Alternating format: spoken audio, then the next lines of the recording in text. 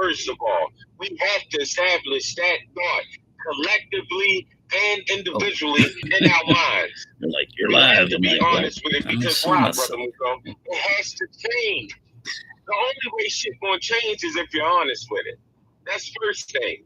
Second thing is the system of justice being established and racism, white supremacy, the system being dismantled. How does that look, Brother Muko? What the fuck do you mean? I mean, issuing warrants, prison time, god damn it. Stop being scared of the goddamn shit. Get some cuffs, get out in the gang, go and arrest motherfuckers. This is what has to happen. And guess what? We got to stand 10 toes down on that motherfucker collective. Like Voltron. All the little lions, they get together and form the big Voltron. Y'all got to stamp your big 10 toes down on the shit. Unapologetically. Not because, oh, well, the white girl, she was good to me. She cool. No, fuck that. Well, I mean, that's my cousin.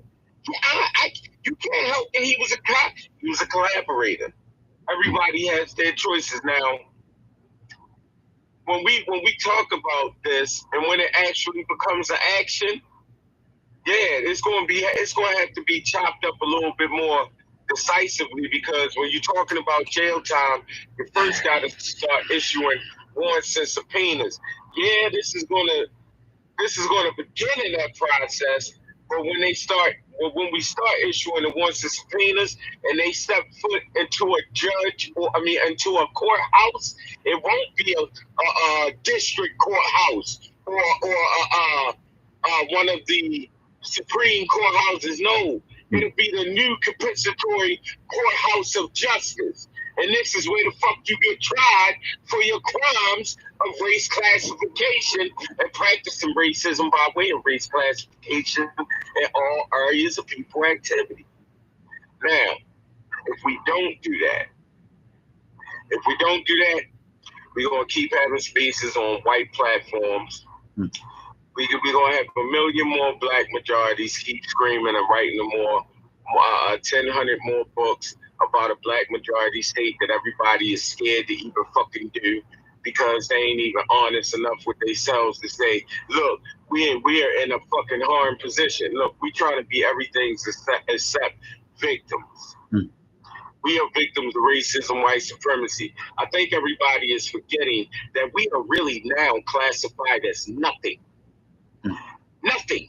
And nobody wants to fucking talk about the crime of race classification when the OMB just classified us as a big nothing. Come on, we gotta get serious about this shit. You know what I'm saying? You can keep running around the rabbit hole and keep running around, like a golf ball trying to get in the hole. You can keep, parring and birdie and until you don't make a hole at all. You know what I'm saying? But I'm telling you, until we get serious about the crimes that have been done by way of race classification, until we get rid of that big crime right there, shit ain't gonna happen. We're gonna keep going in the same circle. And I'm gonna keep saying it, hopefully, that it irritates everybody enough to say, fuck this. Brother Muko is getting on my fucking nerves. Let's handle race classification so we can shut him the fuck up. Let's do it. Because I ain't gonna shut the fuck up until I die. And even when I die, look, I got 8 motherfucking offspring. And I teach all of them about racism practice by way of race classification. So look, you got 8 more mouths to shut up after me.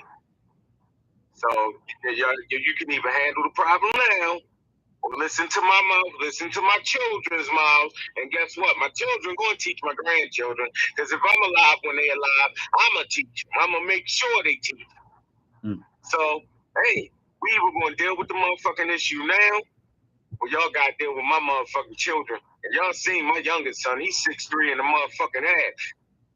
300 pounds down there. That nigga is no motherfucking joke. You know what I'm saying? And he know what racism, white supremacy is. He ain't confused about it either. And he unapologetic about talking about it and standing down or against it. And if you think I'm a motherfucking problem, wait till you get a load of my fucking son. I'll land there. Thanks for letting me babble, man. Yeah. Appreciate that, and shout out to the family, of course. Um,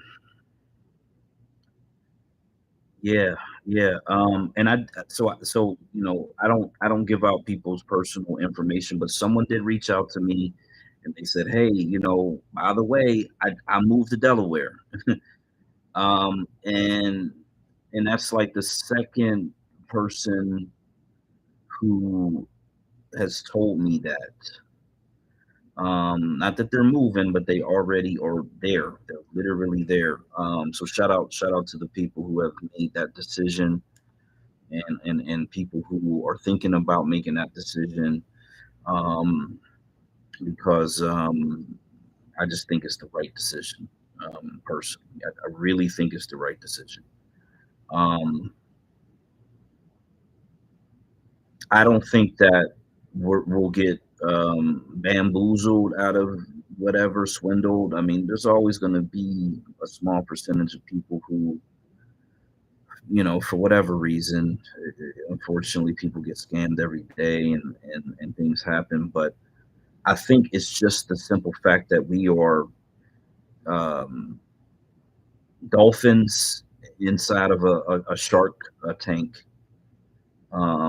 And so no matter how much food they throw into the tank, at some point the sharks are going to get hungry, and they're going to want to eat us, is literally how I see it. So um, unless we get some defense against that, um,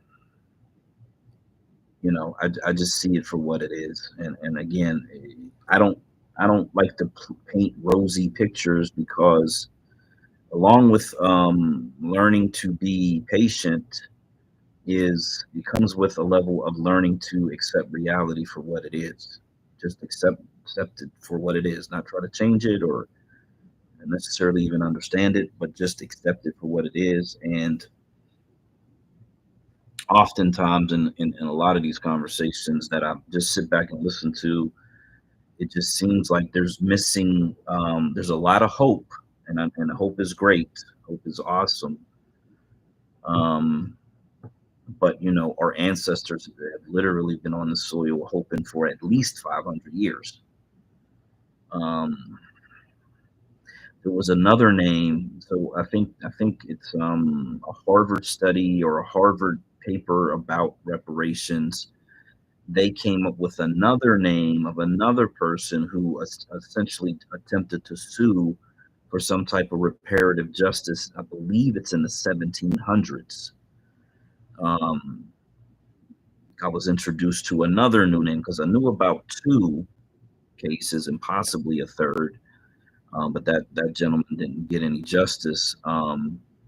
So between that and that Michael Harriot interview with the woman with the red hair, the 1619 person, they mentioned a name that I had never heard before. So now there are four people that can point to and can say, during the establishment of the United States, slightly before or after, that our people were trying to use the courts to get some type of reparation, reparative, financial compensation for their enslavement.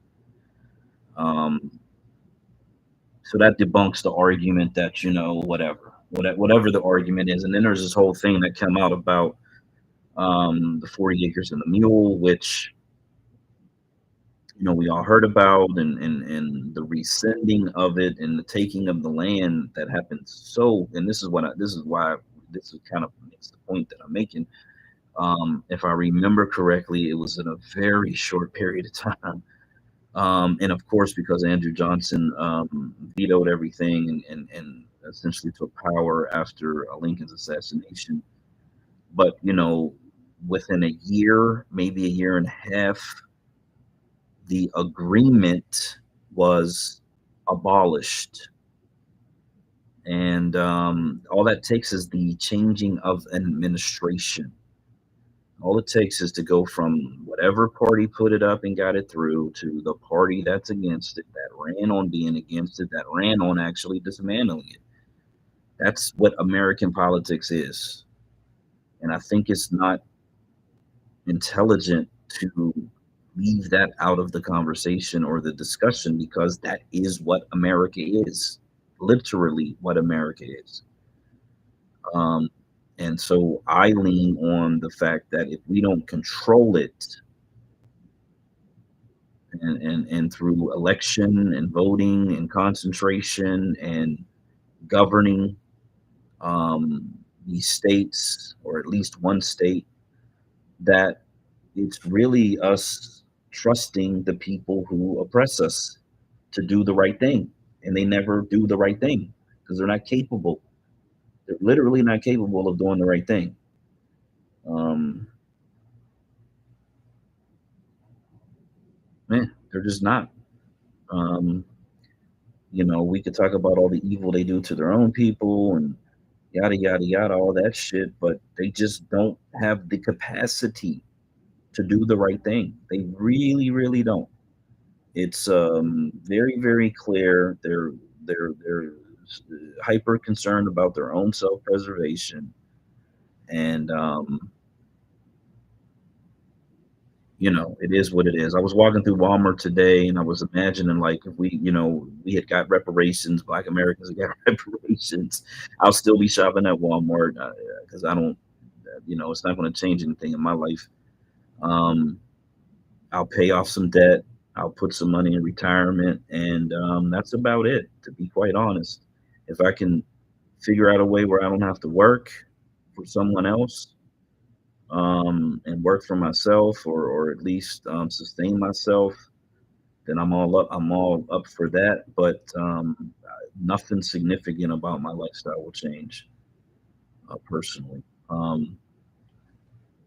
But I was just in my mind imagining I'd have to keep that. I'd have to, CCW and carry permit and licensure because just imagining walking around these sociopaths, and they're packing too. They got something on them too. If you're being honest with yourself, you got to understand that if you're in the public and you're in a state where people have the ability to carry concealed weapons, that they do have them too. Just to be, again, this is just the reality of our situation. Um, and in my mind, I was just thinking, it would be a different reality, but there would be a lot of this um, envy, because they're envious people. There would be a lot of that in these public spaces. And for me, the hope is that by living in a city or a state or a county that is predominantly Black American, that would eliminate much of that. It would reduce it. Um, Currently, where I live at, is not that's not the case. You know, um, yeah, it's just not the case. A county of a couple million people, we're 300,000 of that population as a guesstimate. So not a significant. I think it's like the national average, 13-14% of the county, something like that. But there's parts all around here where we're probably 3% of the population, or 5% of the population. Because our population's kind of centered in the eastern and northern part of the city, and then there's some eastern little neighborhood suburbs where we got significant populations as well. Um, yeah, so it's just something that I was thinking about today. For whatever reason, it popped in my mind. Um, oh, I know what it was. I was listening to that space. I was kind of listening in on that space as I was walking through Walmart, and Walmart's kind of looking targety lately. they're trying to make their decor kind of look like Target a little bit, which I find kind of interesting. Um, and Yeah, so I'm a Walmart shopper. If there was a black owned grocery store, neighborhood I grew up in, we actually did have a black owned supermarket, which is rare, and it was called City Foods. I used to be there almost every other day because I basically was the person who went shopping for the family, and I would make that trip up there, yeah, almost every other day. You know, just enough bags to carry. And shout out to that man, that family, because that was an asset to the community. We don't have anything like that now. Haven't had it in decades in the neighborhood that I grew up in. Um, all they're thinking about is gentrifying the neighborhoods I grew up in, building these expensive homes, putting in, expensive commercial property, and just taking it over. That's really all they're thinking about doing, and that's all they're doing, and they're pushing us further and further outside the city limits, so that we'll be kind of stranded in these suburb communities with very little, very little access to funding, kind of on these islands. These what do they call them? Food desert islands, resource desert islands. Um, Schools will be horrible. Like this shit is predictable. This is the sad shit. And then the flip side of it is, we get reparations. Thank God. God is good. God is great. And then what actually does that change? Structurally, absolutely nothing. Um, the judges who rule this country, they're still gonna fucking rule the country the way they're ruling it, in an anti-Black American way. The governors that rule these states, they're still gonna fucking rule like they're gonna do anti-Black shit. The police are still gonna be doing anti-Black shit. These sociopaths running around with AR-15s, they're still gonna be doing anti-Black shit. Um, I mean, yeah, every level of society um, is not going to change. So, for me, I just don't understand how people think that that is the ultimate thing. It seems like every time I hear people talking, that's the mindset that they come from. That's like the ultimate solution. I just don't see it like that. I don't get it. I just don't understand the thinking. But I guess it's not for me to understand it because, like I said, it just ain't gonna change much for me. I got this pretty lengthy report on Arkansas, and this was called the Mad Butcher. This grocery store. There's a Dollar General in that plaza, Rent a Center. I can see, and so this is going to be a little, just like a trigger warning. It looks like there's a lot of on the street interviews here, some police information, different news reporters. Um, I still haven't seen who the victim was. So if anybody has seen that, if you want to post it in a purple pill, I just assuming that because so many people they interviewed were Black Americans, and the one guy who I believe is associated with a church said that he knew the victims, and that actually kind of really led me to believe that that unfortunately maybe Black Americans who perished in this situation. But yeah, I mean it's a tragedy. It does go on for a good length of time. I may stop it halfway. The neighborhood is called Fordyce, and when I looked at a map, I think it's south of Little Rock, maybe like 30, 40 minutes outside of Little Rock. So it's like a small little town. Um, yeah, and the Mad Butcher's probably like some type of local little grocery store, grocery chain, maybe. Um, I, you know,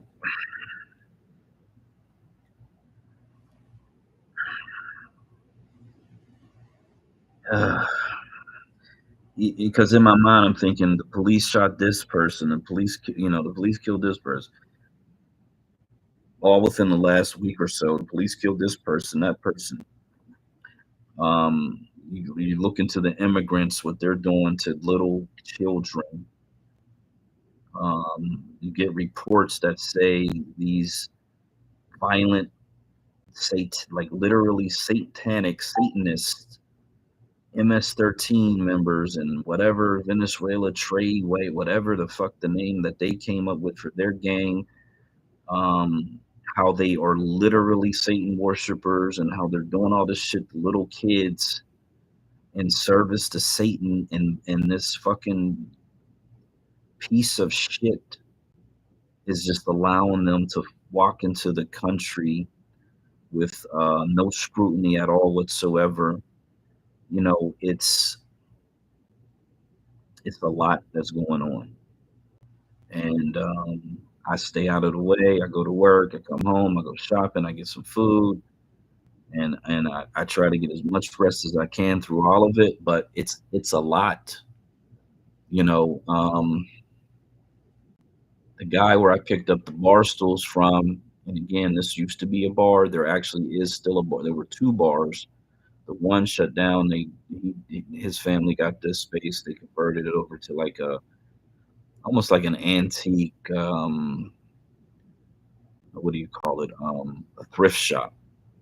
And but the other bar's still there. And he's telling me, we come out after the weekend. There's condoms everywhere, empty heroin bags, empty beer cans, beer bottles, knives stuck in the little they got these little ornamental plants. Um, he said he came out one day and there was just a puddle of blood laying on the sidewalk, and they see people having sex in the cars right outside the bar, like all kind of crazy shit going on outside of this freaking bar. Um, and this whole bar life, for what it's worth, it's a whole different life. And if you don't run it right, if you let the wrong crowd get into your establishment, it becomes the street. It's just like an extension of the streets, to be quite honest. And so, because you are operating your business in a way that's catering to the street mentality, street crowd, degenerate crowd, and that's all different races. Um, because in this particular area I was in, it's predominantly white, but a lot of them are, dope users and whatever, engaging in all kind of degenerate shit. The police here don't give a fuck. Like these city cops, they don't give a fuck. They're not showing gunshots popping. They ain't showing up. Like they don't give a fuck. They're gonna go home safe. Make their arrest whenever they do that. But they're not intervening and shit. Um, and so like you're entering into a whole different realm, to be quite honest. And so and I'm glad I got to meet the guy, have that conversation, because it just reminds me of the due diligence that it's going to require to keep these fucking people out of the establishment. Um, because you can invest, which I've already invested significant money. Like we're talking about some serious investment, and they could fuck it up. You could be open one week and close the next, shut down, doors locked, and all your money's gone because of some immoral psychopaths that just come in and do a bunch of degenerate shit. Um, And so, and I already know I'm gonna be, coming past there the next day, sweeping up whatever the trash, debris to keep my corner clean, take pictures so I know, that I'm keeping it clean, because that's the first thing they're gonna want to do. They see a black business, they're gonna want to try to shut it down. It is what it is. This is the shit that we got to deal with. It's unfortunate, but this is the situation we're in. No amount of money stops that. Um, the wide receiver, Hines Ward, everybody knows him. He had the big smile, number 86. Even if you're not a Steeler fan or a football fan, he kind of was like a biracially Asian, Blasian looking guy. He owned a bar down there. And actually, I don't know the guy, but my family knows the guy. Um, a Mexican national is how I'll describe the guy. But he's in his bar and has a knife on him and is on the dance floor and has some little argument, whatever, with somebody on the dance floor. He ends up gutting this guy on the dance floor, literally cut him from fucking one side of his stomach to the other. The guy's on the dance floor bleeding out, holding in his fucking guts, literally. He was already under investigation, and ain't no telling how that shit all panned out, because I didn't know the guy personally. But and this guy he was the plug, quote unquote, as people say, the plug. He was that guy, and was probably doing a couple $100,000 a week. And just because you're in the it's not the wrong environment. You're in an environment where there's music and drinks, and you allowed yourself to let your anger and your emotion take over the situation. And who knows what the injustice system did. This is a situation where, fuck, he should have got life in prison, as far as I'm concerned. Probably should have got the death penalty. But who knows how long this guy's going to be in prison. But he fucked up his money tree. You know what I'm saying? He fucked it. He, like, whatever, and it was all illegal money. It is what it is. But he was operating in a way that he was able to fucking uh, um, operate. Um, and that place had never, from what I remember, I don't watch the news and all of that, but that place was never really an issue, because, like I said, this Stiller player was the investor, and his name and his number was on the door. So he was like, people knew it was his spot. Um, and then after that shit, they just shut down, closed it up. That's when this black restaurant actually went in there, and a few years after that. And now that place is closed for whatever reason. I don't think they had any issues. I just think COVID kind of buried them, unfortunately. But this is I'm just giving you a sense of the landscape. We own 1% of the businesses here. So what the fuck are we doing here? Like, why are we even fucking here? We're a permanent bottom class labor population, that they're not investing a single fucking dime in. But if you look all around, there's $300 million projects here, $200 million project there, half a $1 billion project over there, and none of that money is filtering through the black community here. So what the fuck are we doing here? We shouldn't even be here. What's the point? It's not benefiting any of us. I'm sending you the codes again, Mr. Rella. I don't know if if you're having an issue. I know I was in that other space and it wouldn't let me listen. I had to go on the browser to listen into that other space I was in earlier today, even though, I checked the app, checked it multiple times for any updates, but for whatever reason, sometimes it just won't let me sit in some of these spaces. I got to use the browser to do it. So, um, yeah. Yeah, what I'm saying is ultimately having money is great, but it's finite and it only goes so far. Um, and then it ends. And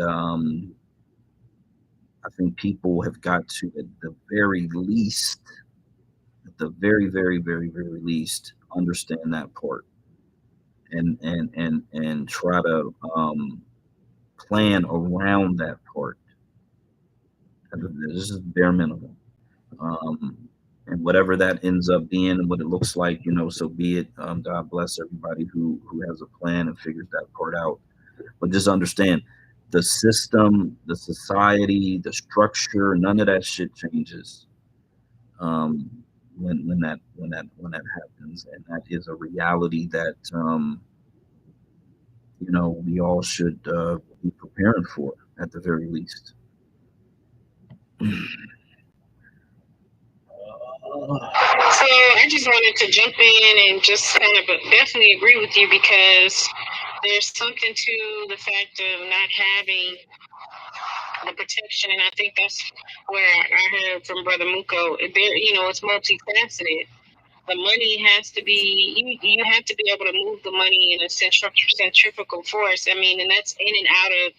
I always say after reading a few of some economic books, at least having 7 streams of income that flow in and out of each other, and then into someone else's hands, and then back into your hands, and you create like a wave of currency.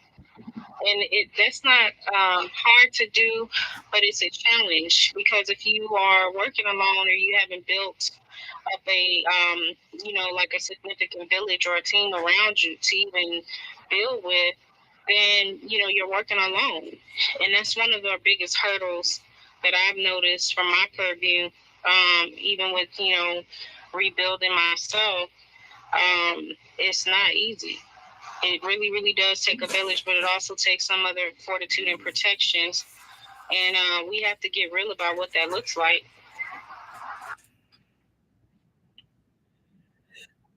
Amen, amen, amen. Definitely got to get real about it. And I just, for what it's worth, I just hope people start to work together a little bit better. And, your local area, show up at whatever church meetings, city council meetings, and, let your voice be heard and all of that, for those who are, I'm staying here, about the morning here, whatever, I'm settled in, this is where I'm gonna be at, is to get a little more involved and just, because you can just go to your local um, council meetings. Um, if they're a small town, it may be like one day a month, like the first Wednesday of the month or whatever they do. They set up different things like that, or it could be every week. If it's a bigger city, or maybe even a couple times a week if it's a real big city. But um, just get that. That would probably be a really good start in politics, not just voting every 4 years, but actually showing up and listening and understanding. Because they sit there and they tell you their budgets. They run through their budgets. They run through all the information of what's going on in the city. Um, in small towns, they might talk about a little more detailed information. Larger cities are probably more focused on budgeting and whatever programs they're implementing and different bills they're trying to pass. But it'd be a good habit for our people to at least start being there and listening in. And some of these large cities may even have it on like a cable network. They may broadcast some of those sessions. I don't know if they would be online. If there's a website, maybe they do post some of that stuff online.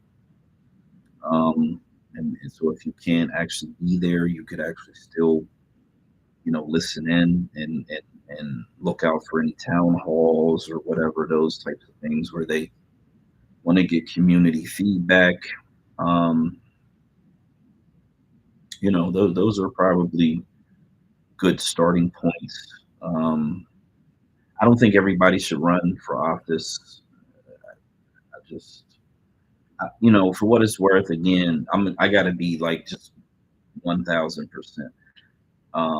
I see some folks who are, and God bless them, they're trying to run, they're trying to make a run. I sat with a party. I watched all the people they put up. I watched people have all this hope in the beginning. They were like super hopeful. Yay, we're gonna do it. Yay. And after knocking on doors and trying to set up little get-togethers and free hot dogs in the park, you know, like their hope was deflated, like the balloons that they were carrying at the end of the day of trying to give away free hot dogs at the park. Just to be quite honest, it is a very humbling experience if you're very sincere about it. If you sincerely go out and try to um, talk to people and get people to agree to vote for you or sign up for some type of email capturing program, um, get them to register to vote, all these things that you really need to do as someone who's running a campaign, try to get 1,000 signatures so you can get on the ballot. You would think getting 1,000 signatures no big deal, but think about it. I was in Walmart today. They got those people who sell energy, whatever the fuck they sell. I don't know whether if they're not selling energy, they're selling fucking internet. If you're like me, you hate the fact that they're in the fucking store to begin with. They're in the middle of the aisle to begin with, and then they got the fucking nerve and audacity to talk to you. Half the time I just try to physically avoid them, but today, I just had to tell the guy, no, I'm not interested. Like, fucking stop bothering me. You know what I mean?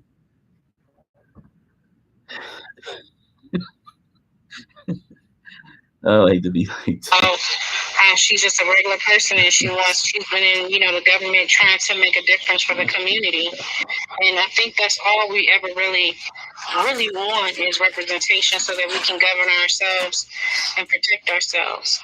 But not enough of us, I think, maybe have either are in the experience of going to meetings, or and the ones who are, we're not hearing enough from them.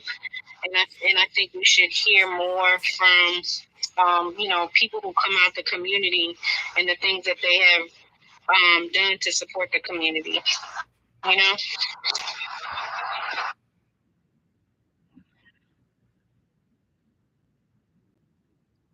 My bad, I got kicked out. Oh wow. I see DJ coming up. I'm trying to add him. Yeah, I think he's up here. Yes, that's right.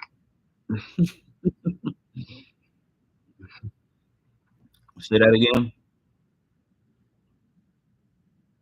Yes, that's right. I'm not sure what you said, but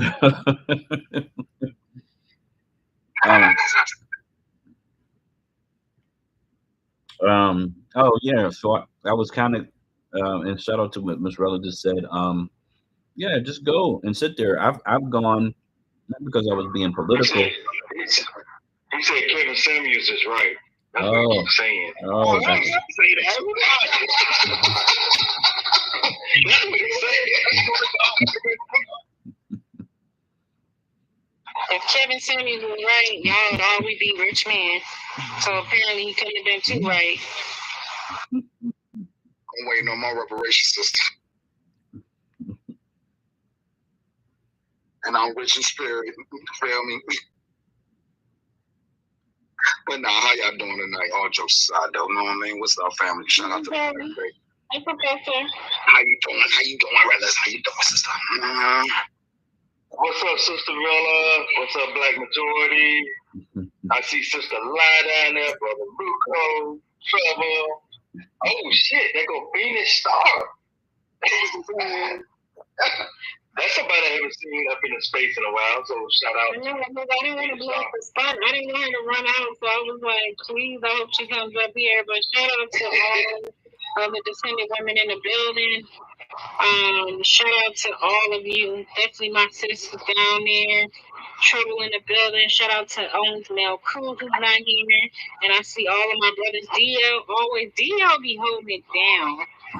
DL always be holding it down. I see online. I see Twitter in the building, Major X. I just appreciate all of you guys for being here. I really do. I see new faces. Faces I maybe haven't seen in a minute or haven't met yet. Shout out to you guys. It's past all our bedtime. What she doing up there, yo? She a college graduate now. Listen, she can do whatever. She can do whatever she wants. She need to study some more. She need to study some more. No, that's what I'm saying. Go get them books, sister. Yeah, that's right. Sister Line, man. She's ready to be a professor out here. Teaching law to everybody. And then Bigger Breeze, shout out to you. I love your avatar. I always see you in different spaces and in our spaces supporting us. So thank you for being here. Tata, hey, I saw you just came in. Thank you everybody for coming in and joining us. Feel free to, grab a mic if you want. We love to hear from you. Don't be shy. I'm not gonna chop your head off. Maybe just King because he sounded crazy tonight, but I promise you I'm even chill and chill. You know what it is. Hey, real quick, the reason why I came up, hopefully this thing get okay. I think it's there now. Check the jumbotron top left hand side. So a couple months ago, News Title had a space surrounding an article that was posted on News Title about Sandy Garrity and reparations versus state versus federal. Trying to get him in the space. Hey, you want to refute the article? Garrity said no, like twice. No problem. So I don't know. Someone must have. I think another article popped up on News Title, somewhat similar. And right here, you see it in the Jumbotron. News Title retweeted it. The Harvard should just study government in perfect position to pay reparations. So Garrity on the same thing. Federal over state. Hey, we agree with you in the first place, but you ain't even hit the replay. So it's like you trying to argue with us for nothing. You know what I'm saying? And News Title is a curation site. We don't curate or write the articles. They get reposted to News Title. You talking about, Derry? Come on, man. Yeah, getting that thread is getting juicy, man. You know what I'm saying? Real shit. From here to equality, Knackers. From here to equality. Yeah. Shout out to that. Why anybody would be against any type of reparations, I don't understand. That's mind-boggling to me. But people do what they do, man, and people have different thoughts, and that's a beautiful thing. We're not a monolith, We do think differently, and we do have different goals and different desires, and that's what makes us a beautiful people. So yeah, shout out to that. But I still personally, you got to get it from wherever you can get it, and whoever's willing to give it out, when they start cutting checks, hey, get in line, man. If you're eligible, if you meet the requirements, whatever those are. Yeah. Shout out to that, because you got them colleges, you got these churches, you got a lot of people. They got a lot of blood on their hands, and they're all guilty, and they all need to pay. So, one thing doesn't affect another. Say that again. No, I was saying go ahead. I was going to say something.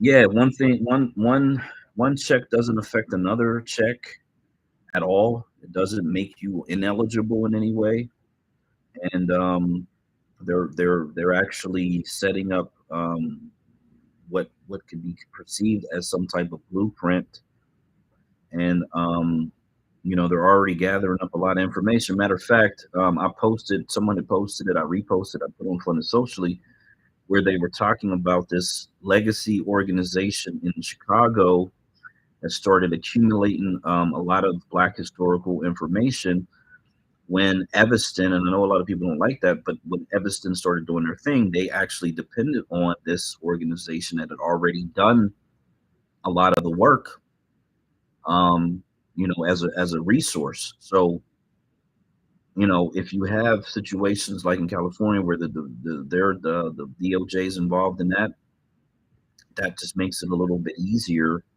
for them to pass that information along to the federal government when it's time for them to do their quote unquote study. You know, I know people don't like studies. Hey, I don't like them either. I think it's bullshit, but it is what it is. If that's the delay tactic, it's the delay tactic. But if they get to the point where you've beaten these people down who will put up some type of resistance through hours and hours and hours and days and weeks and months of testimony, so be it, if that's what you got to do, because we're not going to do anything outside of talk. That's what I'm very, very clear on. We're not hitting the streets. We're not burning shit down. We're not doing anything outside of talking. And if all we're going to do is talk, then that's the process that you go through when all you do is talk. If people want things to accelerate and for shit to get popping a little bit sooner, then you got to do shit that creates the environment for shit to get popping.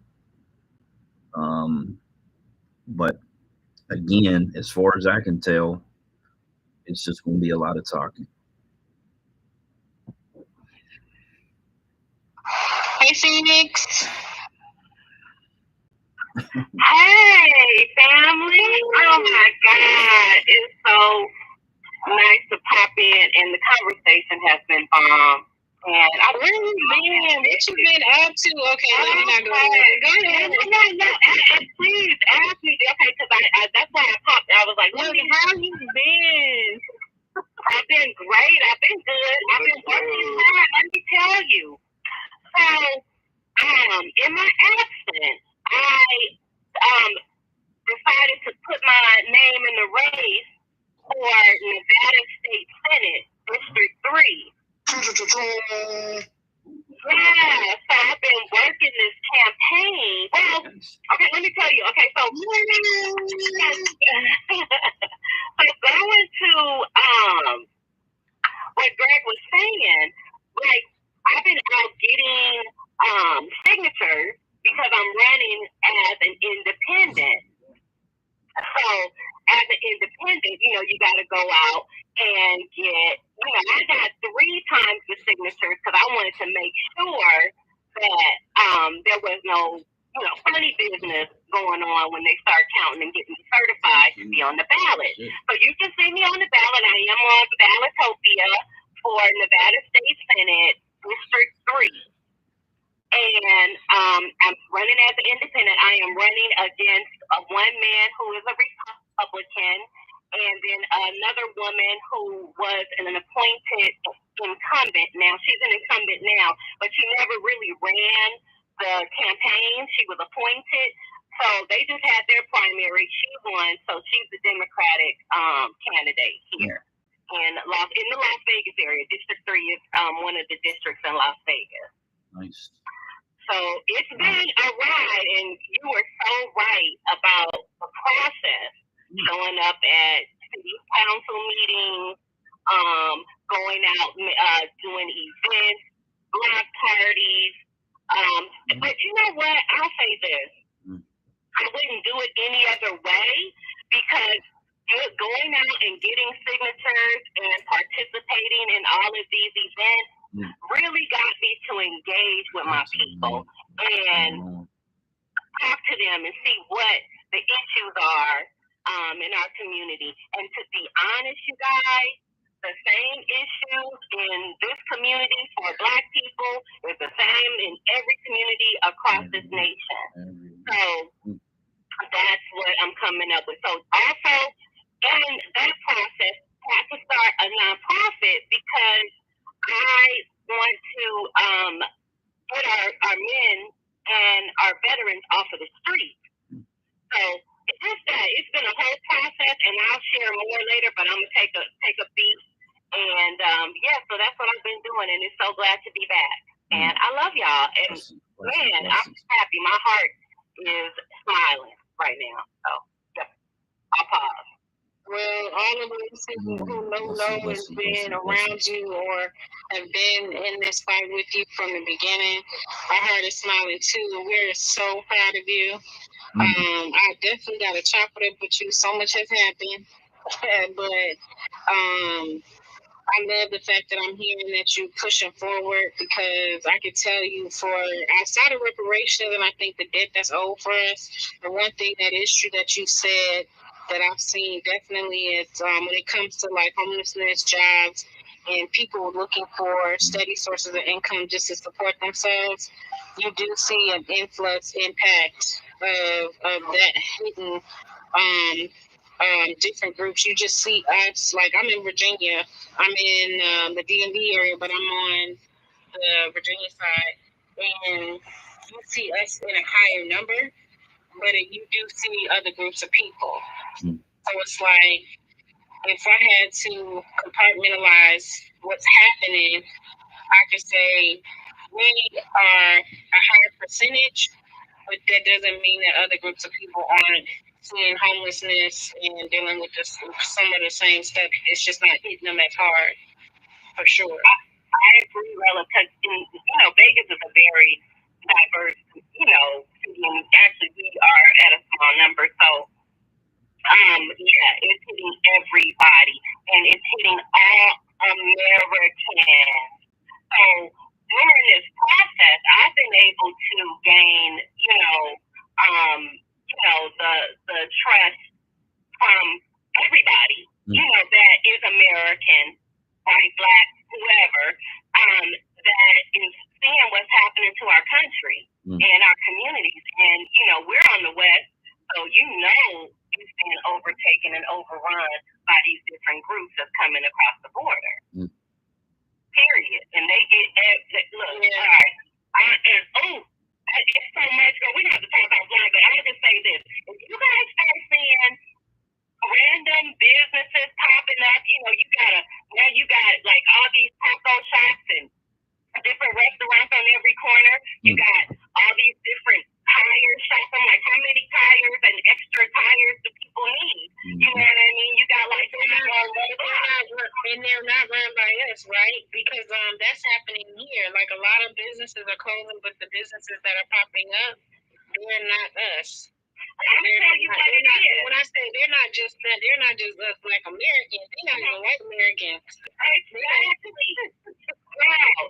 But you know what it is? It's cartel run.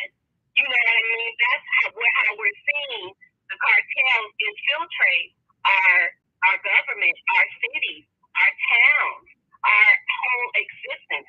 They are infiltrated, and remember back in the day, should we come up with some rim shops and some businesses, they automatically raiding us and doing all kinds of, covert intel moves on us. But these people are allowed to operate with impunity. They can do it. Remember, that's how Exhibit was going to try to funnel his money when he opened up his mechanic shop over in was that Hawthorne? Oh yeah, in LA. The West Coast. And West Coast Customs. And I remember, is he even still there? I don't even remember if he's still there. No. And so we get, and harassed, and that's been throughout history. But these people can come over, girl. And when I say every other corner has at least 2 taco shops and 3 tire shops, I am not kidding. And I'll land there. Don't forget the food trucks. They hidden with the food trucks like it ain't nobody business. Yes. And you guys, whenever you see people selling pop-up tacos with no name, no signage and everything, we actually had to go on our next door app and go to the health district and the city hall to start calling it out, because you have groups. There's this one particular group, we don't know who they are, right? They just set up in the middle of the night, like maybe like 9 p.m. anyway, and they do it as a synchronized group, because you'll have 2 on one side of town, 3 on the other side of town, and they're doing it all at the same time. So they're unlicensed, they haven't been vetted, they haven't been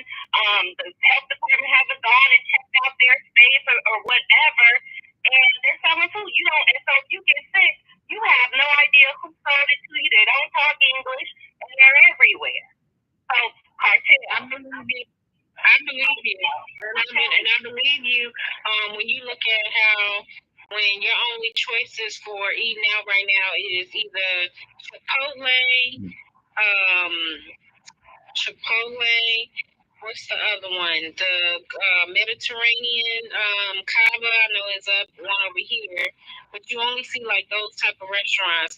You really don't see no other restaurants. There's no soul food restaurants. Ruby Tuesdays and all those big chains going out of business. You heard about the, of course, Red Lobster going out of business. But, okay, they've been moved. All I'm saying is they are literally, you're not seeing a lot of them like we used to. You're seeing more of these foreign chains. And if they're not even chains, they're just being able to pop up quickly. And our businesses are being closed. Absolutely. Who would have thought that Red Lobster, okay, would be shutting down? Who would have thought? Come on, that's like an American staple. So we gotta uncover, we gotta dig real deep, y'all, and see what is actually going on. We see what's going on in the surface, but we gotta see who's behind it, right? We have to see what people in this administration, because we know, we've been talking about this forever, relative. Joe Biden ain't running it.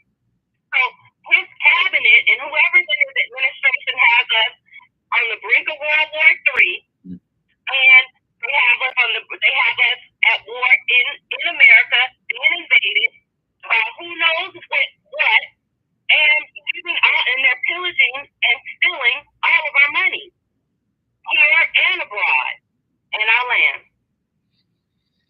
Whew. Shout out to Miss Phoenix for running and doing the sacrifice, because that's sacrificial right there. Look, man, that's you putting yourself on the line right there.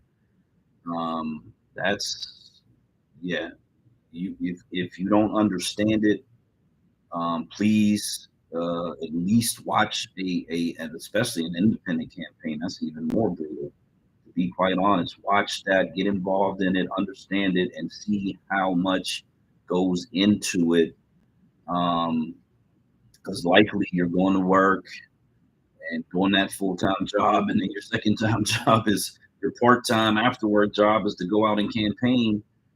And you're doing that, as often as possible, and likely on the weekends. That's taken a lot of time and effort and energy to mount a campaign. So salute to Miss Phoenix for that.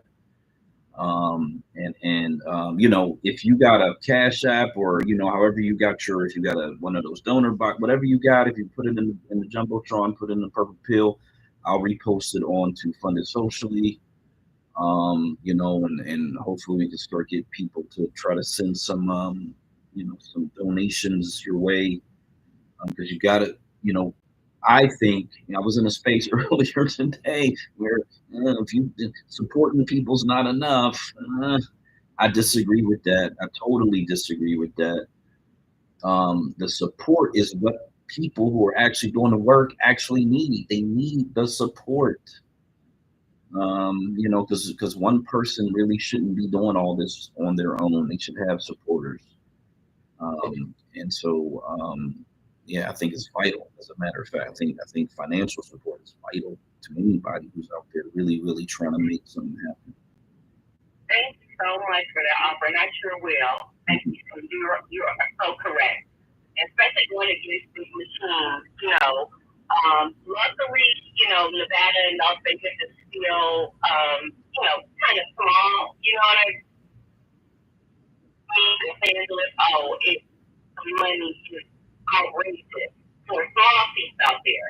And that's another thing we have to tackle, is that, you can also bring ballot measures in your state, and we need to really address big money in campaigns.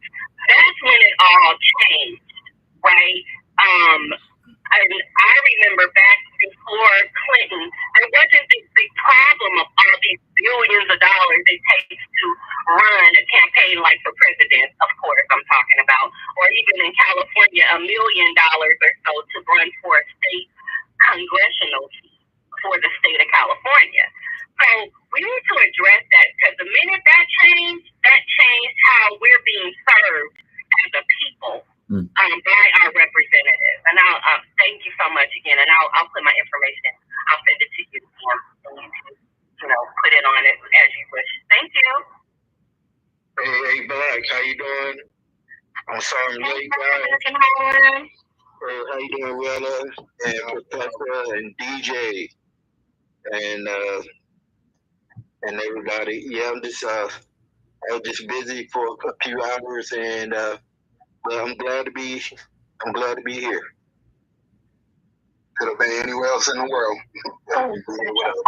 He literally is somewhere else in the world. But I will say we're glad to have you here as well. Yeah. Shout out, and yeah, absolutely. Thank you, Miss Phoenix. Yeah, I mean, anything that we can do as a community of folks, we definitely need to dig down deep. And $10 here, if 10,000 people put up $10, that's going to go a long hell of a way to getting something. And there's a thing about karma. When you give freely, then you can expect to get in return. And so when it comes to where you put your money, because like I said earlier, most people ain't gonna do nothing but talk. But as long as we're talking in the right direction and we're kind of putting some money behind what we're saying, putting some energy behind what we're saying, then I think it can be a positive, productive thing. So, again, yeah, whenever we get the information, we'll post it here, we'll post it there. I'll try to post it as often as I see it to remind folks. When is your prime? Oh, you're not doing primary, you're just general election. So you're going right to November, essentially, as an independent, right? Yes, absolutely. And that is such a blessing. And I don't know if you guys want to know why I chose to run independent. I'll be glad to share it with you. Oh, do tell.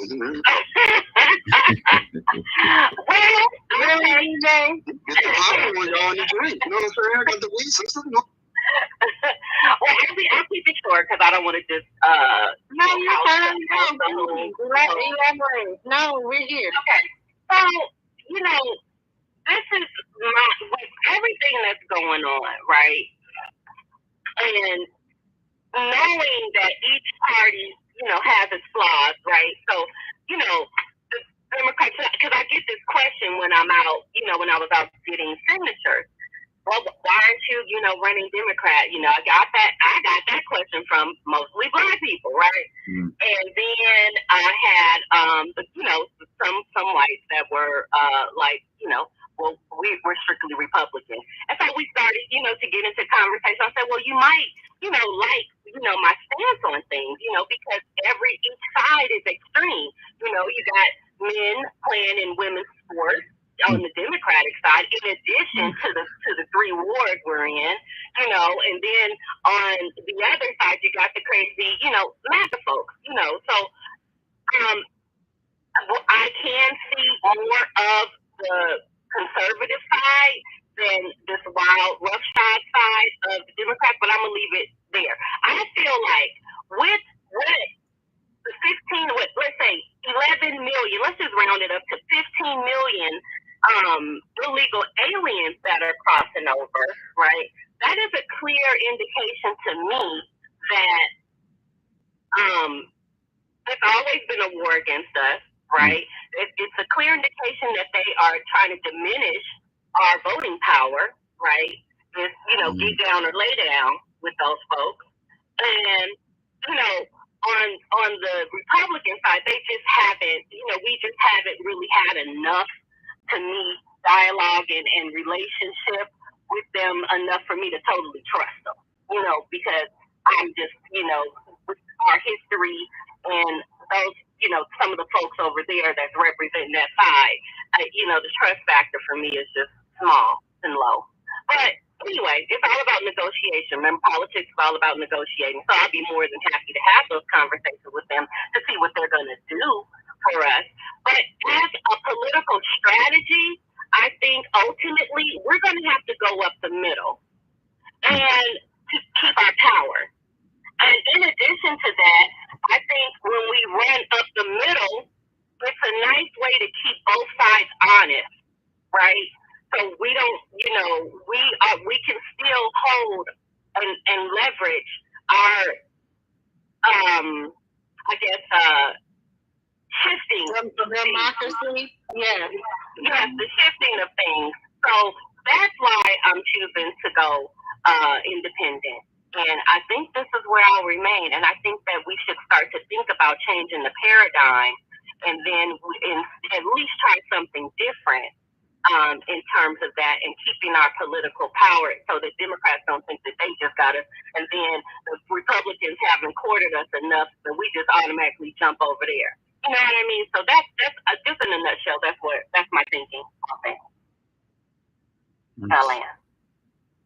I definitely can agree with that because the conversation right now between people doing the duopoly, as Black would normally say, it's just not working out. More people are arguing about, picking and choosing sides versus about self-interest.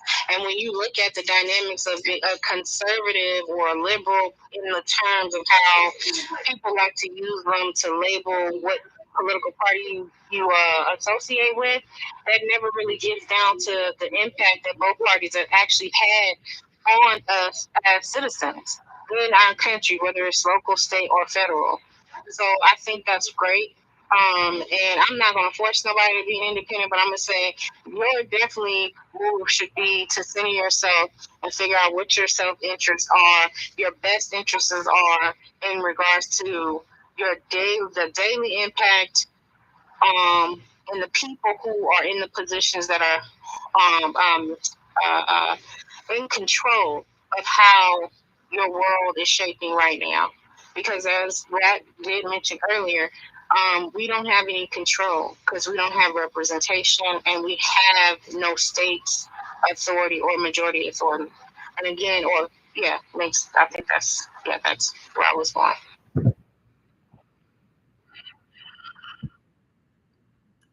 Facts on that.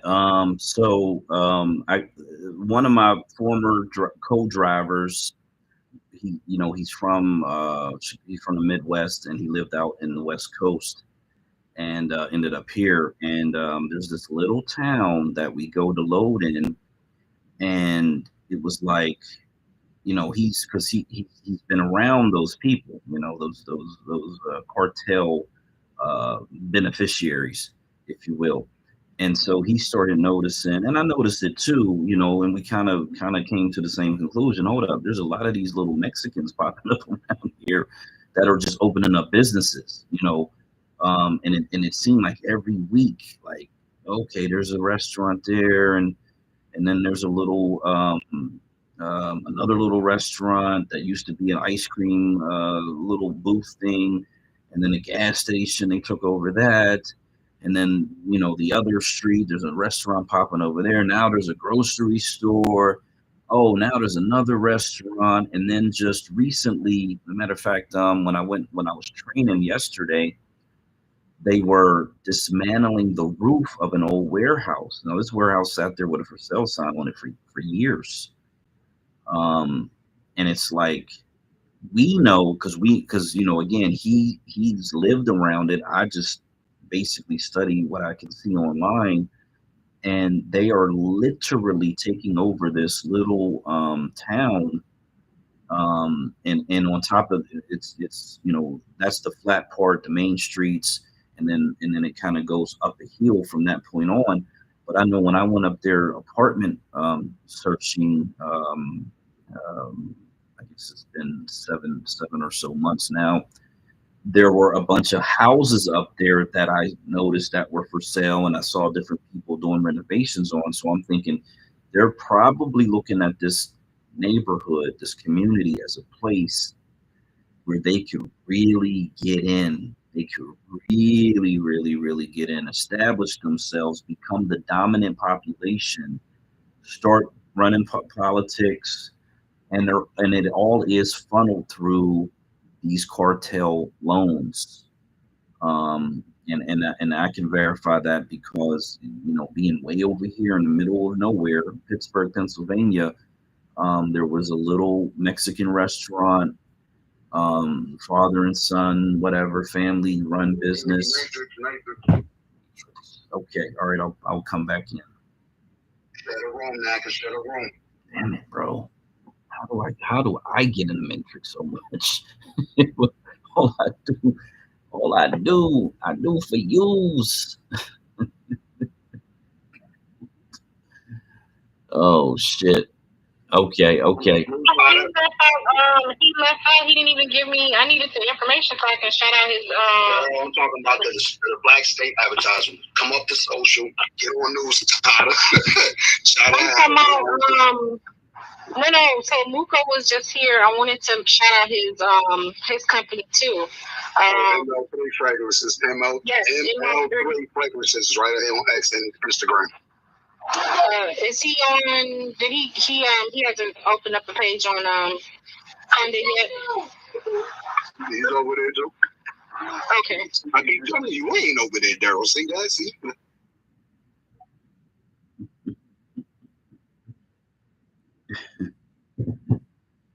Okay. Yeah. So, this little restaurant. It was one little restaurant in a strip mall, probably like 1,000 square feet or less, to be quite honest. They probably could only get like 20 people in there. And then all of a sudden they moved from that little location to, I think I'm going to say it was a Texas Roadhouse or a restaurant similar to that. Excuse me. So they moved from that little space over to this big empty restaurant space. And then they started popping locations all around the city, and now they got them in different states. And when I had one of these bars that I used to own, talking to the kid, and I think he was maybe like in his teens, to be quite honest. But I'm talking to him, and he's like, "Yeah, I can't wait to go to Mexico, yada yada." And I'm thinking, why would you want to go to Mexico? You know what I'm saying? But he's like, "Yeah, I go down there, I talk to the cartels, they give me a business loan, I can do whatever I want to do, yada yada, bing bang boom."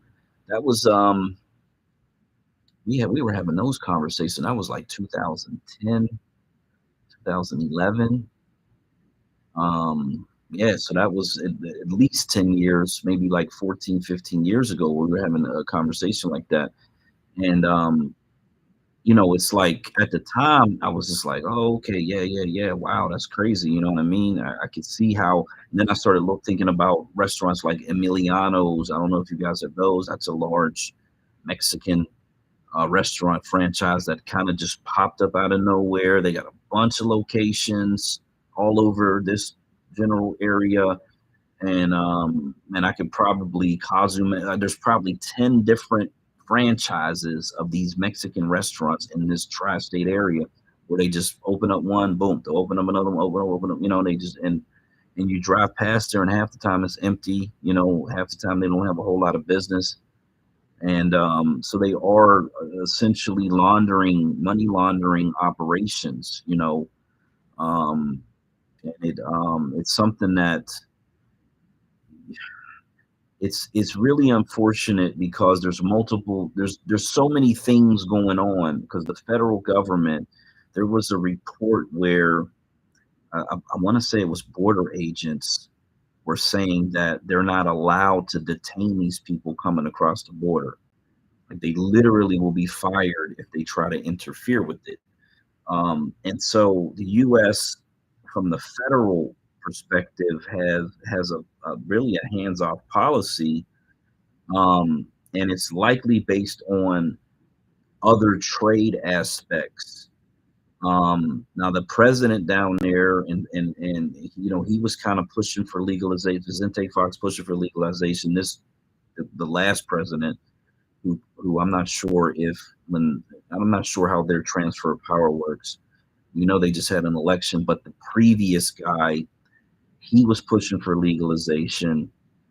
It's likely that this new woman also will be pushing for legalization, but that's just one aspect, the marijuana side, because they want to legitimize the cartels, like literally, in a similar way that the mafia and the mob became legitimized with alcohol in this country, in a sense, and gambling and other things like that. So, but the United States has also these other federal issues with trade, like I said, trade and other things that they want to be able to utilize Mexico for. So I think it all plays in together, like it's all interconnected in a sense, and they're taking advantage of it, of course.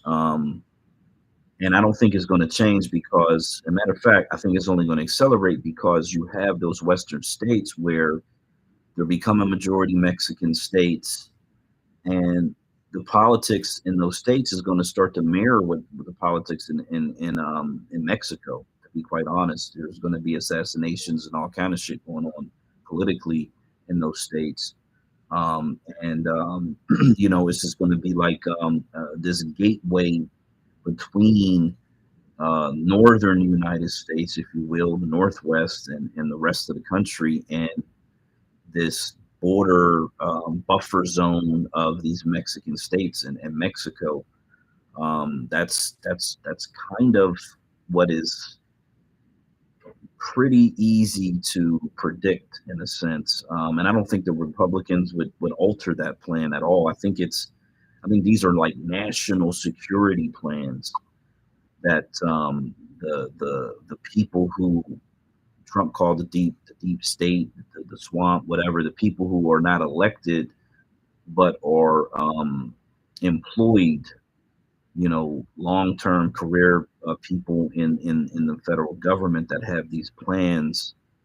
And then when these different administrations come in, they're going to either accelerate it to advance it, or like Biden did, or you know, they'll kind of look the other way. Like Trump really did look the other way on there's a lot of shit that he talked about during his campaign that he never touched. And COVID could kind of be blamed for some of that, but in reality, he probably did 25% of the shit that he said he was going to do.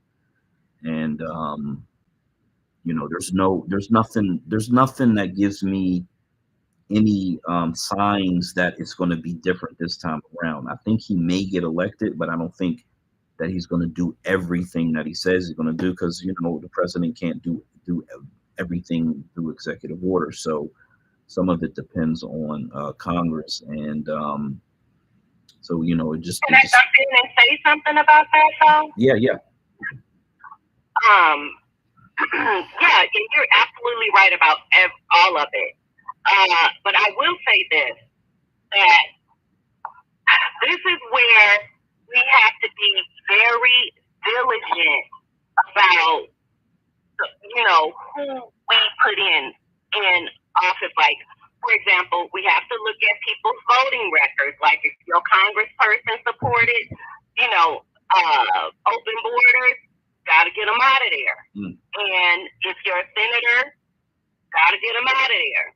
If you feel like maybe your state representatives in the state house, your state senators and state congress who are cartel involved, you got to get them out of there.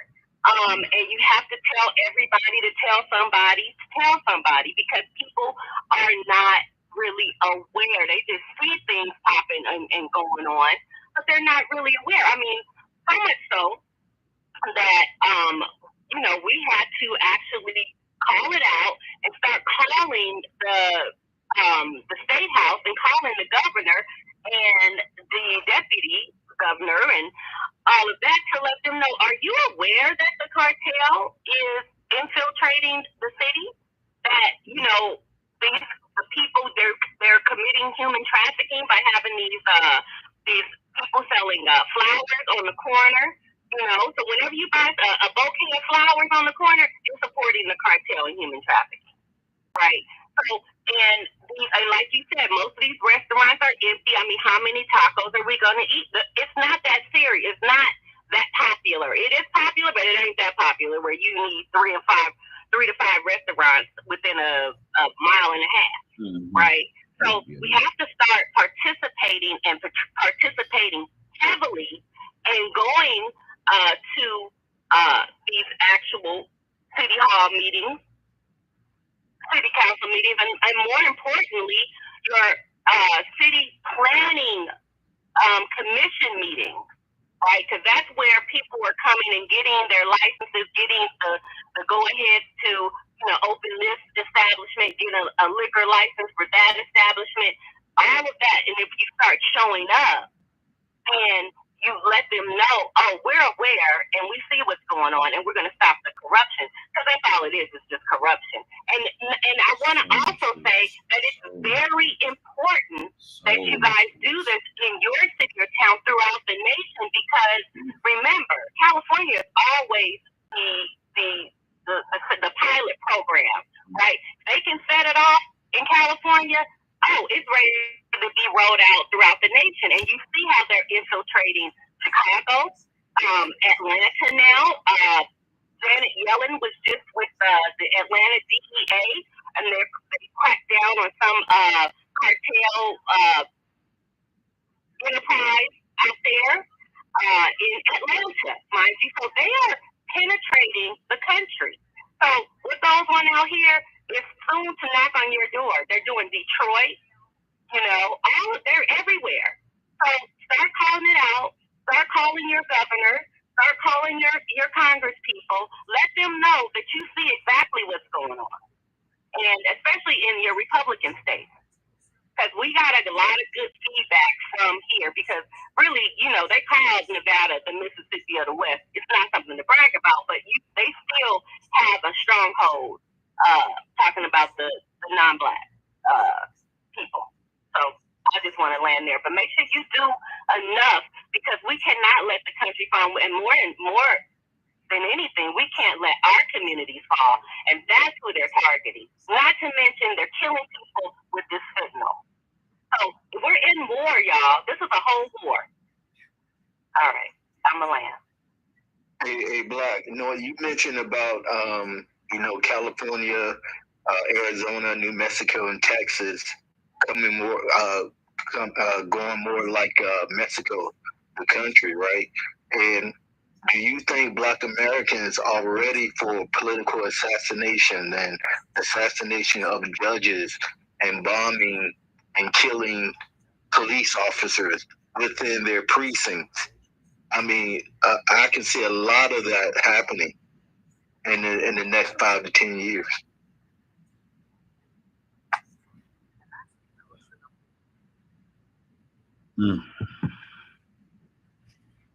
Okay, so I'm gonna play a quick video that I just found based on what Ms. Phoenix was saying. This came out, it looks like 7 months ago. CBS, how the U.S. population size is expected to change. Now, when I look at this information, I just look at it for what it is. I really, if I post something, I interject emotion, anger, and everything like that. But when I do look at information, I kind of just look at it. And I try to do an analysis based on the information and not really add anything to it. And then I do some deep dives into it and try to figure out if, multiple sources are essentially saying the same thing, to try to understand how these people are thinking. Elon Musk is one of those people who really talks about this population collapse a lot. It's one of his, I'd say, of the things he talks about outside of Tesla and SpaceX and normal all his businesses. Population collapse is one of his favorite topics. This CBS report actually gives differing perspectives, which is unique, because they kind of run you through the different scenarios of what the population could be, and when they do that, and to their credit, it actually gives you a better understanding of why this government, this corporate structured government that really is only intent on increasing its value over time, is doing what it's doing and the reason it's doing what it's doing. Not to give it, this is not me excusing anything, just saying, again, being hyper ultra realistic, accepting the information for what it is, and trying to not make sense of it necessarily, although that's a part of it, but just say, okay, this snake is thinking this way, and if I'm the rabbit, I gotta figure out a way not to get caught in that snake's trap, if you will. I gotta stay outside of its range, and that's the only way I'm gonna essentially survive the situation. So yeah, this is actually pretty interesting, because I listened to about a minute of it, and it's only 6 minutes long, so we'll let this play so people just get a perspective on what the people who study this information are thinking. And again, understand America's all about war and money. That's pretty much it. War and money. Everything else is like secondary to that. They need money in order to fund the wars, to fund the military. So money might be at the top of the list and war second to that, but they're kind of, they go hand in hand, to be quite honest, because war generates money, and they're kind of interconnected in that sense. So let's check this out. Get the volume up here. Oh, I gotta run it back. Still got them on mute over here. Okay, here we go. What's happening? Volume here.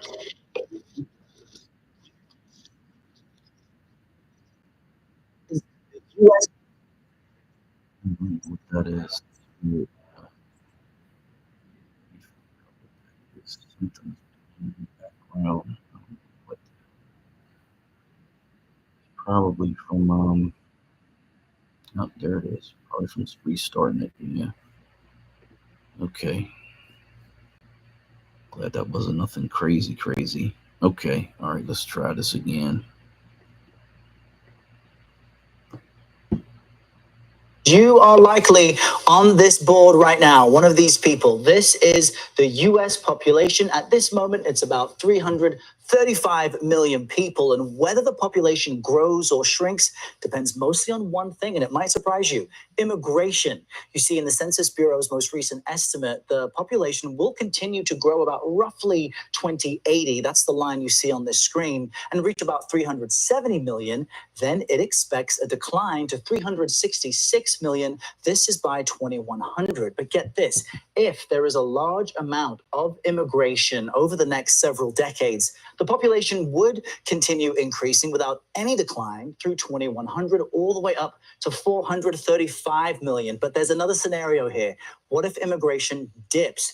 There would then be a noticeable contraction to the US population. It would peak at 346 million by 2043, and then that's 34 years earlier than in the previous scenario. And then, as you see here, it drops to about 319 million by 2100. So what does this all mean? Well, the Census Bureau finds that immigration is the single most influential factor in shaping the future of the US's population size. As you see here, foreign-born individuals have become increasingly a large percent of the population and help to keep overall growth rates steady. And that's because the number of native-born US citizens is slowly decreasing, and there are more US-born Americans dying than being born. That's a phenomenon known as natural decrease. Also, get this: as the US population ages, folks are having fewer children. And in the Census Bureau's estimates, older folks will surpass kids under 18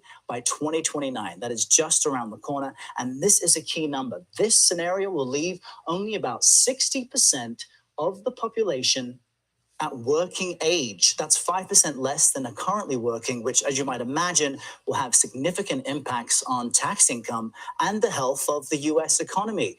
Now, the US is not going through this change alone. Europe also seeing a significant aging of its population, and that is partially what motivated French President Emmanuel Macron, you may remember, to attempt to raise the retirement age there, which was a massively controversial issue. Joining us now is Dal Myers. He's a professor of policy planning and demography at the University of Southern California. It's great to have you with us talking about this, Dal. So what effects would a shrinking population have on the United States overall? Well, overall, maybe there'd be fewer cars on the road. That'd be a positive benefit. But the real issue is the ratios between the older and the younger age groups. The baby boomers, are getting older. They're retiring. They have a right to retire. And we're becoming kind of top heavy in our population. We need to have enough working age people underneath the retirees in order to support them all. It used to be classically, we had a population pyramid where it'd be a few people at the top and a wide base at the bottom. But the latest numbers show that at the bottom is actually shrinking and tapering in, so we're becoming top heavy on top. That does not augur well for lots of things, because we're sort of used to having a base of workers who can pay into Social Security and other tax funds, and that will support the older population. The real issue is we have twice as many older people and no growth in the working age. And so that's making it lopsided. I want to dig in a little bit more about this question of immigration, because as you know, it is a divisive issue among lawmakers, but you're also highlighting all the reasons why, given the current trends in U.S. population, that they're essential to broadening out the tax base. If lawmakers decided to curtail immigration in a very big way, as Errol pointed out, would there be any alternatives to increasing the population and covering those taxes, particularly for the older Americans? Well, if we shrink the immigration, that would be a hit on all of our doctors and surgeons and also our home healthcare workers. So we'd have a practical problem. But what we could do is, basically you're going to have every working age adult, like age 35, is going to have to support a heavier load of older people. And the only way that works, in my view, is if we fortify them with stronger education today, because then they will be more productive as they become workers, as children become workers, and then they can carry that heavier load. That's the only practical way, because you can't stop aging. That's going to keep happening. The older people are going to retire, and the kids are going to guarantee you they're going to grow up and become working age. So we really want to fortify them to be the best possible workers they can be, and then they can live a much more luxurious lifestyle themselves as consumers, and they have better incomes because of their better jobs, because of their better education that we set them up for today. So planning ahead, we have to fortify the children of today to carry the load of tomorrow. I mean, these demographic trends are really quite fascinating. But as we watched unfold in France, the president's efforts to raise the retirement age were extremely controversial. It led to months of street protests. Do you imagine that we could see similar moves in the US so it can adapt to an older population? Well, we're already, it's already happening. People are retiring more slowly. The earliest retirement age occurred in about 1984. And ever since then, people have been working a little bit longer. And that's going to continue probably. As we shifted to the information economy, these judges and lawyers and professors, they work until they're 80. And so that's going to be happening more and more naturally without having to require people to work longer. So I think we should expect that's going to be the norm going forward. So the young social media influencers of today from Gen Z will be working well into their 80s and 90s. It's a fascinating future ahead of us all. Probably so. Yeah, great to have you with us to talk about this. Really. Okay, so there's that. The collapsing population without immigration subtracts from the population, which effectively has a effect of subtracting from the ability for the people who are younger to support the older baby boomers or whoever, whatever generation that is, that are, I think they said 60% of the population. And so that is what these people are thinking about. Again, whether right or wrong, I don't really have a huge dog in that fight, because I think that we need to concentrate and become Black majority state residents, and we need to circle our wagons in order to keep other people from gaining a foothold in our communities. But this is the plan, and all the projections are over 400 million. The only way they get to that is through immigration. The only way they double the economy is through immigration. I don't see them putting the brakes on that. And that's unfortunate, because I know that in this particular space, the damage that it does and the way that it's weaponized against us, the way it always has been, the way it always will be. But it's just food for thought for people to understand the justification of it. Now, he said the way you get out of it, like this is the craziest thing, because he mentioned climate change, that climate change babble. But then when it came up to the way you get out of it, his suggestion wasn't to have more babies. It was to educate people more so that they could pay more taxes, essentially give people more education so that they could ultimately pay more taxes. But again, that is not necessarily logical, because one would assume that the money is already there and the corporations have it. Why wouldn't you simply take it from the corporations that are profiting and transfer the burden of taking care of this elderly population from the people to the corporations that, again, once they go full AI, they're going to be profiting at rates that have never been seen in since enslavement, when it was essentially free labor back then. So, yeah, they think in the way that they think, and the way that they only are able to think.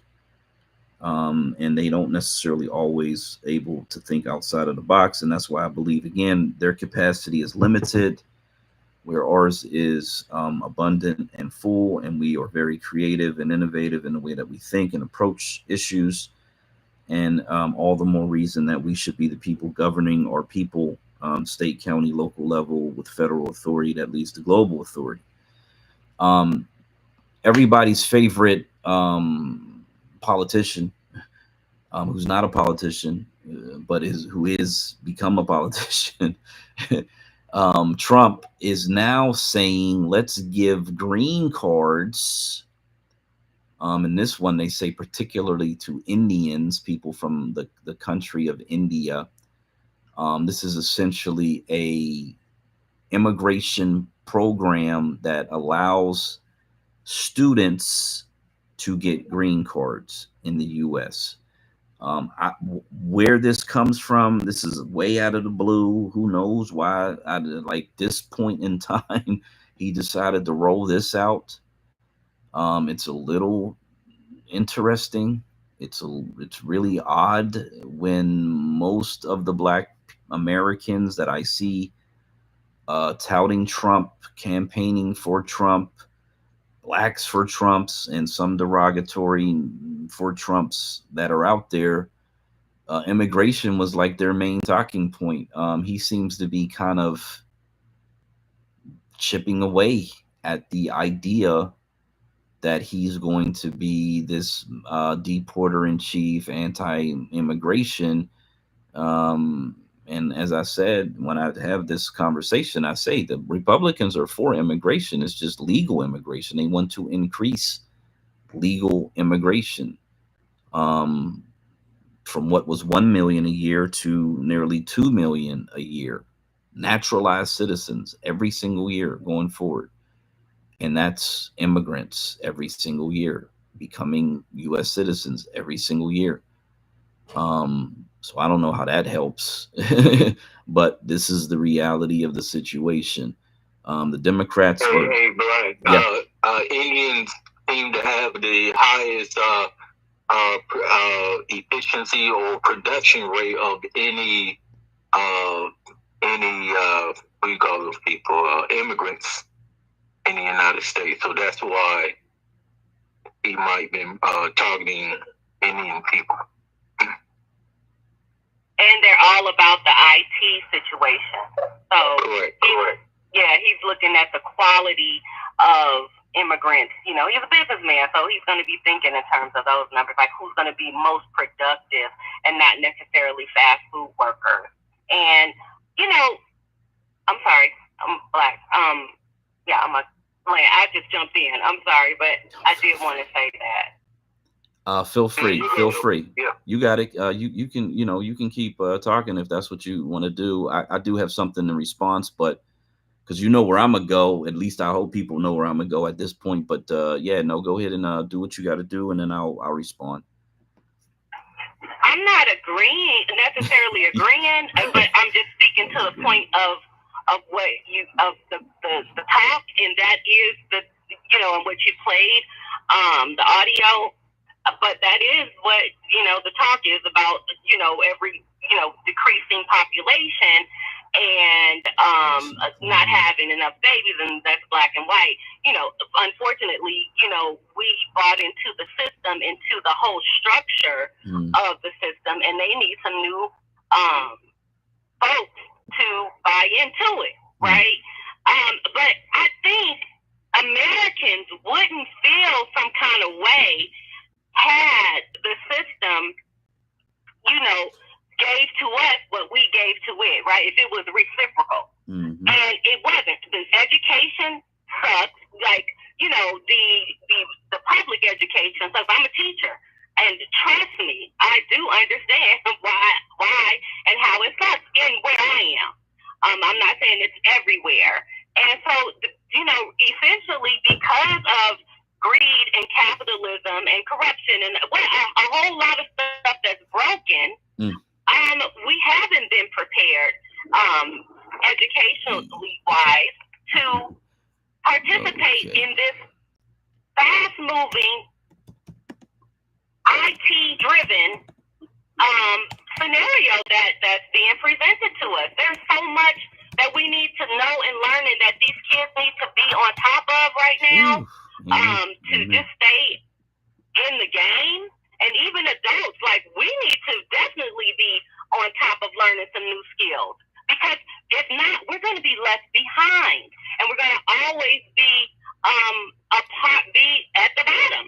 So, into what you were saying about how the taxing and why it doesn't make sense, it's totally a good point. It doesn't make sense. Fix the loopholes in the taxes. You wouldn't need all that. Stop going to war with everybody. You wouldn't need that. You invest the money into the people of the country, and this wouldn't be a problem. In addition, the corporations, how and what can we do about that?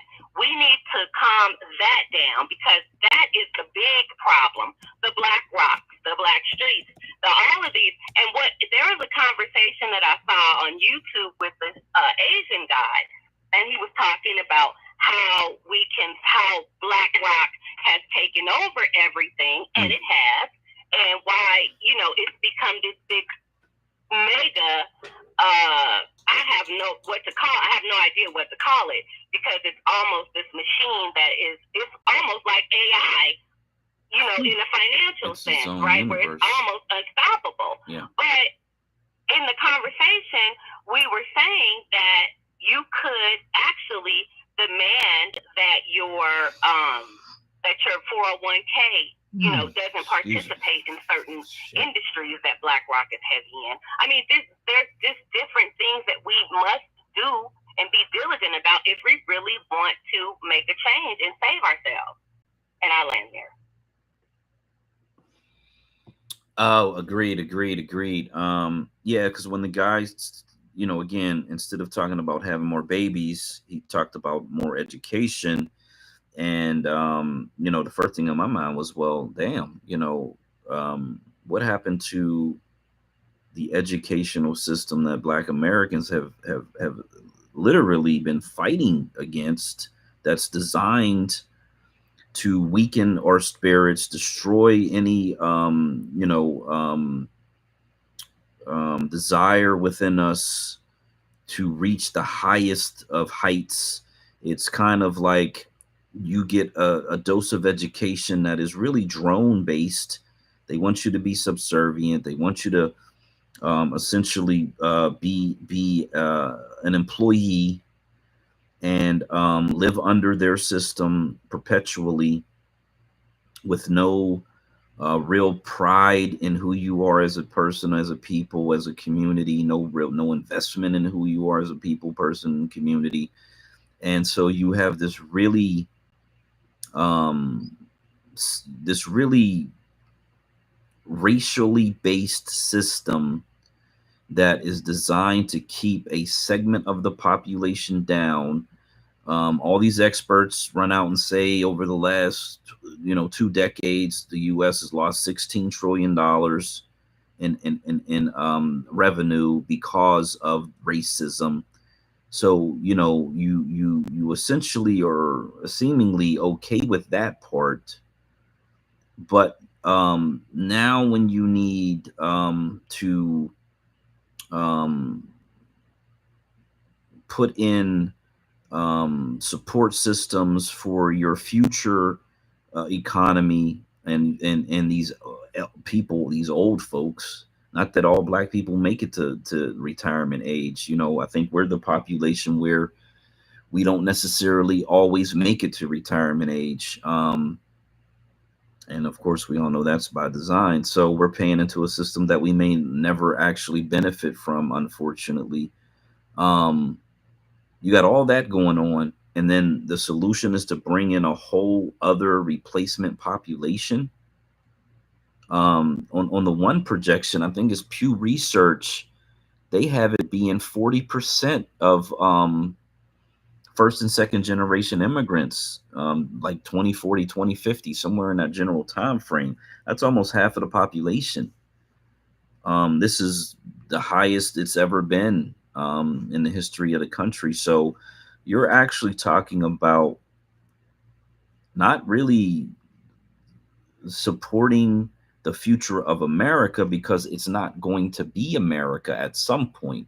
When 40% of the population are not Americans, who knows what that is in a couple of decades, whatever that looks like. So, because you got all these very violent population groups, the South Americans, they cannibalize people with these satanic rituals, rape children, chop people, decapitate heads. There was the one story where they stripped the skin off of this woman alive. They probably do that way more often. It turns out that story got out because I believe she was a Caucasian woman. Extremely violent. And then you got these Arabs who, they're just waiting to get enough of their people over here so they can start fucking running jihads over here, blowing shit up everywhere. That's not going to take that long. Like, if you watch the Palestinian protests, the level of violence increases. It's getting more and more violent. And so it's only a matter of time before they start blowing shit up, in my opinion. You already got the FBI warning about all these, Russian theater style attacks are going to happen here. And they know it's the foreign population. Like this shit is not, it's just not rocket science. The one report says 79,000 of these people that came through are known to be violent criminals coming across the border. 79,000 they know that are. I've seen reports where they talk about hundreds of thousands of these people they know are violent criminals. And they keep coming back. The other thing is, if they catch them, they send them back, but then they come back and they keep coming back. Some of these people across the border, you know, a couple of dozen times. They just keep coming and coming and coming. It's like, damn, put a fucking RFID chip in these fucking people, or whatever you got to do with the technology, and make sure that they don't fucking come back here. Kill on sight. Like, you got to, like, you know, because, you know, if I was a parent, and I am a parent, but if I was a parent of one of these people that they have murdered, slaughtered, raped, dumped bodies in rivers, and all this weird shit that's going on here, like, for me, life, I don't need to be here anymore. You know, I'm an eye for an eye type of person in those situations. If it comes down to it, there's really nothing left for me at that point. And you know, so I just pray to God that never happens. You know, my family's safe, and whatever evil that these people are doing, they do it to each other. Is what I really hope and pray for. But yeah, just the shit does not bode well for us. I got this Trump report. This is called First Post, and this is some black guy. I'm not sure who he is, but he's gonna give us a rundown on this. I'm not sure. I'm not sure if this is like a Republican leaning site or if it's liberal, but I'm sure we'll figure it out as this guy starts talking. But yeah, this is Trump saying he wants to give green cards to immigrants so they can become U.S. citizens, basically. Here we go. Let me see, make sure I got my volume up again. Okay, got it, boom.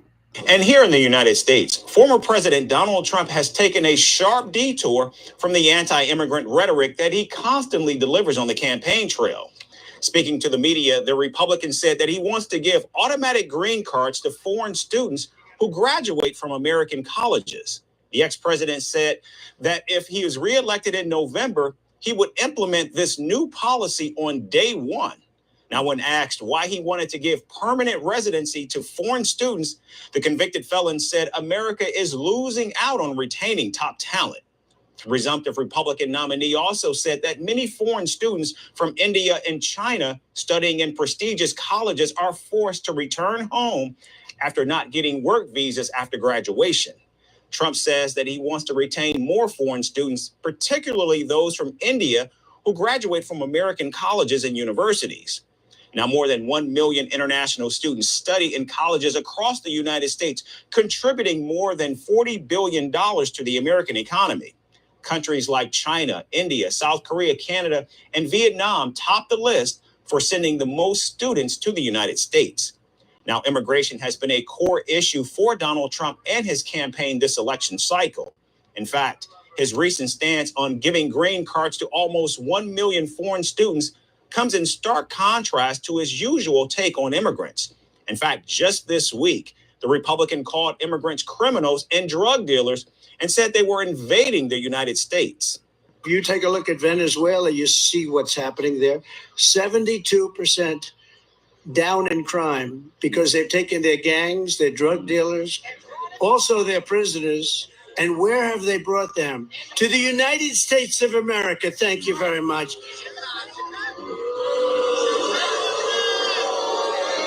No. Who can believe that they allowed this to happen to our country? Now, it's worth noting that the soft approach on immigration by Donald Trump comes right after President Joe Biden announced sweeping action to give citizenship to almost 500,000 immigrants who are spouses of U.S. citizens. The presidential candidate says that he will cancel President Biden's plan if reelected and implement his own green card policy. When I'm reelected, Joe Biden's illegal amnesty plan will be ripped up and thrown out on the very first day that we're back in office. Now, the former president often claims that he distinguishes between legal and illegal immigrants. However, during Donald Trump's years in office, he proposed curbs to legal entry with family-based visas and the visa lottery system. The ex-president has also called the H-1B program very bad, knowing that it remains the most common method used by American firms to hire foreign workers. The recent shift in rhetoric also comes just days before Donald Trump debates President Joe Biden in what is promising to be a consequential event for the presidential challenger. From impeachments to inaugurations, if it's a political story. Okay, I think they get into a bunch of commercial, whatever. So obviously this guy's left-leaning, sounds like a Democrat. Calling him a convicted felon, that's something that only a Democrat would do. But yeah, so Trump has shifted his position to preferred immigrants becoming citizens in the country, which is interesting because those are the high-paying jobs that Black Americans are locked out of. Like literally, the tech industry. These are the people who will be the bosses over our kids, our grandkids. To be quite honest, this is the shit that, you know, it's like, come on, man, make it make sense.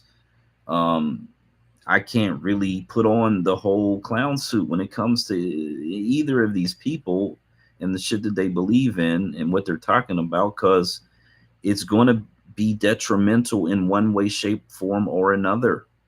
Is going to have a negative impact in one way, shape, form, or another. So yeah, you're choosing between Satan and Lucifer, and thinking that one or the other is somehow, some way going to be better. Is Trump going to be able to stop the psychopathic transgender agenda against children? I doubt it. I sincerely doubt it. States control the education within the states.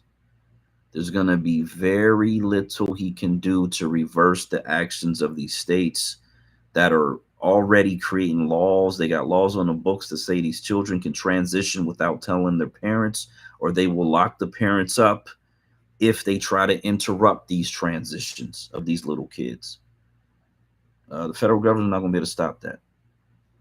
So it's like, how much and what can this guy actually do? Yeah, depending on which states you live in, depending on what laws they already got on the books, depending on what direction it's already headed in, there's very little that a Republican president can do to stop or change any of that.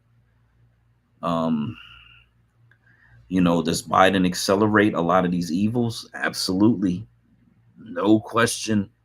Is he a good person? Absolutely not. It's almost like we need to get rid of both of these people. But then you got RFK on the ballot, and his voice is so hard to listen to that, you know, and then he says some off the wall shit, whatever. He's anti-rep one day, he's for reparation, the next day he's backtracking. Who knows what the fuck he's for or against. And so you can't put your vote into that person either. So you're kind of like, what am I do? My conscience won't allow me to vote for any of these people. What I'm gonna do? I'm gonna vote for Cornel West? No, why? Because he goes to Detroit, if I remember correctly, with a big ass Palestinian. I mean, a fucking huge ass Palestinian flag behind him. No, so you know, for me, it's like, damn, I don't even have a fucking presidential person to pick personally. Because I don't want the karma from it. I don't want to be a participant in whatever these fucking sociopaths end up doing that harm Black America. At this point, I'd love to vote for a Black governor. I'd love to vote for a Black senator, state senator, U.S. senator that was, you know, Black agenda, loyalist, on code, 10 toes down, you know, all of that rhetoric. I'd love to vote for somebody like that, like Miss Phoenix that was in space. Only way we're going. I think she's trying to get back in, Black. I can't seem to let her back in. Okay, let's see if I can. Oh, okay. Phone that froze up. Okay, there it goes. Yeah, I tried to send her a invitation to speak. Again, you know, I've been in spaces where the screen grayed out on me a couple times earlier today. I had to go on the browser to even listen to that space. And you can now talk on the browser. You can request to speak and all that from the browser. So sometimes you might have to do that. Phoenix, can you drop down, Phoenix, and then come back up, and then let's see if it'll work. Hey, Black, I hear Tim Scott was in the lead for vice president for Donald Trump. Yeah, that's a horrible pick. For me personally, I don't think he adds anything, and Oh, so you think he will hurt? He can hurt Donald Trump? Man, Black Homeland, I can just tell you for sure, man. That ain't gonna happen. That blue gum nigga ain't gonna get a chance to be the VP. He up there with that damn big ass lip smile, smiling at that damn blue gum nigga. That's what he is. Just a blue gum nigga that gets up there and smile like a banjo or sanjo or whatever. And it's a shame, man. This is one of these Negroes that is supposed to be our leader or representation of some type of leader for us. And he be out there just a coon dancing for these folks. So that's what he is. He's just a blue gum nigga. That's what he is. Ain't nothing good about the nigga. He's just a blue gum nigga. God damn. Well, I don't know, Professor. I won't go that far. I mean, everybody go for their own interests, and that shit wild as hell. As long as the guy's not breaking the laws, shit is wild as hell. B. Our democracy. I mean, it's a lot of. Well, I mean, he is in politics. He has a very powerful position. But I mean, that shit crazy. Really, I can't say much good for him, so I don't know. Yeah, Black man, you go ahead and just say it, bro. The nigga is a coon with big lips. That's all you got to say, man. Just call the nigga what he is. A big coon lip, black, sanjo, big gum. These people crazy. Nigga that we don't need in our spaces. There you go. I don't know, but man, I just don't speak that way. I refrain from using words like that. So I don't know. It is what it is. Man, what are we talking about? What are we talking about right now? My bad, family. Black Homeland and Black Majority and Sisterella, my bad. I shouldn't be calling nobody a nigga up in this space, but that motherfucker gets on my nerves. The N-word hard R means defeated black ruler. Someone who refuses to fight back. There you go, bro. Yeah. I hate my guns, Professor. I hate my guns because I'm black. Yeah. That's what that's what he's doing. Because I'm black. That's what he's doing. You shouldn't be apologizing at all. Don't let nobody fucking talk me for apologizing about coons, bro. Stick to what white people mean when they say the damn word. So we love what white people say. Okay, now's the time to use it. Hard R. R smacks, hard left. I'm sorry, wait, what did you say? When white people will do what now? June 27th. When white people started using the hard R-N word 400 years ago, it meant defeated black rulers, especially those who do not fight back. So, buck-broken black people. Nah, they couldn't pronounce the country Niger or Nigeria. Right, I was about to say that's not what's documented. The reason why they changed the language is because it was different languages. Correct, man. That's how they used it. They had the word Negro, they had the word Indio, they had the word Moor, they had Blackamoor, they had all these different words. So they settled on, let's make a new meaning of this word. We're going to turn Negro into hard R-N word. And we turned it back to Manaka, so therefore meaning in terms of it was not Manaka. But you said we love. Going on top, you get. Hold on. Did you say we love it? I missed what you said because I was doing something. Did you say we love to hear them say that? What did you say? No, black people love to let white people define the meaning of words until we find out what those words really mean. And like hard rights with the hard N-word, he is not lying. That's what he means. That's what his race means. Defeated black. So look at you, you worthless defeated black. That's what they mean. They weren't lying at all. Well, when they say it with their hard ER, again, they don't know how to pronounce anything because they speak English, unfortunately, like the rest of us. So therefore, meaning you really just calling me every time you say it. So yeah, go ahead and say it. Say it harder. Do it. Say it. You know you want to say it. Say it.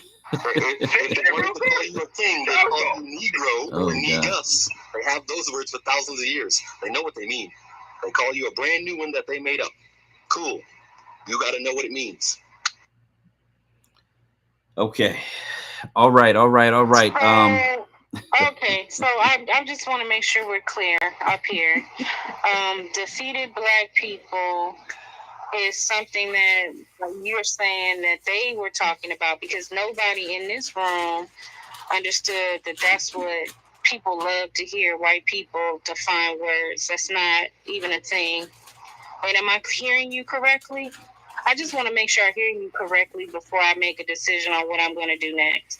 I'm a knacker, use the knacker, we the knackers, the knacker. I mean, I don't understand the confusion. I said black people love to agree with what white people tell us. Is you not a real nigga? So black people. So you're the So you are defining that all black people have given you the impression that we like to hear the definition of words by other groups that are classified as European white, and we stick to those definitions, and we like that. Is that what you're saying? I mean, that's the impression I get, that no black people want to fight back against the white etymologies, even though we have prior data that says they're wrong. That's what I thought I heard you say. Okay, and that's the reason why I didn't let you up here.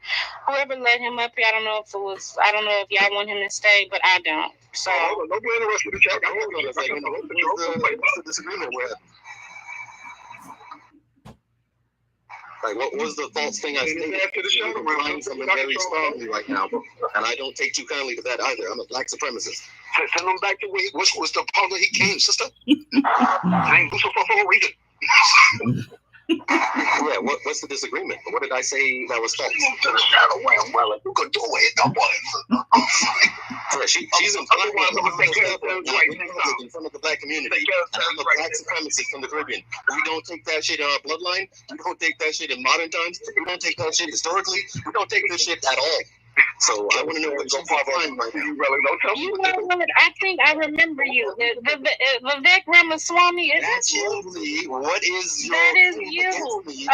You are. Is this your burner account? I said that the last time we ran into you before. You sound just like Vivek Ramaswamy. I said falsely to this whole audience. What are you going for? What's your angle? So, are you Vivek Ramaswamy or not? Oh, you can hear a pin drop. No, he's just like he's one of the Vivek Ramaswamy dick suckers. Oh God, who's that? Oh no slow-mo, Bobby, no slow-mo.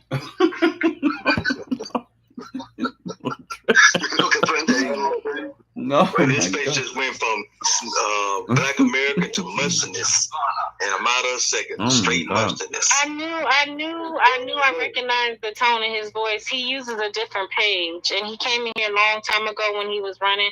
So Vivek Ramaswamy, you're under Lucifer now. That's your burner. Call ice on Vivek. You got down limit fire, yo. Oh my God, they be tripping, bro. They be tripping. They turn into the devil, Lucifer. So they be tripping. We know Lucifer got you. Like, brother, that's what it is. You want to tolerate this if you play with Kratos, sister. Trust me. I got shit else to do but be on a burner account. Word up. Hey, this is a Street Fighter or something, no man. Damn, man. But anyway, see, this is what we be dealing with, y'all. Motherfuckers like that coming up in the spaces, smelling like goat and curry and must and shit like that. So, anyway, chicken where? know I'm smoking over here and shit, nigga hungry and shit, you know what I mean? My bad, rather than I got hungry, you know what I'm saying? Hungry, sister, you know what I'm saying? Yeah, this is what we have to deal with, everybody. They coming up in our spaces trying to always pretend to be us, man. Want to know what's going on. Nothing but the rank. You gotta have a J-O-B. You know what I'm saying? That's the only thing popping. Rent, bills, and fucking food, yo. Food high as hell, yo. I'm so sick. I'm about to just start stealing again, yo. About to just go in the store. Can't wait till the winter time go. I'm about to have the biggest North Face on. Just go in there, rack up a whole rack of ribs and shit. Fuck this. I'm sure waiting on the brothers on the corner to have the motherfucking beef steaks and the motherfucking coat pocket. Hey, come to Jersey. The meat man be out here. They be rolling around in the vans and shit, yo. They got it. Real shit, shrimp, all that shit, bro. It's straight up 100%, bro. And for the love, they be having meat conventions around here, and like these little halls and convention centers over here in Jersey. They got one, I think, that just passed in Woodbridge. It was but they had like 8 steaks for like $40. You know what I'm saying? Some crazy shit. You know what I mean? But shout out to the meat man. I got his #1 techie shit. You know what I mean? I'll call him or whatever. But I know a bunch of black butchers around here. Yeah, come to New Jersey, yo. Let's go. Shout out to Akbar, 94 Orange Street, Newark, New Jersey, y'all. 94 Orange Street, Newark, New Jersey, 07103. Make sure you pull up there, get that pastrami with the white cheese, and get you a bean pot. It's on fire. You know what I'm saying? Black American all day, 50 years in business plus, same building, you know what I mean? 94 Orange Street, got the best pastrami in the hood, yo. Hey, Trouble. Yo, yeah, dropped. Yeah, what was that claim made against me, by the way? I'm still waiting on that. Can you mute your mic up first? Because honestly, I don't really care for you to be up here. Nobody would ever fix their mouth to say black people like white people to define and use etymology against them. That makes no sense. Hey, Trouble. What you saying? What etymology are you confused about? Yeah, I don't argue with Klansmen. Racial etymologies, ma'am. I can assure you at this point. I don't argue with Klansmen. I don't argue with people. From the Caribbean. You're not a black supremacist. You're not. You're Vivek Ramaswamy. I don't even know why. I'm a black supremacist. So when did you join this page? I studied racial genocides against my black ancestors for the last 5,000 years, ma'am. That's my hobby. I'm a black supremacist. Right, but your name is Lucifer. Okay. Right now. So how about you talk to a female and you talk to a male? Hold on, Lucifer. How about you stop trying to talk to a female and you talk to a male? Right, you coming in here with the name Lucifer. You need to set your ass up. You like me? Hold on a second, man. I got both my guns up. I will burn you, dude. You need to set Lucifer. Don't tell her what to do. Hey, Trouble. Go. You got it. Hey, so not hot. a whole lot. Shout out to the space. Good evening, good morning, whatever time it is where you all are at. Good afternoon, Black family in the house. So going back to what Black was originally saying, but we veered off into all y'all in trouble now. See, I had nothing to do with that trouble. See that? Into the demon's lair. I've made no secret on this app that I am not a fan of either party. And so going back to what Black was originally saying, I don't think that Trump is really veering far off from what he's always been about. When you listen to the video of what he was saying as far as what he would do for the immigrant people, it's no different than what he was doing for the immigrant people when he was in office the last time. And that goes back to the point I've been trying to make in these spaces is we got to stop looking at what people say when they've already shown us what they've done, what they can do. And so a lot of people really don't want to look at Trump's record for what it was when he was in office and do a deep dive and breakdown into it. Also at the same time, because you'll see, if you look at it, you'll see that he really didn't deport a whole lot of immigrants, and he never was really against immigration like that to begin with.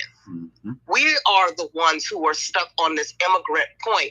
And as long as people know that we are stuck on a particular point, they're going to take that point and use it to their advantage against us to make it seem like they're for something that they're actually not. Or they're against whatever we're against that they're not actually against, because that's a way of them endearing themselves for our vote. And I don't know why we don't get that yet, but we keep playing this merry-go-round. It feels like a merry-go-round of hell. Also, if you look at what Trump said and then go watch the video of what Biden said, he just did the same thing he did when he was in office when it came to Barack Obama and Michelle Obama. Him and Melania was biting off of what they were saying and then regurgitating it back to make it sound like it was an original thought that he came up with. White folks don't have original thoughts. Plagiarism, sister. That's the word, sister. Plagiarism. It's the same difference. It's not an original thought. It's plagiarism. He wasn't saying nothing special. He wasn't saying nothing new. He just said the same exact thing that Biden said. And his base is going to go along with it because in their mind, Trump's not going to do that. He's just saying that. I feel like these corporations are the ones who's running this country. And they get these candidates together or they get them apart and they say, hey, say whatever the fuck it is you got to say to get the people on your side. You can go left, you can go right. I don't care if you promise them the moon. But this is the agenda of what it is that you're going to do when you get your ass in office. Say whatever it is you want to say. If you say you are this side saying that we against immigration, this side saying we for immigration. Hey, that you speak may the best player win, but it doesn't matter who gets in office because this is the agenda that we need you all to push through. Now, how do we make this happen for Democrats and Republicans on each side? Well, when the Democrats is in office, this is the game plan. You get your people inside the each state to start doing shit. So it makes it look like it's not necessarily a Democratic agenda. So you let the Republican governors and whatnot do the dirty work. And then Republicans, when you're in office, you got A, B, and C going on. So it looks like A, B, and C. And then the people are so confused against each other that they don't have enough common sense to get together, fight together, and shut the whole shit down. Because ain't neither one. Remember when Trump said, I'm going to run as a Republican because the Republicans are idiots? Remember when he said that? He said that. Those are his words. Right. But who's listening? Nobody's listening because people are hearing what they want to hear. And as long as you're hearing what it is that you want to hear, you can't hear the truth. You're not going to hear the truth because you looking for what it is you want to hear. You're not going to see what's right in front of your eyes because you are looking for what it is that you are wanting to see, and mentally you are ignoring the shit that you don't like. You're bypassing it. You're saying, you know what? I seen that shit. You know what I'm saying? I dropped that food on the floor. I seen that little crumb next to it. But 5-second rule, it's still good. You know you ain't mopped that goddamn floor, but you gonna eat that piece of meat in your goddamn house with the 5-second goddamn rule. But you seen that shit. You know that floor was nasty, but you got a 5-second rule in your mind, so it's still okay to eat that little piece of food. You know damn well. And that's the same thing that we're doing right now when it comes to these candidates. Nobody, because black folks, we're scared. We will say, well, we're only 13% of the vote, so our vote really doesn't matter anyhow, but we still scared to abscond from voting in the national elections. I would never tell you not to abscond from your local election because that's where it at. We need more people in these local elections to get them to the place to where they need to be because the president is just a figurehead, you know. But these two people are nobody. Like Black was saying about RFK or RGB or whatever. that fool's name is. I can't stand his voice. I can't stand look. He looked like a devil. If ever there was an image of the devil in my mind, when I hear this clown, no reparations for you, trouble. Like any minute now. When you talk about the second coming, that's who I picture. I picture him, Biden, and Trump all together. They all look like the demons to me. You know, so I just wanted to get up here and rant and say that I just really kind of bring the conversation back to where Black was going, because y'all niggas be tripping. I know it's Saturday, but man, sip something. Woo. You got it, Phoenix. Oh my God, they crazy. Hey, you know what? I don't have anything. I troubled out you. You know, you said a lot, and I agree, and I understand, you know, where everyone, you know, is in terms of, you know, lesser of the two evils, and you know how we are always faced with that. You know, but we have to participate, and I just, you know, I'm gonna always say I haven't changed it. You know, we need to participate in big ways and run for these offices and start off small and just grow and just do it independent. Just, you know, run as an independent. We have to shift the paradigm. We have to participate because we're taxpayers, and you know, politics is all about resources, right? So we have to make sure that we're getting the resources. We wouldn't be so sour about things if we were in a better position. And then even the other Americans, you know, would feel a different way if things weren't going so poorly with how the country's being managed. So that's all I really have to say about it. The RFK thing. Now, you know, I know there are some things that he may have, you know, he may go back and forth on, and the voice, he can't help that. But I do want to look at policy-wise, and you know, there are things about him and the work that he's done in terms of being an attorney and working to, you know, for the environment and bringing up all of these lawsuits, you know, against chemicals in our food and things like that. There has been good work that this man has done. Yes, no, will he be the great orator that we want? Probably not. You know, does he have a brain on him? Yes, he does. I'm not saying go either way. I'm just saying let's look at, we have to, you know, offer an opportunity. Do we always want the slickest, you know, smoothest looking and talking person to represent us so they can lull us to sleep? You know, or do we want, you know, people who are actually qualified to do the work? And I'll end there. That's a good point, Phoenix. I didn't look at it from that perspective as far as RFK was, because I really don't know a whole lot about any of the policies that he's put in place. I do know about all of those lawsuits and like that part that, you know, he was willing to come up against the EPA and whoever else he was trying to come up against on the behalf of America. I think he even did something when it came to he brought up something, I think it was about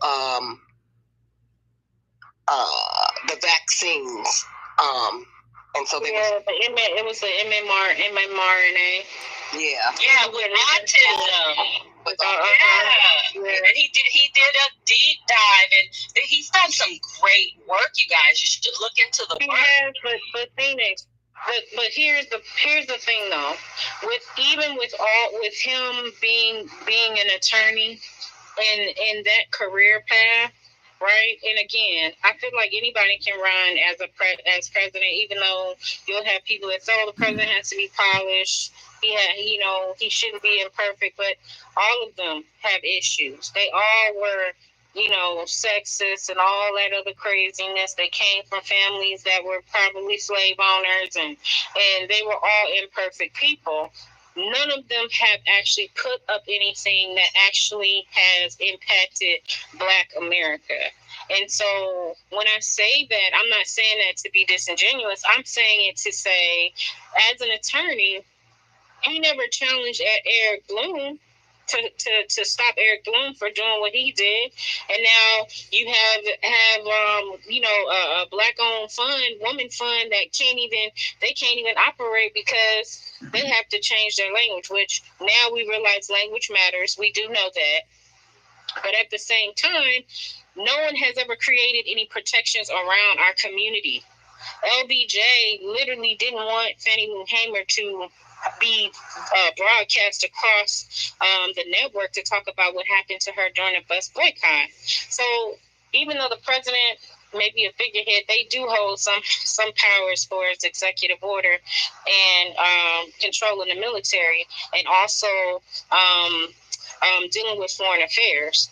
So to that respect, Trump would be, if we had to choose between the three, I don't see him, I know the white people be like, oh, look, he creates, solace between, other groups of people who, wouldn't give two shits about black people either.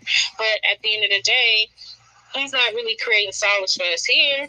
He hasn't created any type of tangible, even when he was in office. He didn't push the platinum plan to go ahead and say, I want to put this up for an executive order. I need my administration to go ahead and put this on my desk. That didn't happen. So let me ask you this, Brella. I get what you're saying. Hey, I'm not pushing back against any. No. I'm not even saying you are. I'm saying in the discussion of in the frame that you are framing the framework for us to look at these candidates. I'm saying let's do that, but also let's go further to point out that the demand in which we have to show up and make sure that we are saying the Congress people that are representing of the states, those people are the controlling factor of the president. They don't have the power of the president, but they have a controlling factor when it comes to where it is and how we're impacted. And that's the conversation we don't seem to be really digging deep into. And that's why I always try to pair the two with the black majority states. It's that the majority state is, to me, again, majority power, not all power, but majority power, so that if we have to have protection, we need to have protection with people like you, who are running for office that get into office, Marcel, who's running for office that gets into office in a position that has power, the governor, the comptroller, some sort of director or head on the school board system, so that we have some power and leverage there. And then we're talking about people who are state's attorneys, the attorney general, those positions too. So it's like, I don't know, it just seems like there's so many positions and so many places that we need to really deep dive, and we never really fully turn the corner. Facts. And that's what we need to just push, Rella. Because that's the body of the government, right? That's the body. I don't know why it feels like when people talk about the government, it's like it's some entity outside of ourselves, and like it's something that's far away, and it's something that's untouchable, and it's this thing that functions and operates on its own, and not looking at it like we are the government. The government is made up of people, right? And people get elected and take the seats.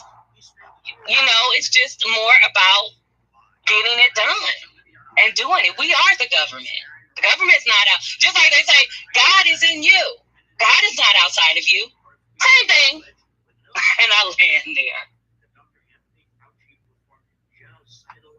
I'm going to say amen, amen. Amen.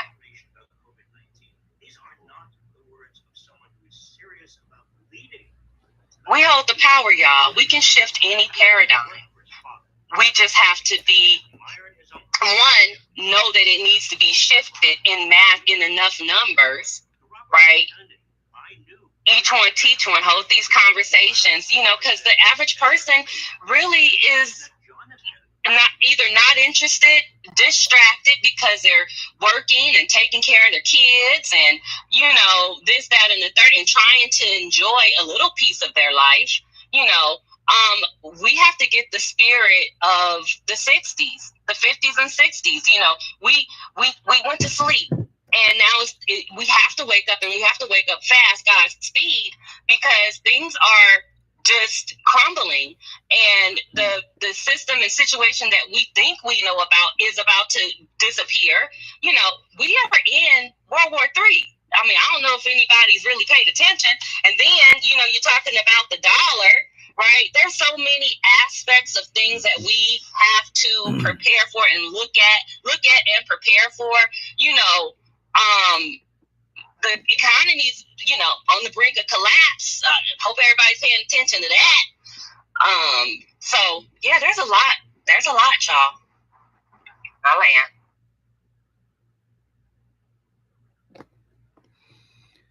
Okay. So RFK Jr. I don't know a whole heck of a lot about the guy. I know he was convicted of a heroin charge or something at a younger age, and then became an attorney, which means he got some white privilege out of that situation. Was able to go on and still have a wealthy career, to be quite honest. Name recognition. They kept him out of this debate, even though he claimed to have qualified to be in the debate. And it seems like the Democrats are really behind controlling how these debates are going in this particular election. So they probably see him as a threat to siphon votes from Biden. Although he may take some votes from Trump, but he'll probably have a bigger effect on Biden. I think Trump, I want to say, was it Trump that was out there? I think Trump was out there kind of attacking him a little bit. I just thought it was odd. I don't see why you would even give a third party candidate any attention, to be quite honest. If you're the front runner of one of these duopoly parties, why even mention this third party candidate? Because that just kind of legitimizes who they are and whatever they're doing. He's on enough states now where he does have enough electoral college votes to actually win, if he wins every single state where he's on the ballot. So, he's a credible person who's out there. They did the work. They got his name on the ballot in all these different states. I think they're still trying to get his name on more states. But yeah, I think that ultimately he may take 5, 10, maybe even as high as 15% of the vote. It's just a matter of where who he takes it away from, I think is what it is. Because he probably are going to bring people in that wouldn't normally vote. 100 million people didn't vote in the last presidential election. So he could probably get 10 million of those people to get off the couch, maybe 20 million people of those people to get off the couch. No telling. But yeah, I don't think he's going to actually win the presidency. So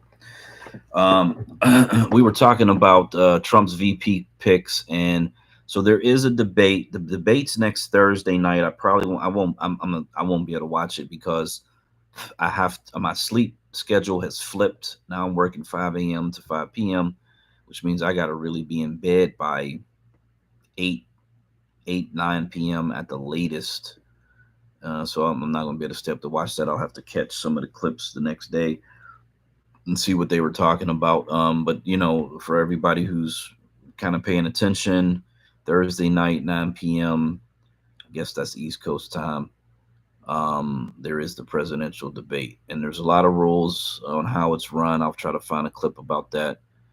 But it'll give people a chance to see Biden's ability to have a debate against Trump's two presidents. Black, you know they're gonna have a body double. That ain't gonna be him.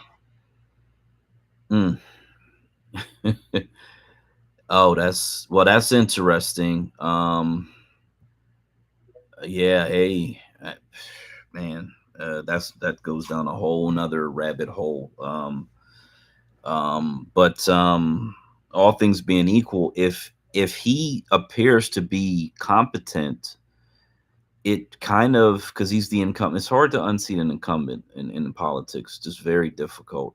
The best time to run is when it's all new people, it's a clean slate, and the even better time to run is when there's no name recognition, because then everybody at least has somewhat of a fair chance, outside of the money and everything else. But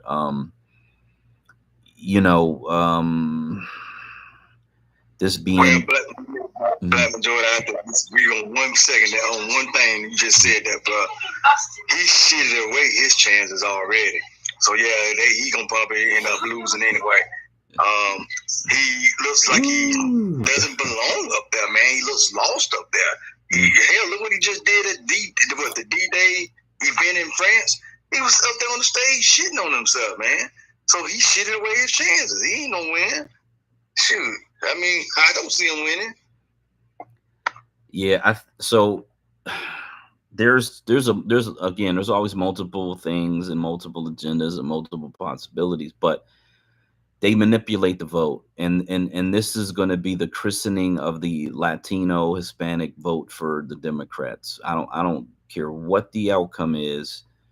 If he loses, they're going to blame it on black men, likely, because they don't want to harm their black woman, is the savior of the Democratic Party narrative. So it's definitely going to be black men's fault that they lost. If they win, it's going to be because Hispanics came out in large numbers, and much, much larger numbers than black Americans can put up. And from there on, it's all about Hispanics. And then the other thing is Biden likely would not survive 4 years in office. And so that gives them the opportunity to have either the first female person of color as the president, and or they would do some type of swap, which I've heard all these different swaps. They could bring Gavin Newsom up, or some other person, whoever it is, Elizabeth Warren. There's a lot of names that they've talked about, but this is kind of what might be on the table. I don't believe Kamala will let someone else elevate above her when she is the presumptive person to take the office. I just don't see her allowing that to occur. I think she would throw a fit, and make it real uncomfortable. But I think this is what the plan is. I think it always was the plan. I don't know why they didn't already pull it off. That part I really don't get. But if he does win again, I don't see him remaining there for 4 whole years. So people who vote for him, you're really voting for Kamala to be the president. And that's just from the way I see it. If Trump wins, Kamala likely will run in 2028. Not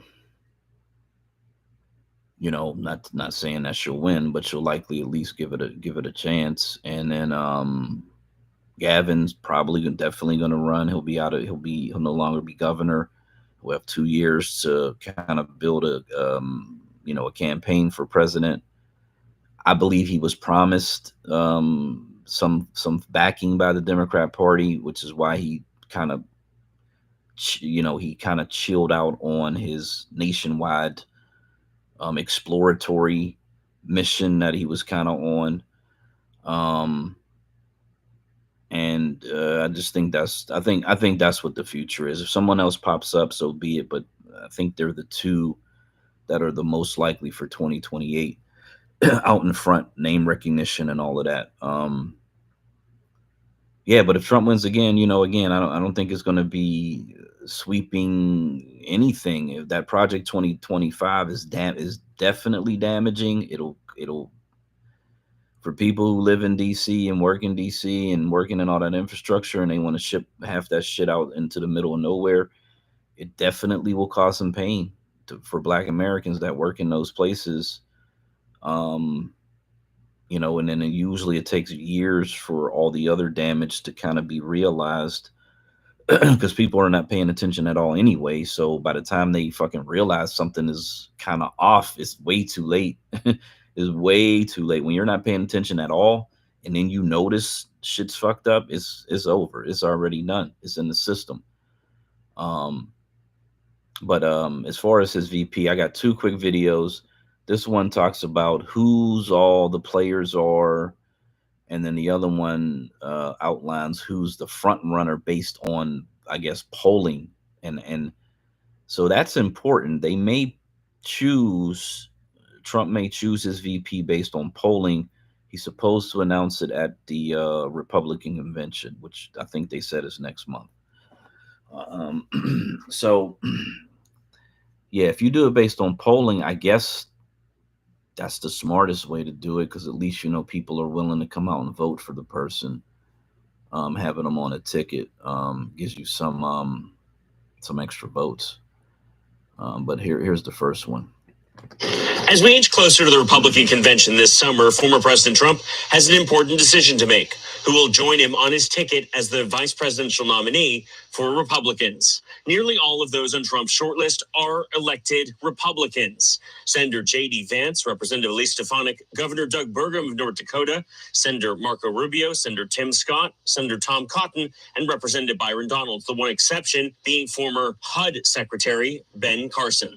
Trump's delay in making a decision about his running mate has turned the race into vice president for somewhat of a reality show contest. Republican surrogates taking to the airwaves over the weekend and in recent weeks to try and tout the former president in his run for the presidency.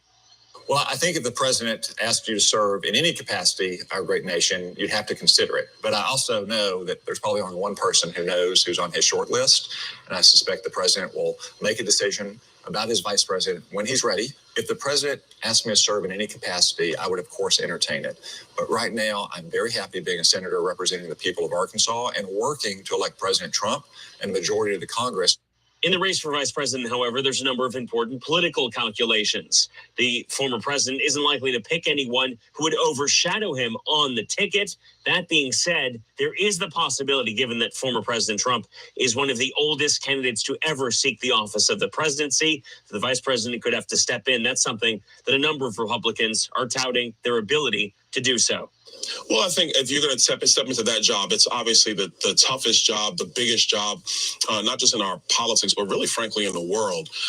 Look, I think that I would have an ability to step in. I'm actually pretty intelligent. Do I believe in myself? 100% I do. And so, you know, we'll see what President Trump decides. I'm going to support whatever he does. And even though former President Trump could only pick one person to be his running mate on the 2024 ticket, all could find roles in the former president's administration should he be elected in 2024. Nathaniel Reed, Scripps News. Okay, so yeah, there's actually some black faces, but they're not all Black Americans. Byron Donalds, you know, man, you know, he's not American, so he was somebody that I was like, oh, okay, yeah. And then you dig deeper, and he's anti-reparations. He got all these other fucking anti-black opinions. He was talking about Jim Crow. You know, we were better off during Jim Crow or whatever. Some bizarre shit. And Carson, what can you say about Dr. Ben Carson, man? God bless that man. And then Tim Scott, of course, who is like, okay, you know, okay. He's got that interracial thing going on. He's got the gums, you know, and everything.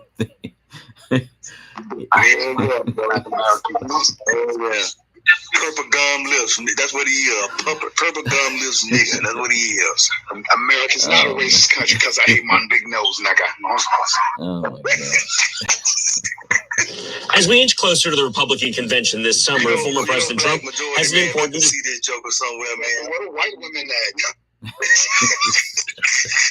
Don't be jealous, sister. Hey, if I could see this nigga somewhere in public, man, I would even scream that shit out to him.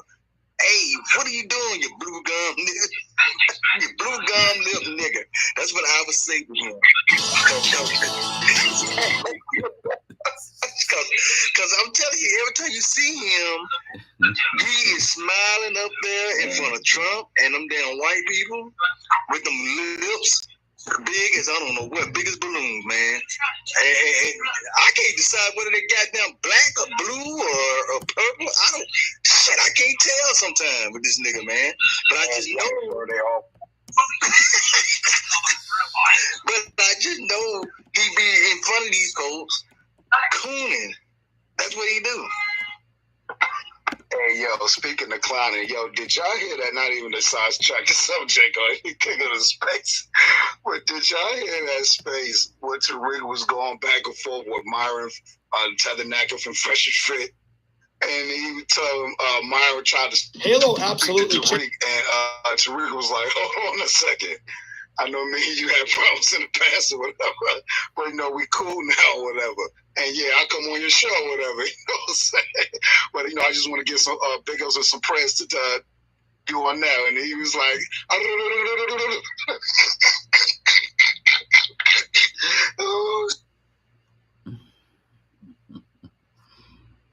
Oh man. Okay. That's what's up. So they did actually have that.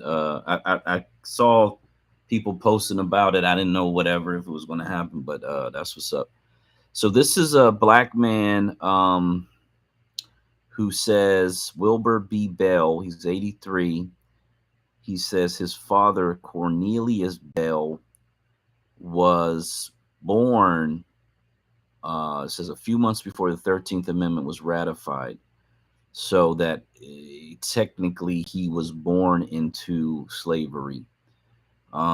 This was actually an interesting story when I saw it. So I'm gonna play this clip. This is actually really, because he's basically one generation out of it. Now they did some towards the end of the one I saw. I don't know if this is the same thing, where they tried to kind of, we couldn't verify this, we couldn't they try to put some shade over this black man's story. Now this is the problem, because this is his oral history, this is his oral story. Everybody else on the fucking planet gets to have their little oral history, and everybody's supposed to bow down and believe the shit. But this man, who's being, just very authentic, he's not talking about reparations from what I understand. He's just saying, this is my story. And then they want to go into we couldn't verify this, we couldn't do that, but they never do that shit on none of these other stories that these other people put out information. They don't fact check, background check, and all of that. So, again, I don't know if they do that in this one, but that was the part of the one that I saw that was just kind of irritating. But yeah, let's listen to this black man saying his father was born before the 13th Amendment was passed. 1963, that President Abraham Lincoln issued the Emancipation Proclamation, declaring that all people held as slaves in rebelling states were to be free. Well, Juneteenth is next week. It commemorates June 19th, 1865, more than 2 years later, when enslaved people in Texas were notified. But that did not end slavery in the United States. It wasn't until December of 1865 that Georgia became the 27th state to ratify the 13th Amendment. And that met the necessary number of states for the U.S. to officially abolish slavery. Well, CNN's Omar Jimenez spoke with one man who says his father was born in Georgia before slavery had officially been abolished. And they recently journeyed back to where his dad was born. This is my father. He represents memories. In this northern Florida graveyard, Wilbur Bell is visiting his dad, Cornelius Bell. Etched in the gravestone, it says, born in May 1865, which would mean his father was born before slavery was outlawed in the United States. His father was 75 when Wilbur was born. Now, only he and his sister are still alive. As we speak today, we might be the only people in the United States who really can say that their parents were born in slavery. So he's retracing that history, going back to where his father was born. Homerville, Georgia, a town of a little over 2,000. At 83 years old, Wilbur Bell had never been, until now, walking alongside his nephew and daughter, reflecting. I remember talking to my father, and he was a hard worker. He was a farmer, and I guess he was a businessman also. And while slavery may be a tie to their history, their mission in this journey is family. They went to the town's genealogy library. Doesn't happen very often. Hoping to find more. My dad passed last year. When he passed, I was one less person that could say what my uncle can say. It's kind of hitting me right now. I'm trying to hold myself together. Right, I understand. They looked through a lot of the library's records, history, names of previous Bells in the area from around the time his father would have lived there. There's some name correlation. Like there's a Will Burn Bell, and here I'm a Will Burr Bell, so they forgot to put the N on my name. That's it. Bell shared with us a copy of the 1940 census showing his father. Then this picture of his dad, believed to be from 1939. And while they didn't find everything they were looking for at the library, just to see the town where his father was born was discovery enough, especially ahead of Juneteenth, which commemorates the end of slavery in the United States.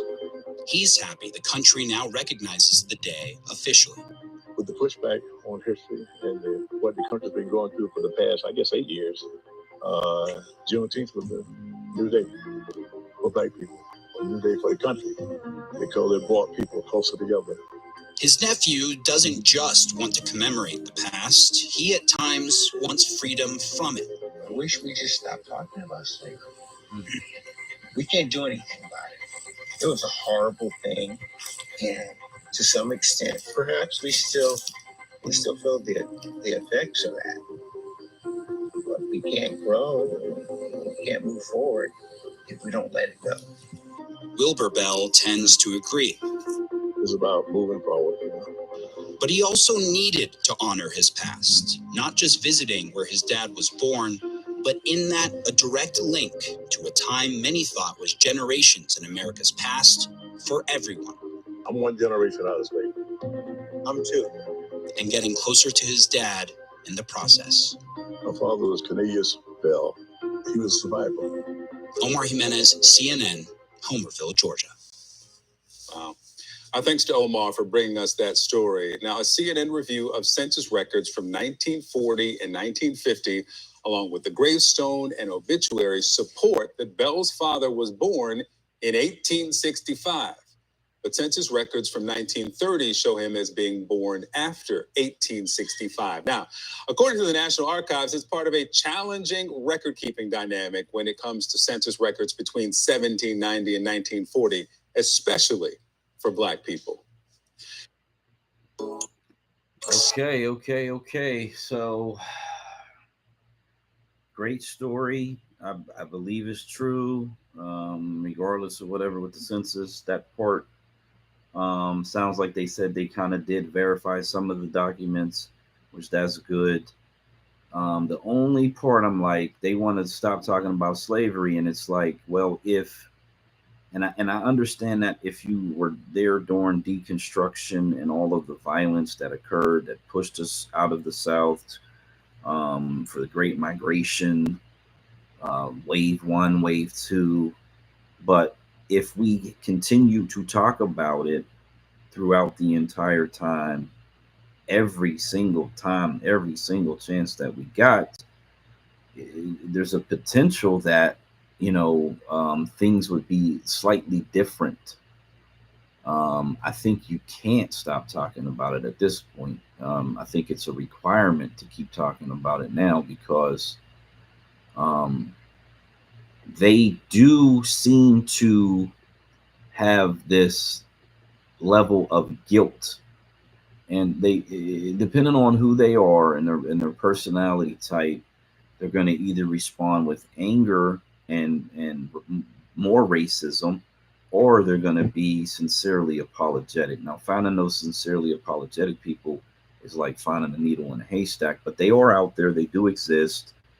More and more as the conversation goes on, you see more and more of these Caucasians who do seem to want to express sympathy and express, some level of understanding that the debt has to be paid. It's owed. It's due.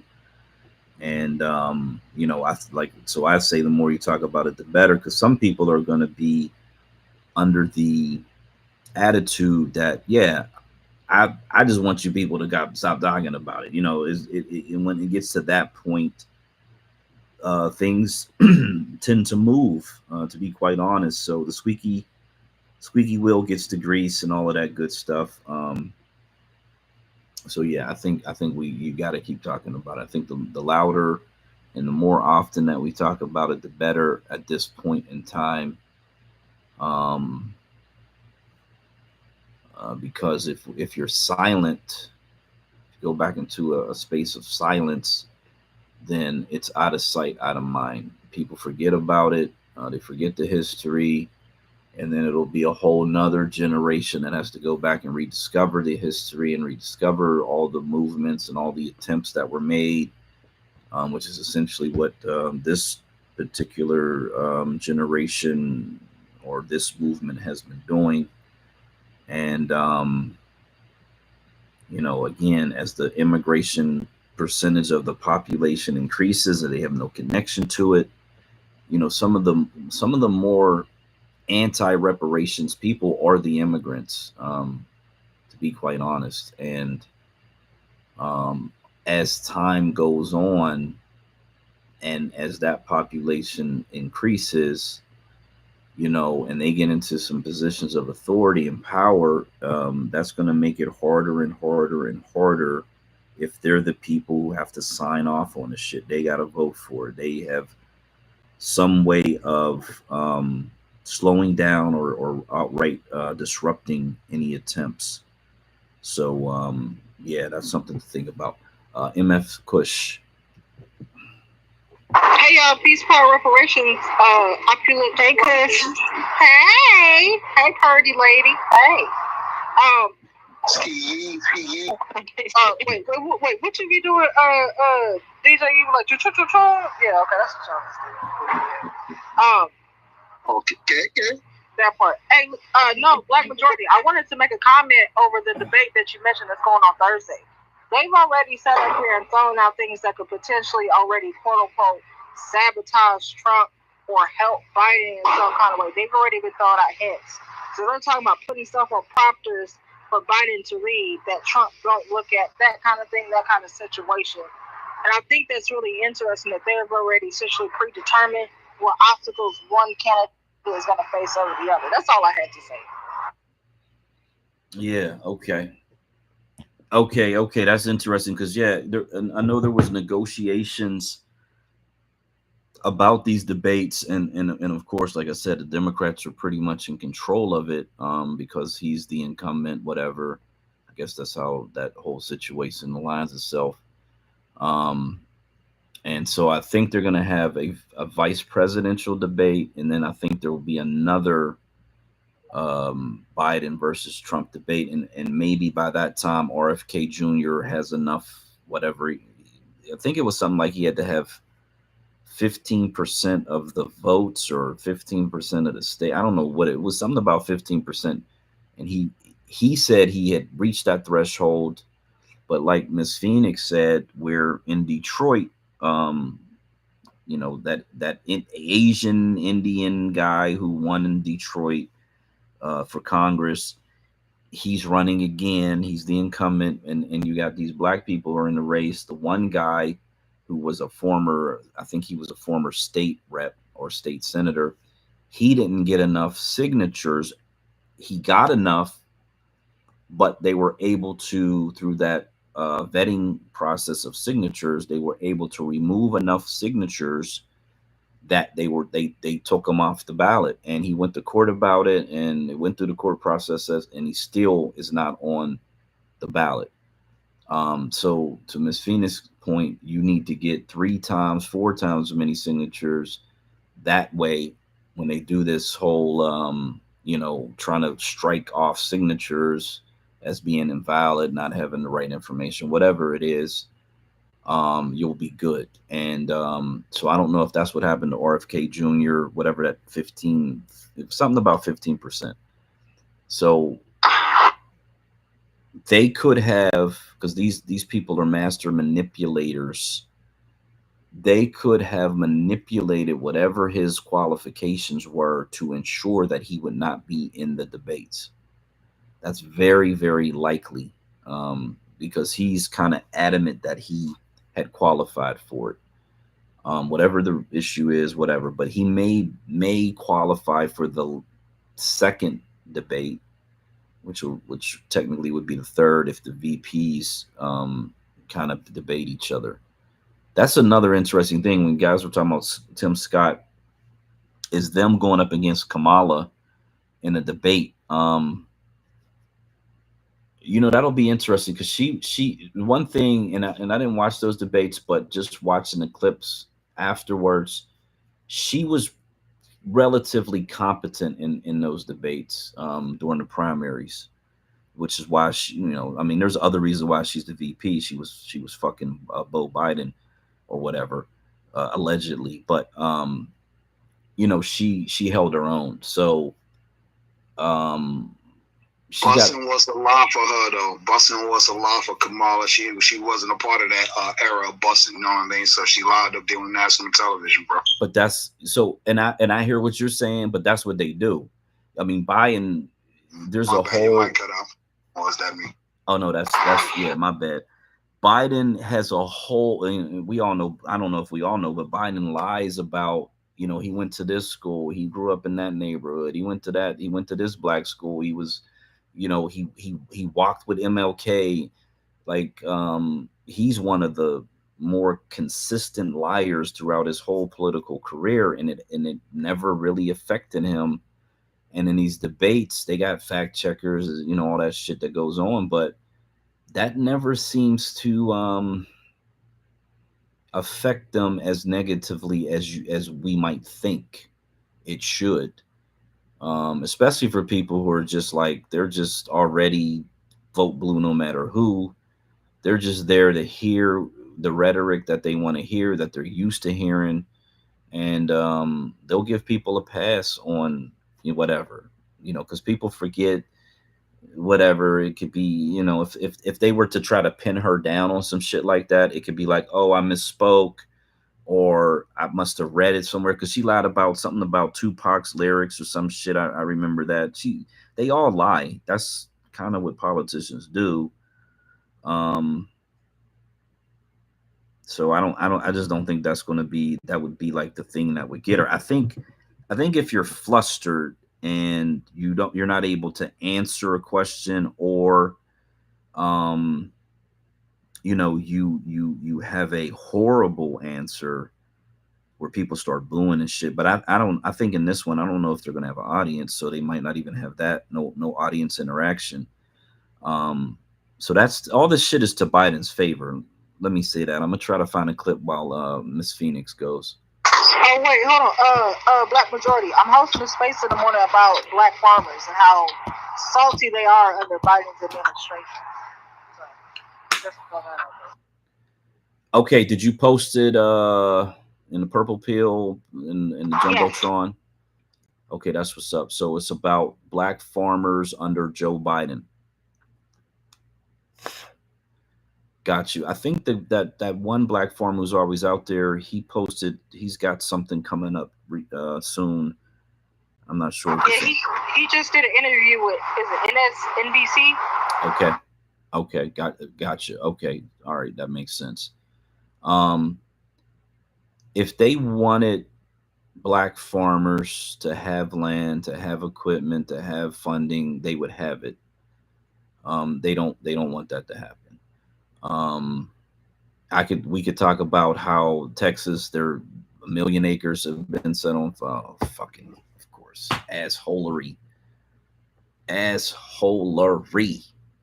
of course.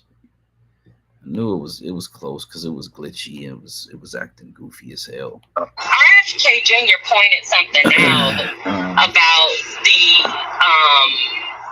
actual debate. And what he said was that none of the candidates he's the only person on the ballot because officially Biden's not on any ballots, nor is Trump. So he's suing CNN for that reason.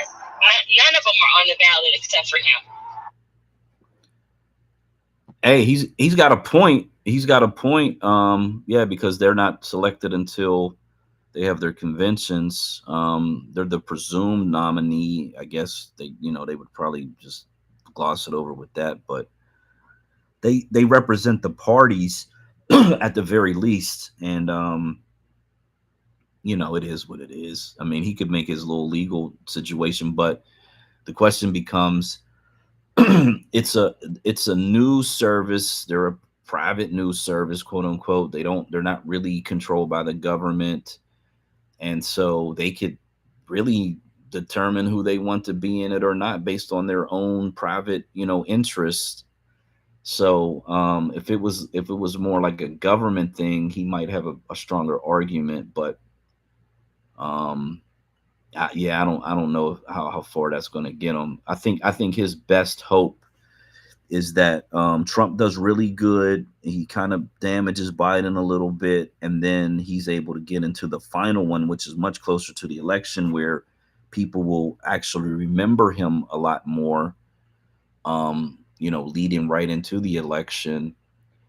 And, the woman he's got running as VP, she's very intelligent. I've listened to her speak, but she, it's like some of these people so smart. They got all these opinions about every fucking thing. And there's liable to be some shit that she's talking about that people don't agree with.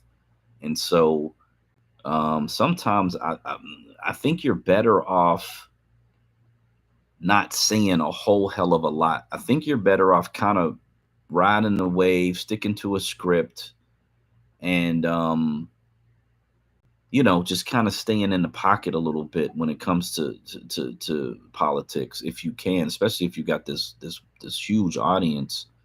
Because when you start getting firm in some positions, you're gonna alienate people, and them being third party candidates, it's already a hard hill to climb. It's already a mountain. But if this guy's serious about building this party, and he's thinking, okay, I'll get my name out there in 2024, but by 2028 will be a serious contenders, because at that point you're dealing with all new Republicans, all new Democrats, supposedly. And it's a little more of a level playing field. You don't have an incumbent to go against. So I mean, that would be a pretty smart strategy, I think, if you're thinking long term. You know what I'm saying?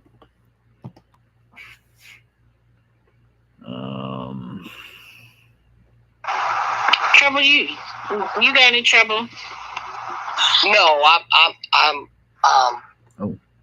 child, I lost my train of thought. I was just going to say that I just think at this point in time, it's weird that that as far as these debates go, that there isn't a different setup, and that I guess maybe we as the people, haven't demanded that they do better when it comes to these debates. I think as voters, we have the right and should have the right to hear every candidate that is on the ballot or that is running and hear what they have to say in the debate. And I really don't like the fact that networks like CNN can dictate who can debate in a presidential election and a presidential debate when there are going to be more people on the ticket than just the incumbent and the assumed Republican nominee.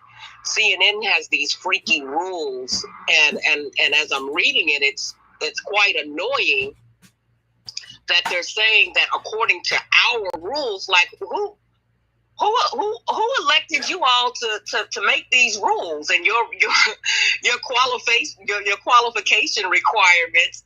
So he has to be constitutionally eligible to be president. So what does that mean? And then they're saying that he has to have be qualified, having at least 4 qualifying national polls with at least 15% support that meets CNN's guidelines. So again, who voted you all as the national guideline makers for the presidential debate? And so that's quite annoying. And I think to a certain degree, we as the people as a whole have dropped the ball when it comes to making certain demands and asks of our government, our country, in the way that this thing just kind of works all the way together, because we kind of get the short end of the stick a lot of times. And yeah, I just think we the people need to start demanding they do better.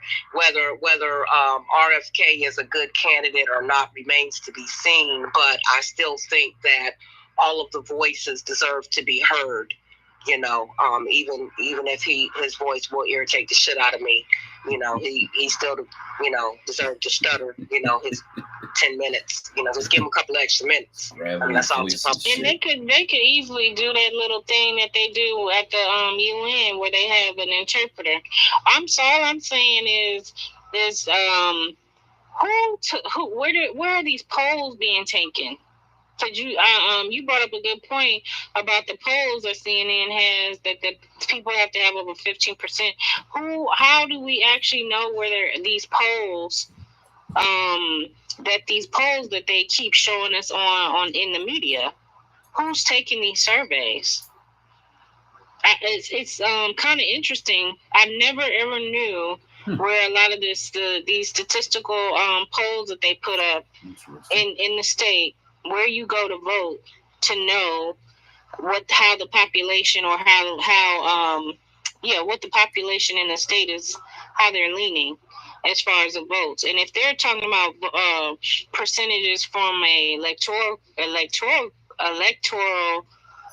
voting standpoint, then do we need to find out who these electoral officials are and press them? Because I'm just saying. Yeah, that was really weird, because they said he needed at least 15% support that meets CNN's guidelines, and having confirmed ballot access in enough states to potentially win a majority in the electoral college votes. So they said Kennedy ultimately came up short in both polls and ballot access in his bid to get a spot on the debate stage. So again, it's just my whole complaint is just, who elected CNN as the official, people who gets to decide who gets to qualify and how they qualify for speaking at the debate. And I think we need to rail against that just a little bit. No, a lot of it, because that's actually a huge point, because then that tells us, as much as we are utilizing social media, we're not pressing social media like we should. CNN or none of these, even Fox News, none of those platforms should be in control. MSNBC, they should not have control on the say-so on which candidates are going to debate and which candidates are not. They did that up here in Virginia. The black woman was who had got all the votes. She had got the necessary signatures to debate on the debate stage, and because Kane and Mark Warner didn't want her on the debate stage, they didn't allow her to debate. They blocked her out of the room to debate.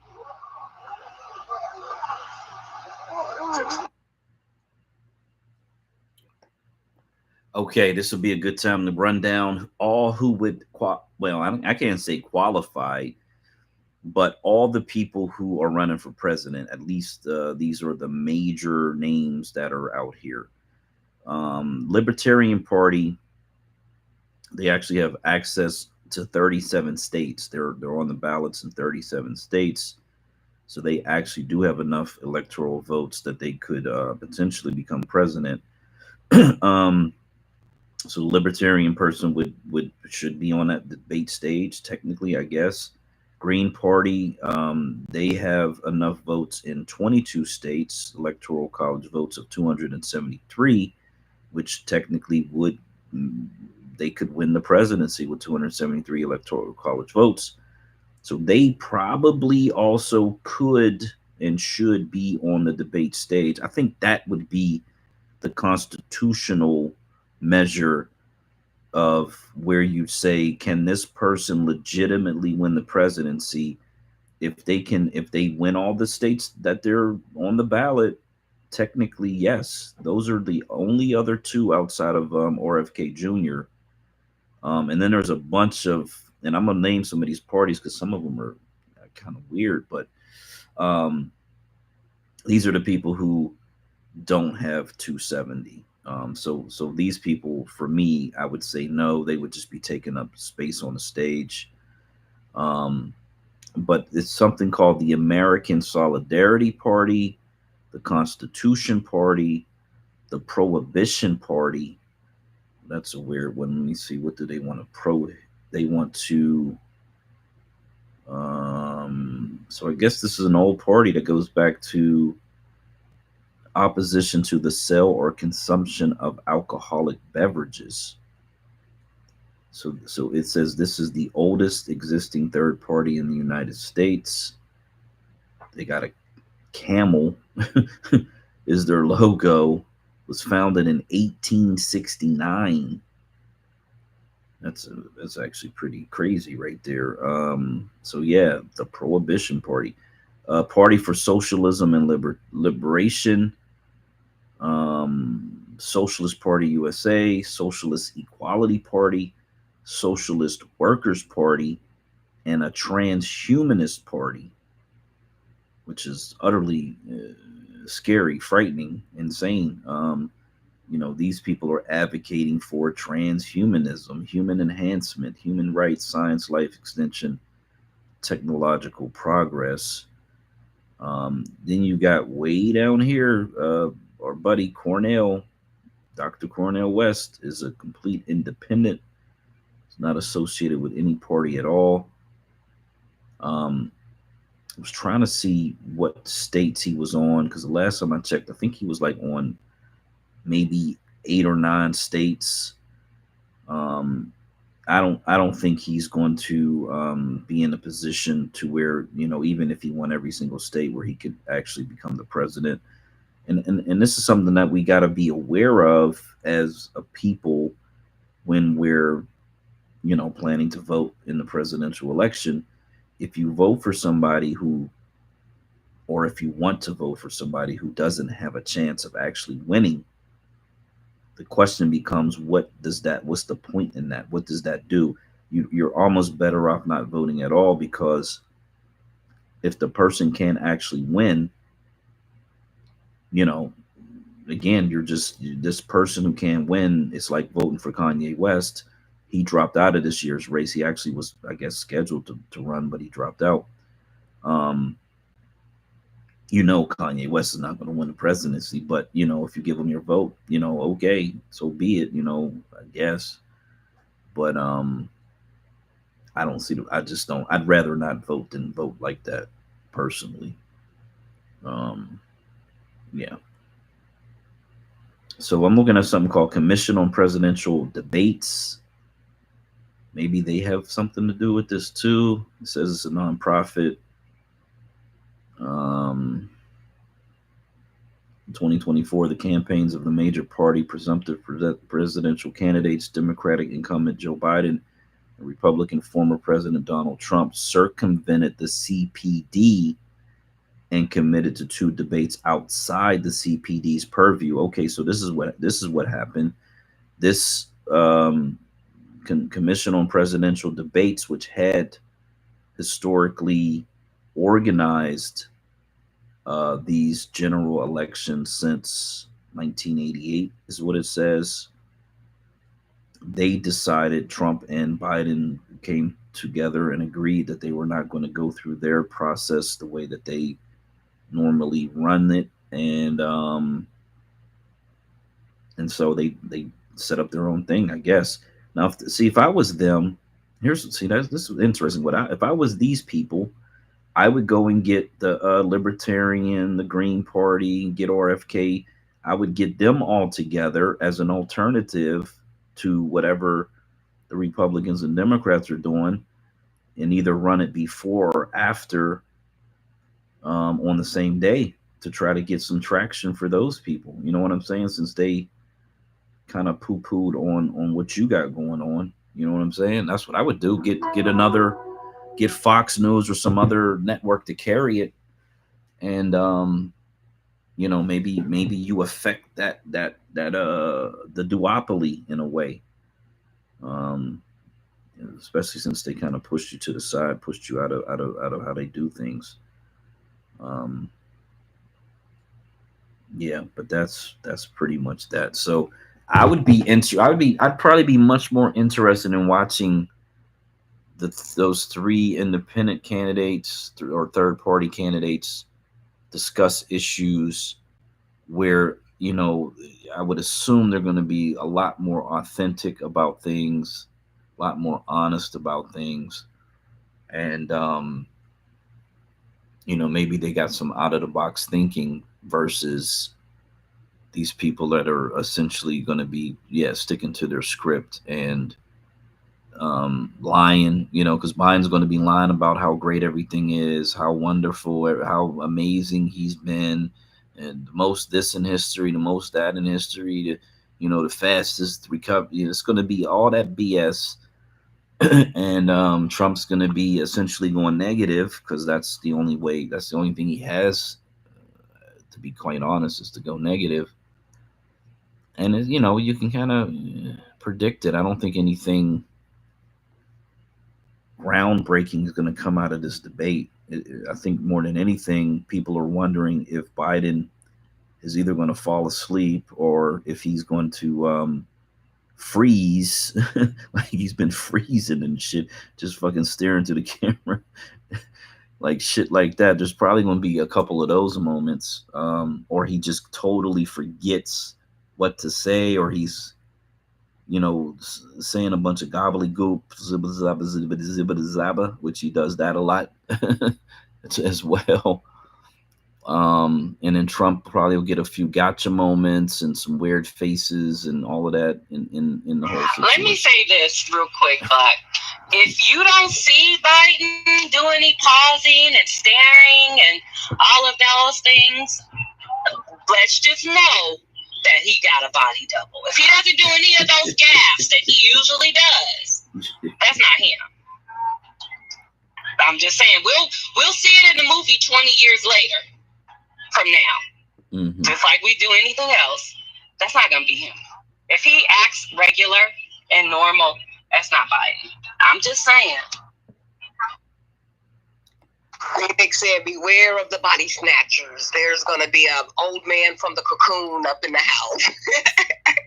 That's right. They do it all the time. We've seen, wait, what movie was that? Was it Wag the Dog? One of them. Anyway, they kind of tell you what they do in movies. I'm not saying that all movies are truthful, but when you're talking about politics and things like that, that's pretty much, truth and historical account. So it's not far-fetched, you guys. They have the technology to do so. They have masks. I'm telling you, and there's plenty of people. They have stand-ins for movies anyway. So why wouldn't they have a body double? They have stuntmen that do, stuff. And we already know that it's his cabinet and administration that's running things. Why would they not? I don't know. Just saying. I don't put nothing past none of these people. Sounds more like right.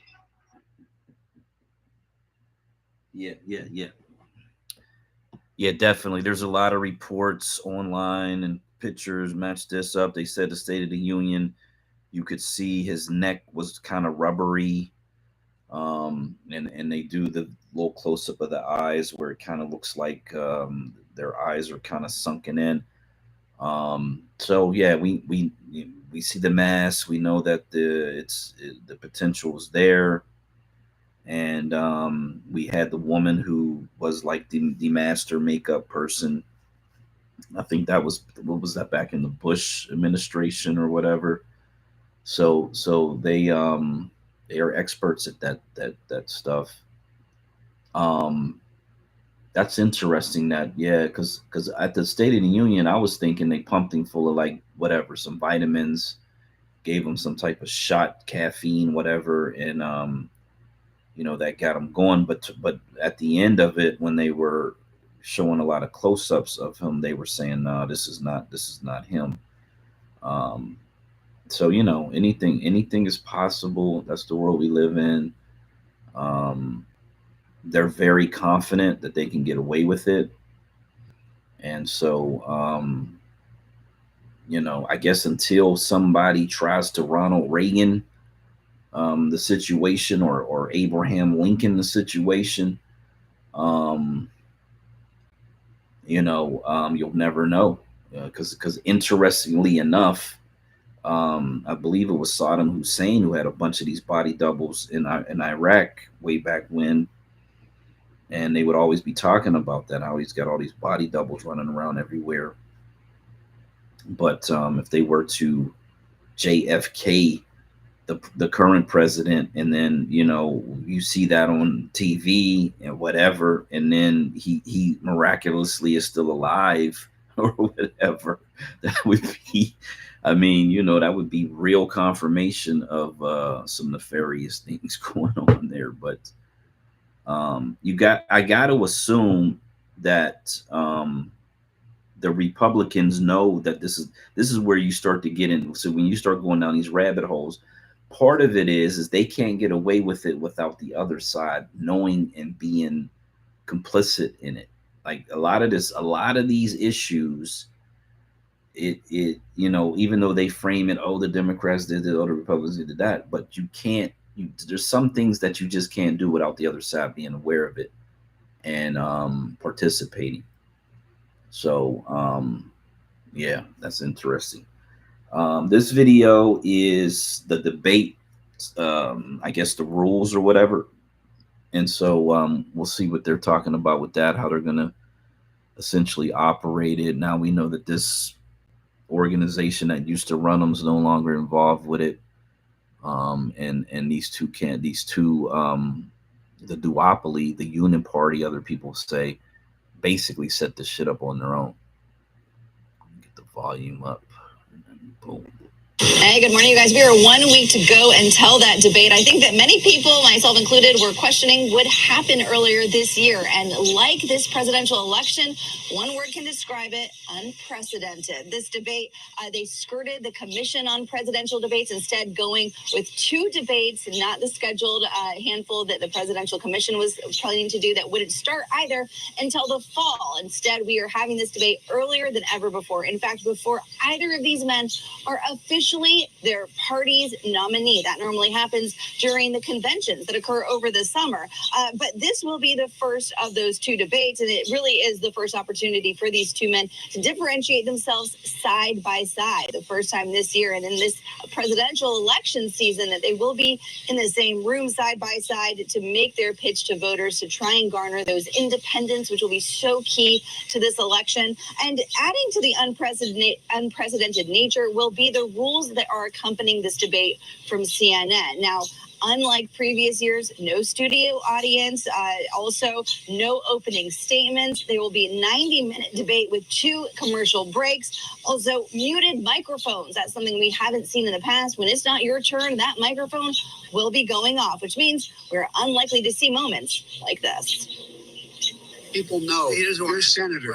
I'm not going to answer the question. Why would you answer that because question? The question is radical left. Will you shut up, man? Listen, who is on your list, Joe? Who's on your list? Right. Gentlemen, I think this we've is ended so this unprecedented. unprecedented. And like Jay alluded to earlier, we're unlikely to see any other individuals on that stage because the CNN criteria says you have to be constitutionally eligible to be president, meet the polling threshold of 15% across 4 different polls, and mathematically able to be president by being on enough ballots, hit that magic 270 mark. That means independent candidate Robert F. Kennedy Jr. and Jill Stein will not be on that stage. And Jill Stein telling Scripps News last night she planned to file a appeal with the FEC. I certainly agree with RFK that there was illegal collusion here between the 2 candidates and CNN. This is basically illegal political coordination, and we too have now just filed a complaint with the FEC as well. I think candidates who are actually ballot qualified for most voters who could potentially win the race have very much, not that they have a right to be in the debate, but that voters have a right to hear them in a debate and to know who our choices are.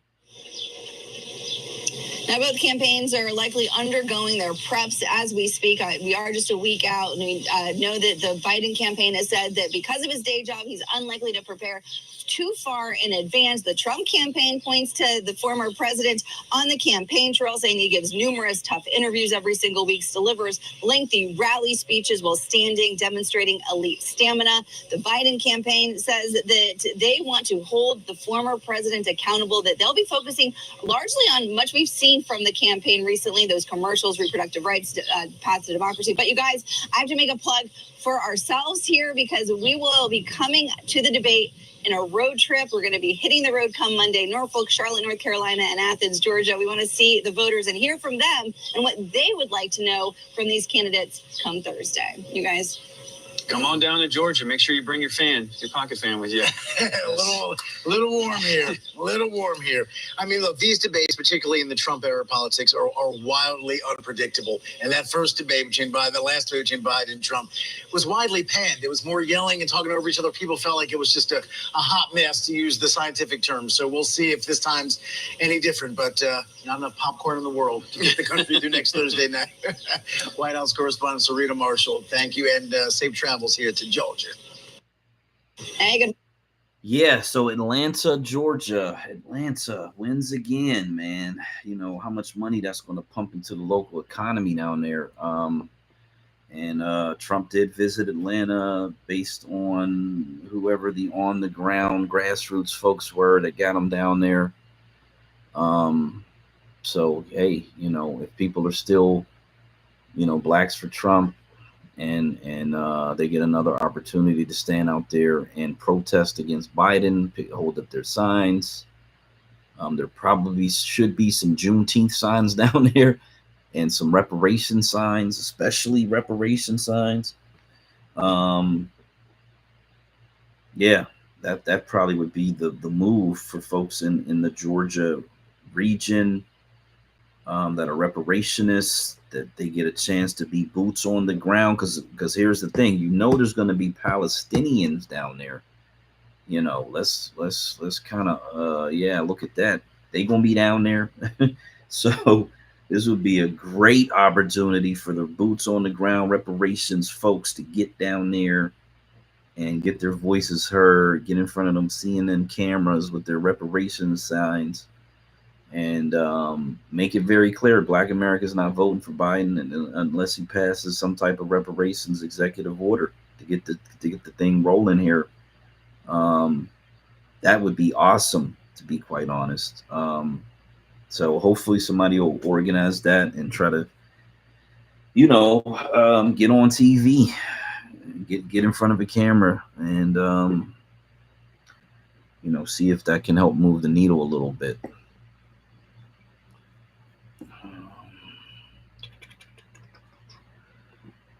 Yeah. It was an 18.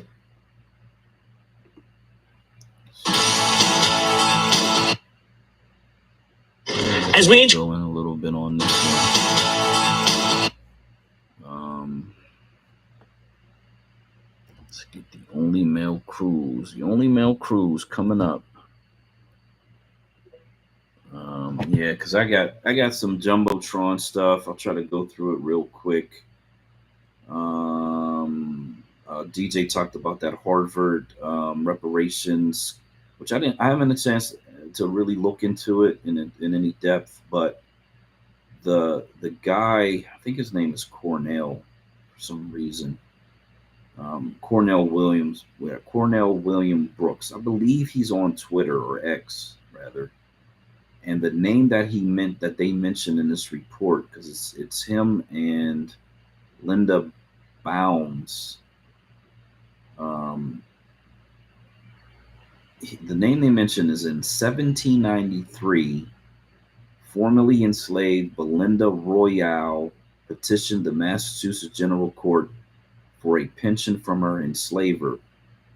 So that was one of the examples of reparations.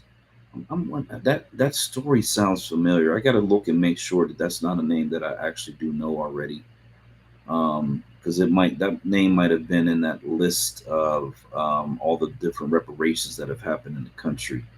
This Cornell guy, if you see his face, you've seen him before. I can almost guarantee it. Like I said, I believe he is on X. So they're saying, based on non-racial reparatory compensation programs, that the fact that they've been given money for all these other things kind of proves the fact that they could do reparations, that is feasible. So that's the argument that they're kind of making in that thing. Miss No Taxation, I'm not sure she's still in space yet. So she sent me this about, and she's talked about it before, about the fact that the term black, capital B, sounds more threatening than African American. I think is the one that she put up here, and that's kind of the reason that they prefer that term, because for the way that they view things, that is a less threatening term. I don't want to get into the term stuff, but that's just what that is. And I posted a bunch of reparation stuff up here. Gary Chambers down there in Louisiana, he's letting you know, he continues to tell you to vote. Voting is a business decision. Get out your feelings. This governor down there who's been doing a lot. The governor's got a lot of power. This guy's been super busy down there. He's saying that in 6 months, this governor has undid 8 years of progress in criminal justice reform. These people are dangerous. Nothing good happens from doing nothing. Shout out to Gary Chambers. He's still down there. Community guy. I'm sure he's gonna run again and get himself in a position. This is actually kind of really interesting, because we were talking about reparations earlier. We were talking about reparations earlier. We were talking about, if you had $1 million, $500,000, how long would it last? Something that people should probably sit down and just do like a budget in their mind of what they think and how far they think that would last. Considering you still working, you probably stretch it a lot further. But if you don't have any other income coming in and you're going to live off of that, it's probably not going to last as long as most people think it would. That's what that is. But I had posted this last October, and it was just a quick, simple calculation saying, look, there's these blue checks cost $8 back then. I don't know what they are now. I think there's like 3 different tiers, but whatever.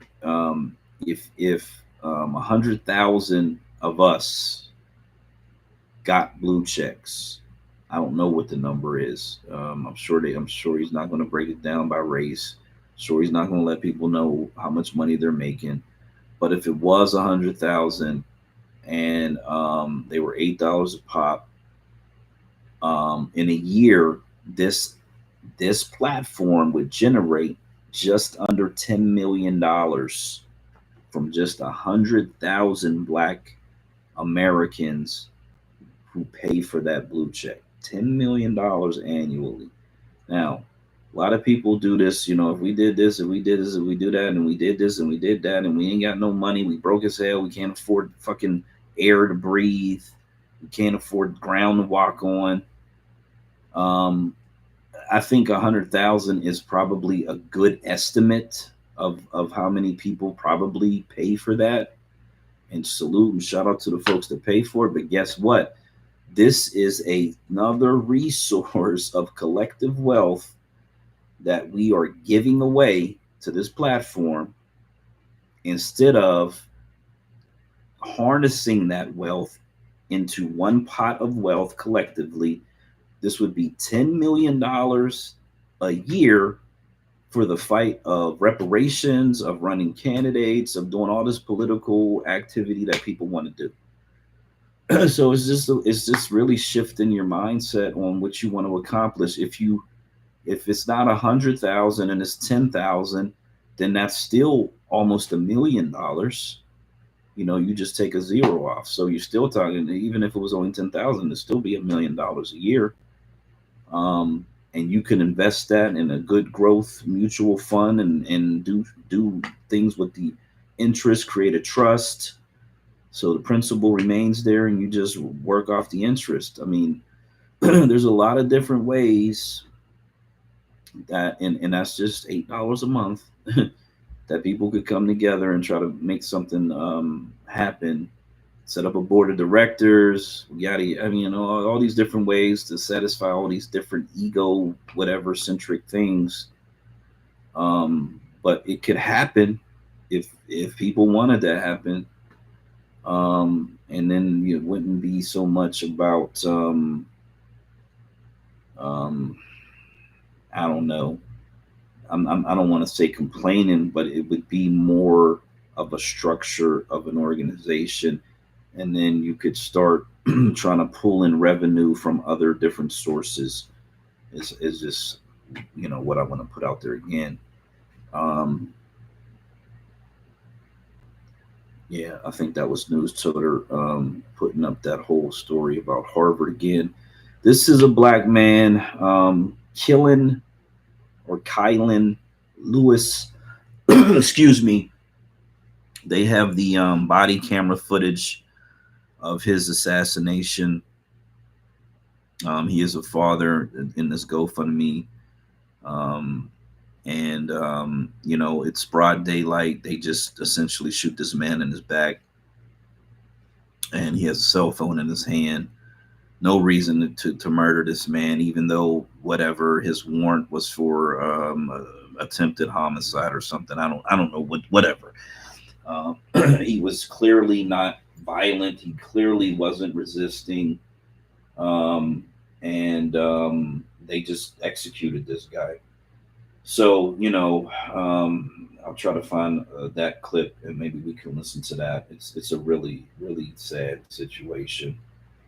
But like I said, these are happening.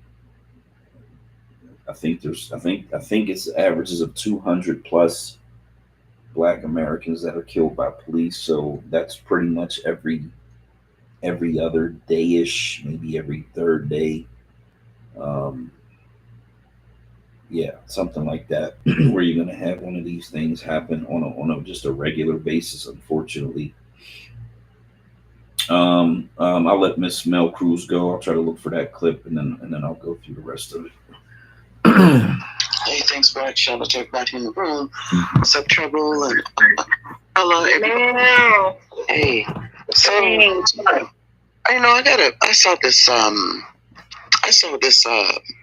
article, or yeah, this article about I can't remember the guy's name, but he is, you know, he's promoting that he's trying to get to sign the HR 40, blah blah blah, and what I'm confused about the ask.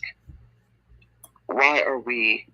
It's giving, and I don't want to offend anybody, but it's giving afraid to really just get in there and demand what we're owed.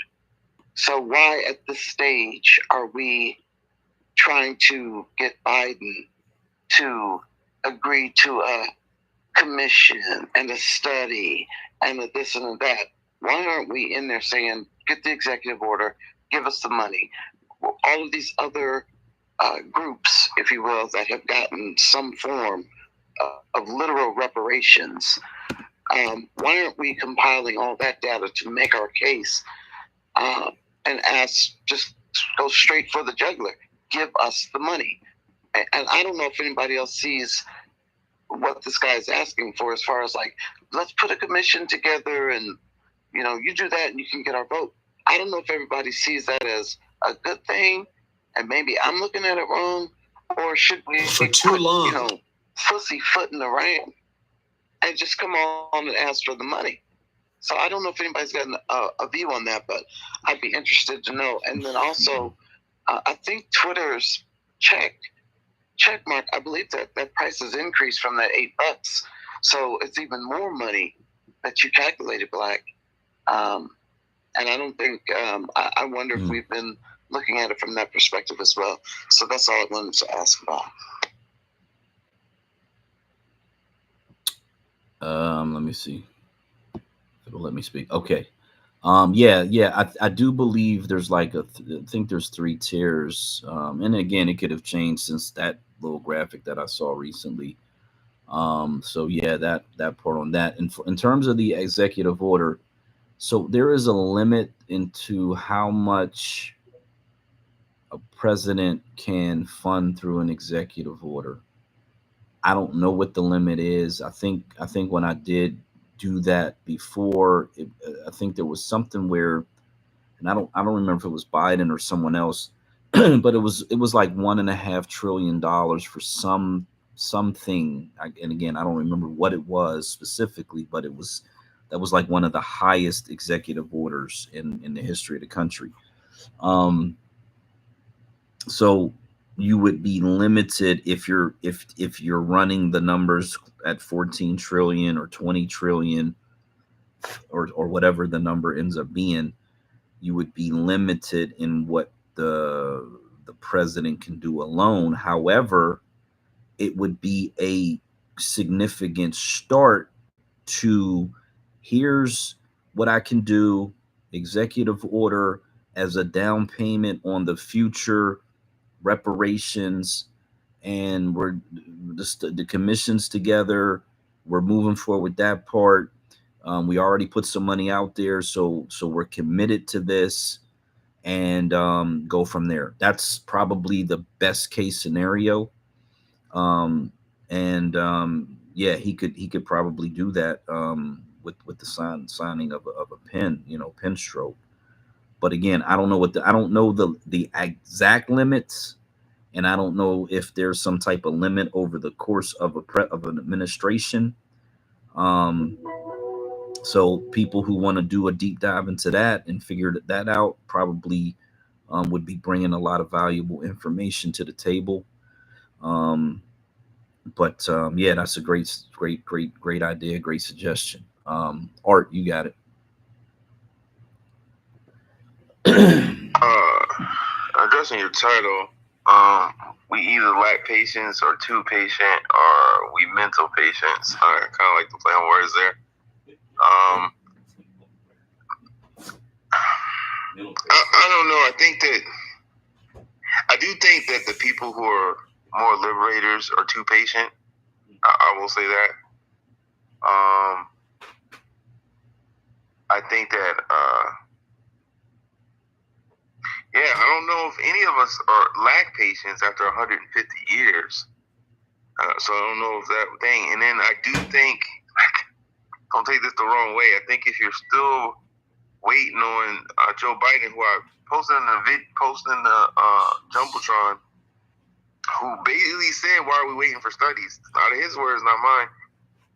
You know what I mean? I think we're kind of mental patients if you're going to go vote for him. And after Trump said he's going to disarm people and he's going to give immigrants green cards, I think you're mental patient if you're voting for him. So, I mean, just take that for what you will, but it's just pretty plain Jane to me. And a lot of things, I wanted to point this out too. I put it in the comments. I didn't post it in the Jumbotron because I don't want to blow the Jumbotron, but The presidents have been 100% not black. 100% white as of 2019, but 100% not black if you count Obama being a Kenyan Ashkenazi. Same thing with the vice president, because the Camilla doesn't count. The Senate is 91% white. The House of Reps, 73% white. POTUS cabinet, 89% white. Governors, 98% white. Mayors, 88%. Advisors, 100% white. Federal judges, 88% white. Police, 80% white. I think you're getting a trend here. People who decide TV shows, 93% white. Basically, people who control most of the shit is 90+%. And so it's just like, we know it's disproportionately white, but we don't appeal to the white. We think that they should appeal to us, but they don't have to. And so there's where I feel like there's sort of like I want to say a cognitive bias, for lack of a better word or words.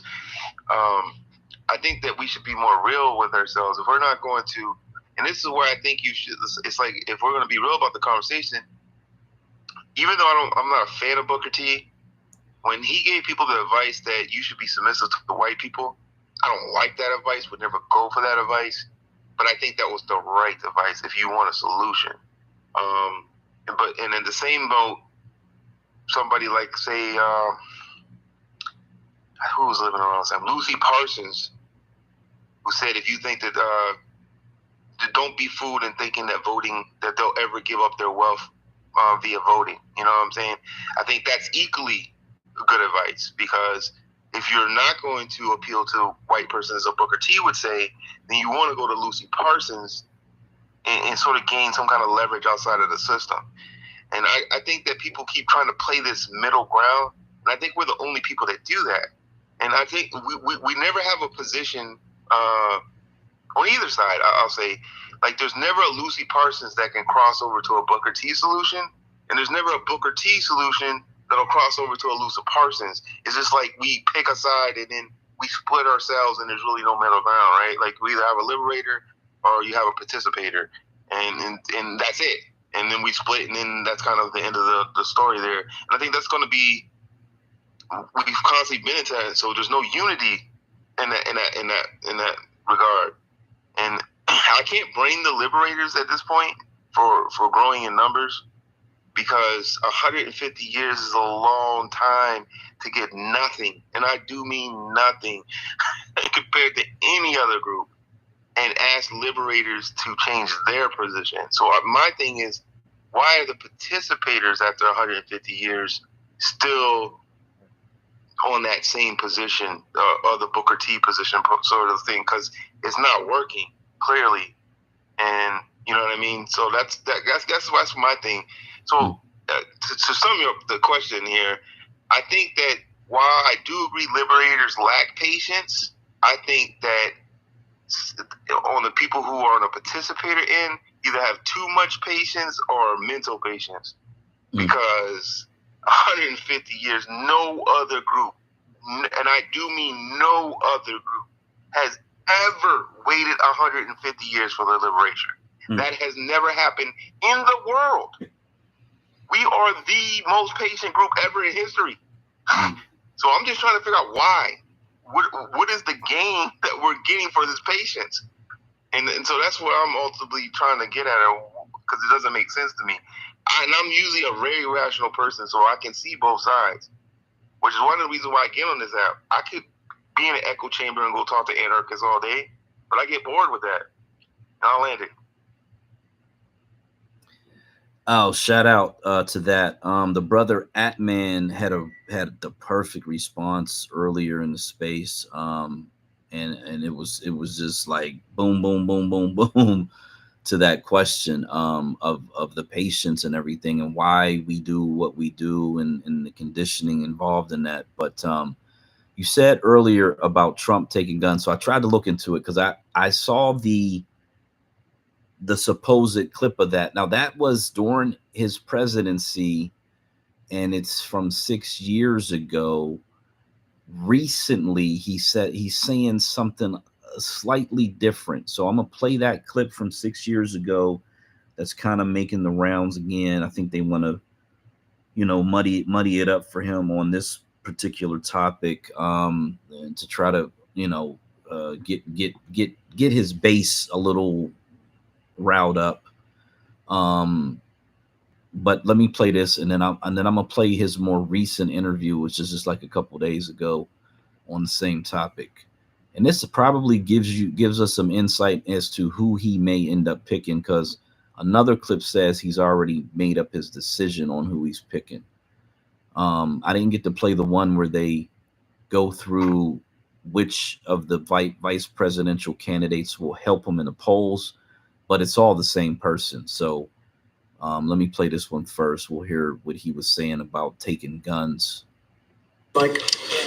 Well, the category, you spoke about it, Mr. President, gun violence restraining orders, and they're called. California actually has a version of this. And I think in your meeting with governors earlier this week, individually and as a group, we spoke about states taking steps, but the focus is to literally give families and give local law enforcement additional tools if an individual is reported to be a potential danger to themselves or others. Allow due process, so no one's rights are trampled, but the ability to go to court, obtain an order, and then collect not only the firearms, but any weapons in the possession Or of that might individual. take the firearms first and then go to court, because that's another system. Because a lot of times by the time you go to court, it takes so long to go to court to get the due process procedures.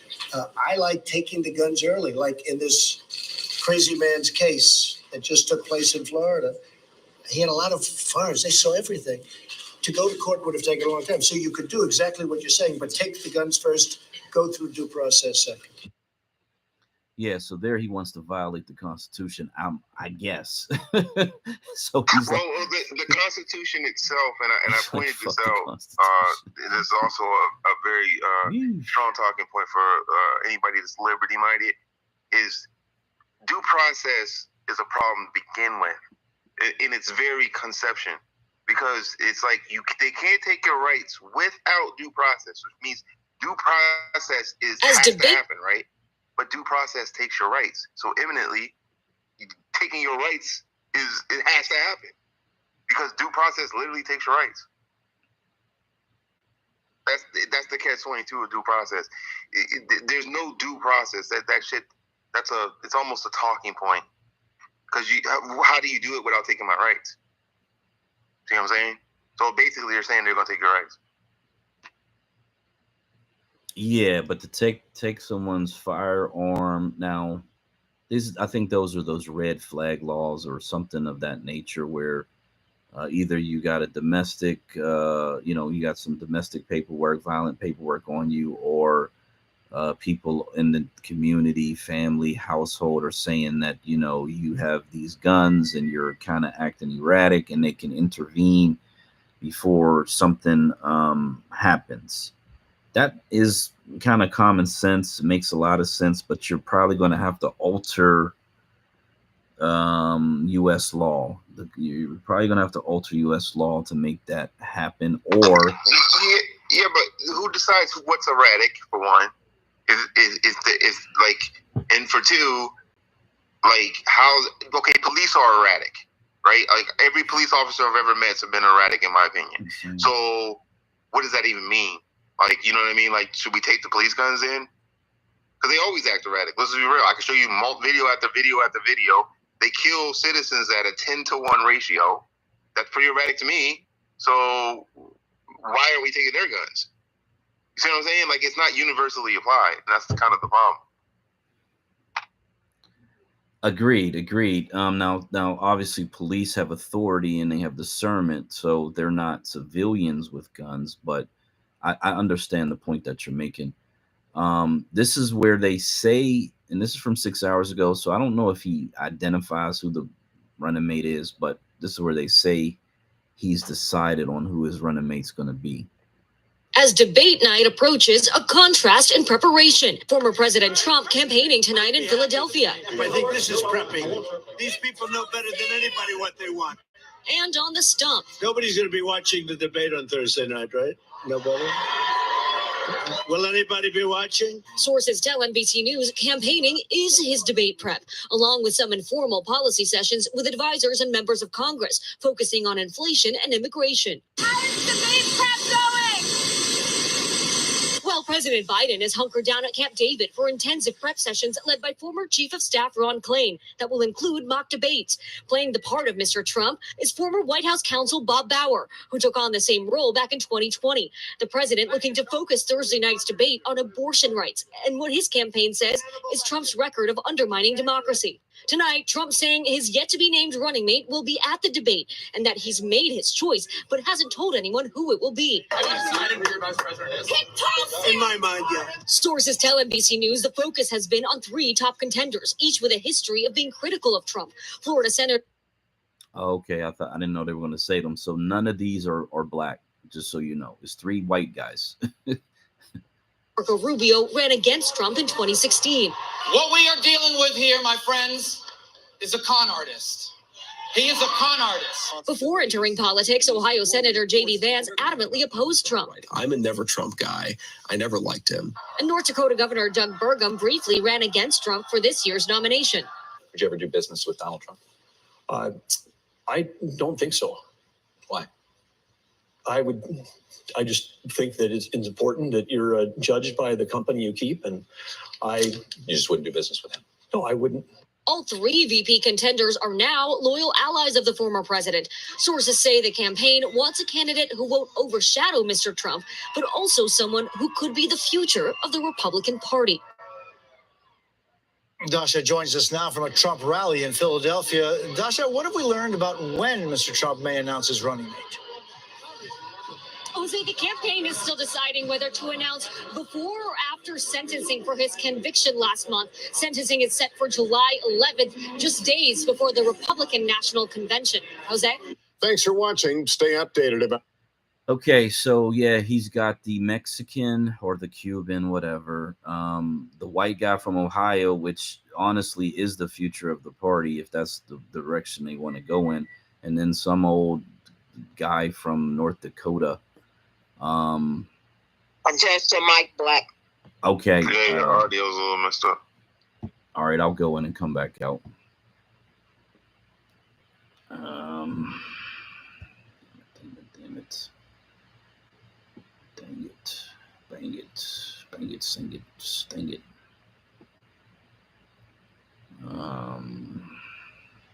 Okay. Hopefully I'm back here. Yeah, but none of the 3 black guys were in that particular clip. It's all white guys. And like I was saying, the guy from Ohio, who's the younger white guy, is likely the person that they're going to pick. J.D. Vance, I think is his name. If they pick a white guy, if it's a black guy, it's probably going to be Tim Scott. So that's that. Now, here is him. This is from a month ago, and he's pressed at the NRA. I don't know who Ken Paxton is, but they say that this is at some NRA convention, I guess. And he's asked about guns again at this particular situation. Remarkable is the best. So he gives a different thing here. From jails are slightly different, one being a little bit tougher. You know what? I gotta rewind it. 1 second. Okay, here we go. Mr. President, we're here at the NRA convention. In a couple of days is the 2-year anniversary of the Uvalde mass shooting. Do you think Congress has done enough in terms of preventing future mass shootings? No, they haven't done enough. They're not doing their job. The Democrats are holding everything up, and we have to do things. We can't let this happen in our country. What's going on is just, it's crazy that we're allowing this. We need law and order. People want law and order, and I think that's why I'm leading in all the polls. They want to be safe. They want to defund the police. They want to stop anything having to do with safety, law, and order. They're like supposed to be bad words, but they're not bad words. What does Congress need to do then? Do you support raising the minimum age to purchase high-power rifles? What we have to do, and I think more important than anything else, we have to make sure that our people are safe. And that really is, it's almost a state of mind. We have to have a police department where they're giving back their dignity, where they're giving back their authority to do things. And one of the things I'm going to be doing is I'm going to be making it safer and better and much, much better, actually, for police to do the job. We're going to be giving them a form of immunity so that if they stop the bad guy, they're not going to lose their home, their family, all of the things that are happening to police. We need the police to be able to correctly and properly do their job. There's too much. Okay, in the Matrix messed up. No, it actually sounds like you're. I mean, I can hear you. I can understand you, but I just can't understand the recording. Yeah, and I got it all the way up to. Damn it! My phone is usually when it's very hard to hear. Hey, right. You know what? I want to push back on something that Art said, right? I think it seemed like Art said that Black American, we are the worst off people in the world. I mean, am I misunderstanding what you're saying? I said most patient people. What I'm saying is, from what most people would classify as tyranny to the point of retribution or liberation, we have waited longer than any other group in comparison.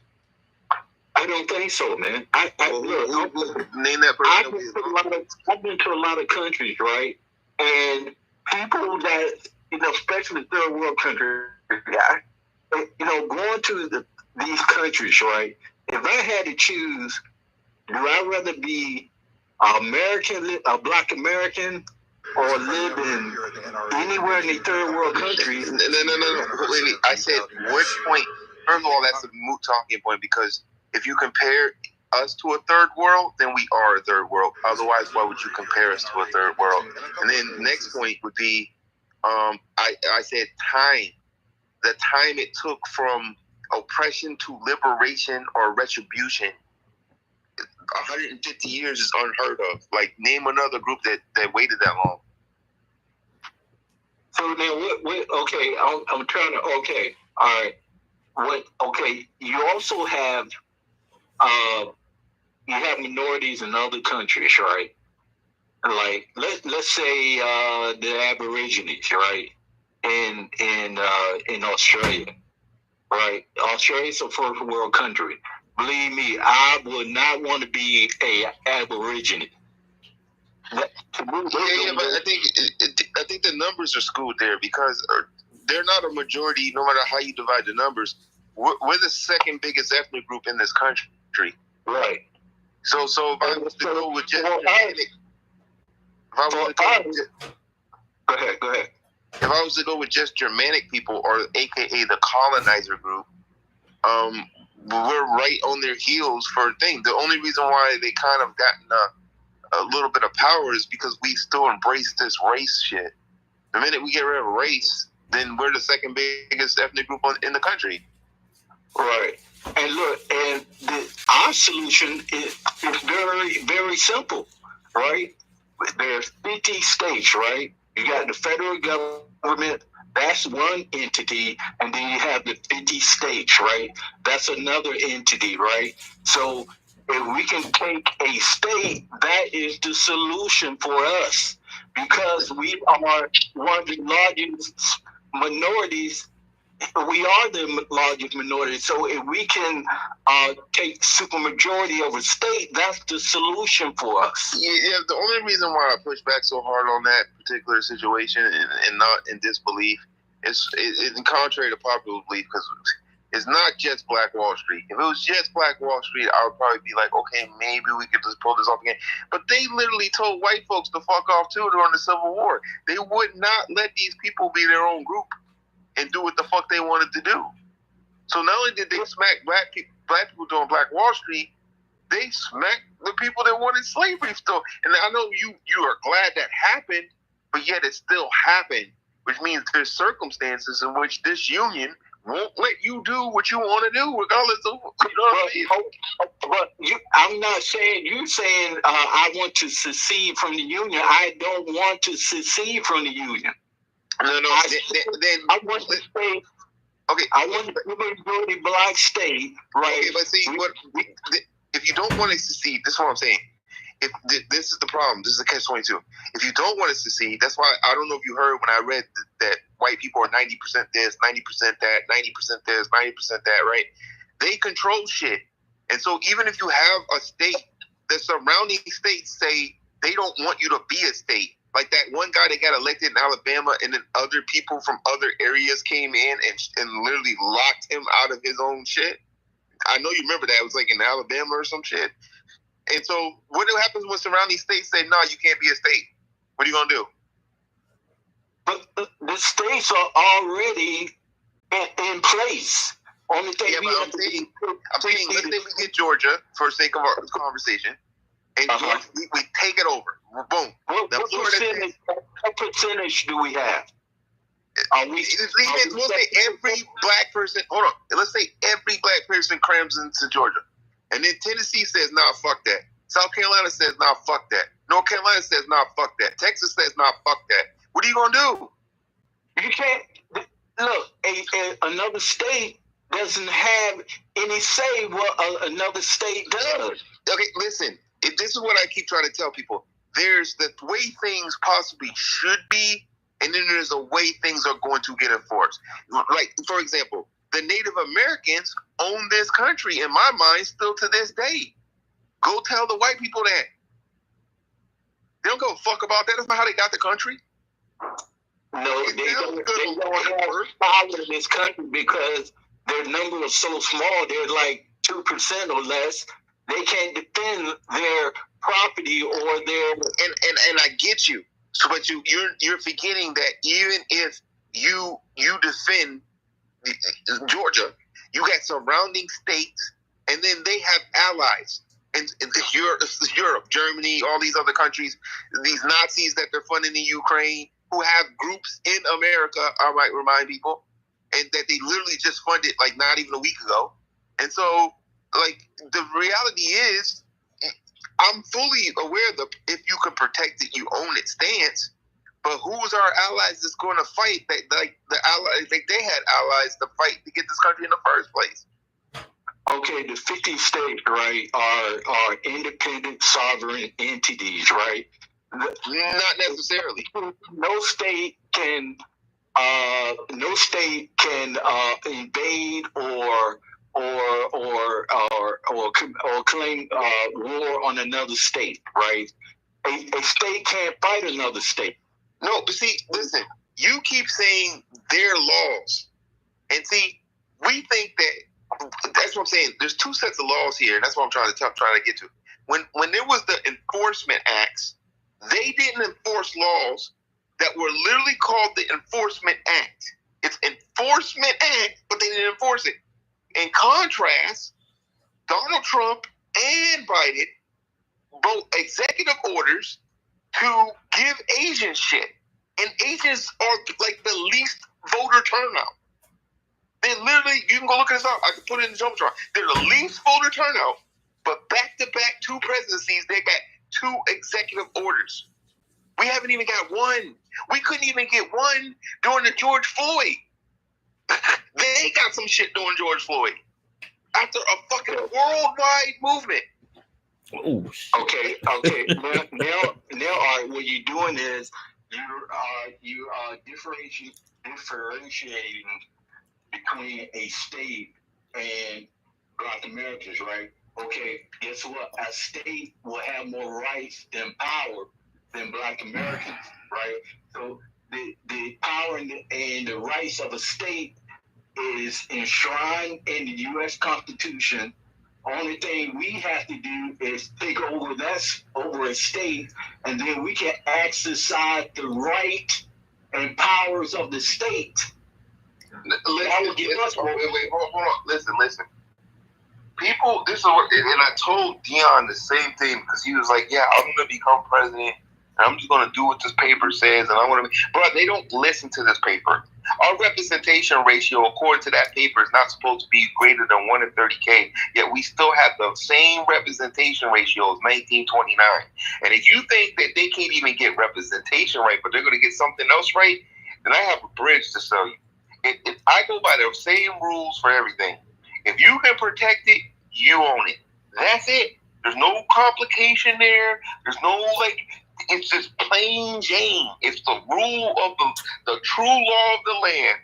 In any land, is if you can protect it, you own it. That is it. There's no all that paper shit is just it's just not real to me because they've never enforced anything. They haven't kept a single domestic treaty. They haven't even kept the Constitution, let alone a domestic treaty. I just don't believe in their ability to uphold it. I'm not knocking black people. I know black people would uphold their end. I'm telling you, I have no faith that the majority, 90% white people that run all this shit is going to uphold that goddamn thing they say. And so that's why I go by the law of the land, the true law of the land, of if you can protect it, you own it. But the key word that you used in there was majority, and that is the issue. The majority of the people who also have fought, and some people have died, stayed into positions too long because there was never anyone put up to run in the capacity of those positions to become the majority over the duopoly. That's why assassination. What I mean by majority, and I'm going to track that down.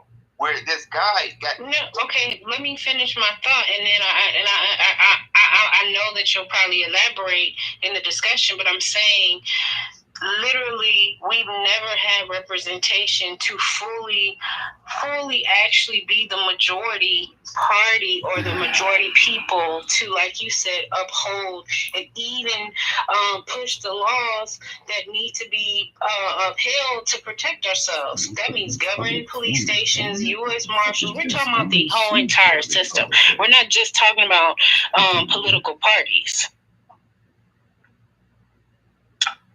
And look, and wait 1 second, because this is already played out in theory on a micro level, and I think it's.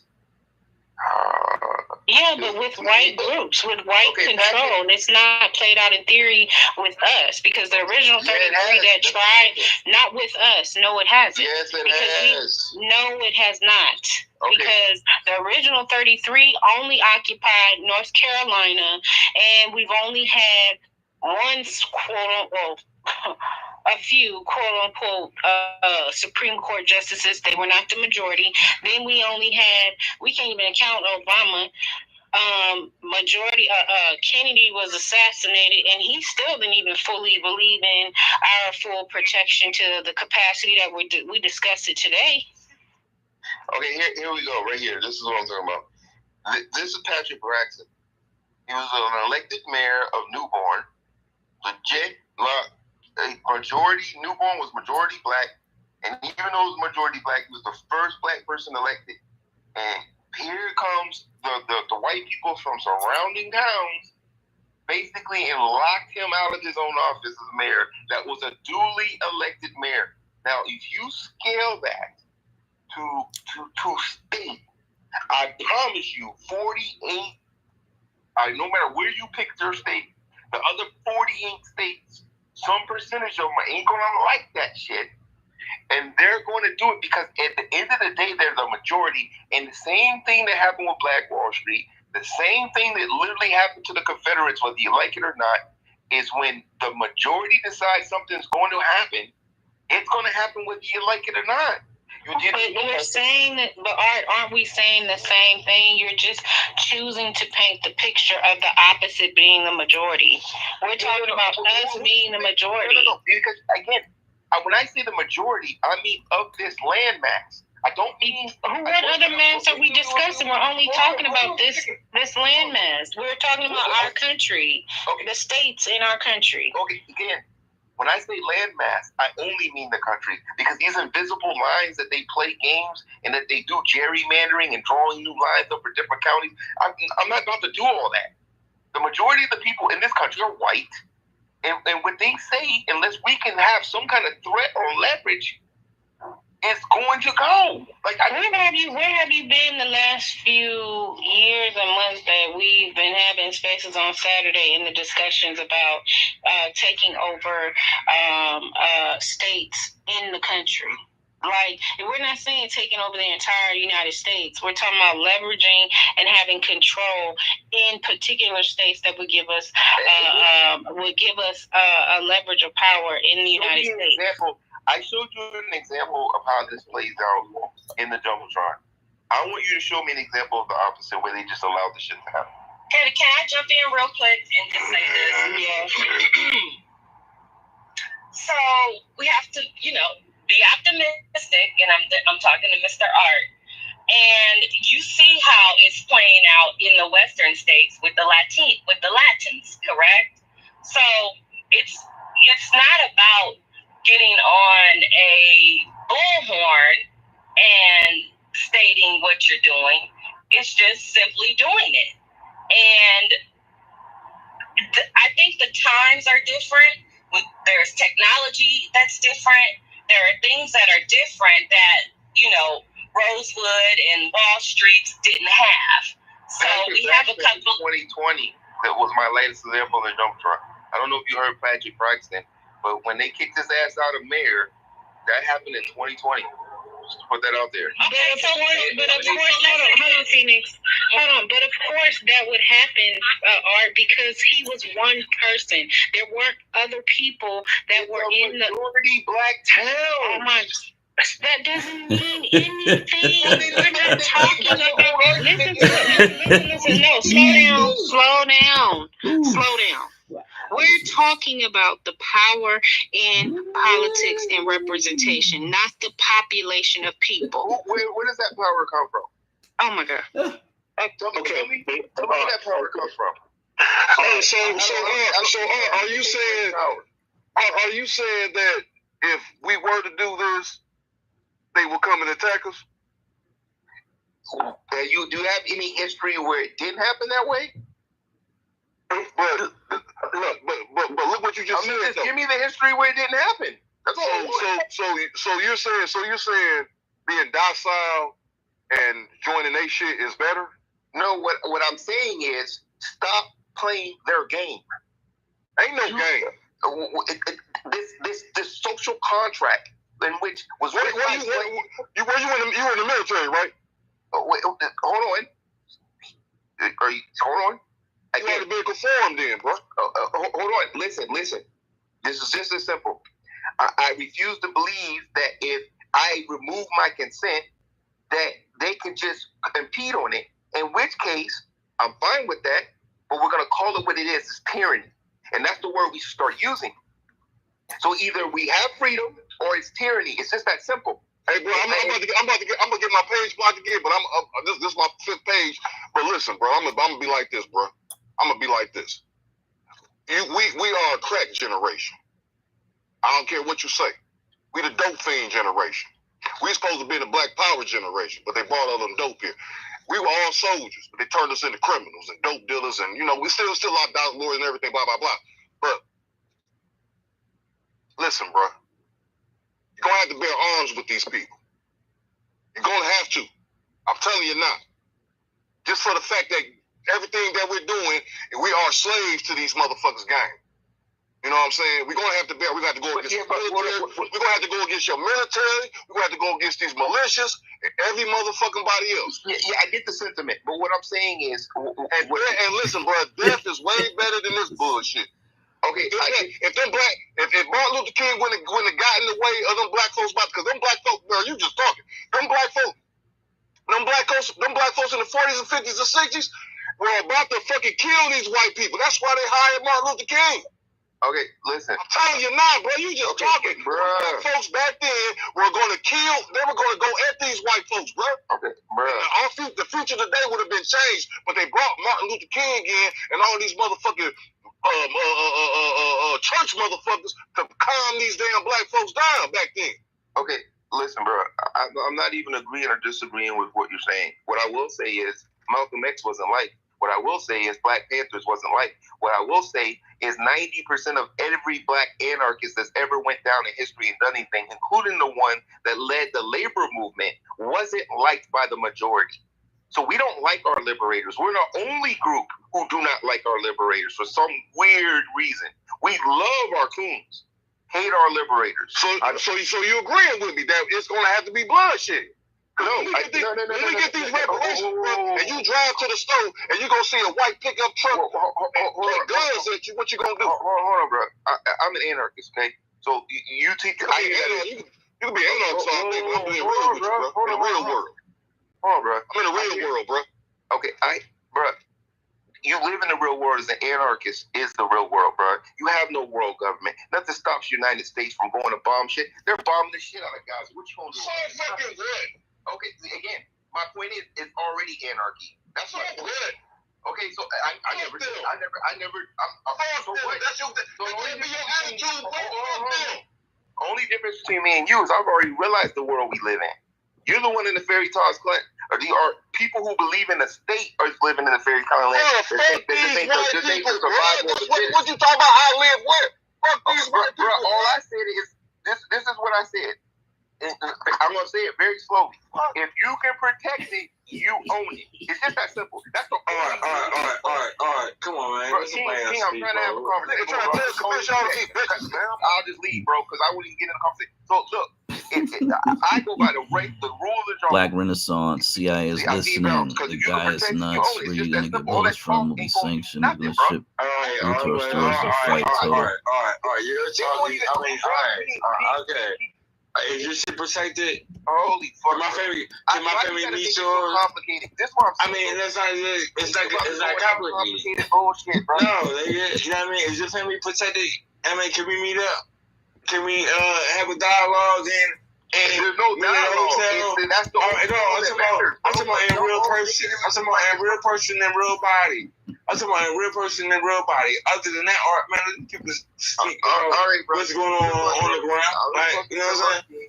Yeah. Let them speak about what's going on the ground. Nah, let them speak about what's going on the ground, nigga. Oh my God. Okay. All right, cool. So I figured that would those two voices would kind of cancel each other out. So what I want to say is this. Shout out to Art, and his information. He's got his mindset in a certain way, and I respect it. I understand it. I get it. But comparing a city of, I think that city had 250 plus people in it officially to an entire state it's not an apples to oranges comparison. I don't even know you're comparing apples to fucking pebbles, rocks, something insane. It's not the same at all. And I did put something in the Jumbotron. It's the last post that shows the Constitution, which is actually the document that all of these powers sit under. The states, federal government, and every other government entity all sit under this U.S. Constitution. And that piece of paper they actually do care about. Now, they may interpret it in whatever way they feel is to their advantage. And that's a whole nother conversation, but we understand that. And so we are willing to go into these courts and deal with that part of it. But the reality is this: there are two powers in the country, the federal government and state governments. That's it.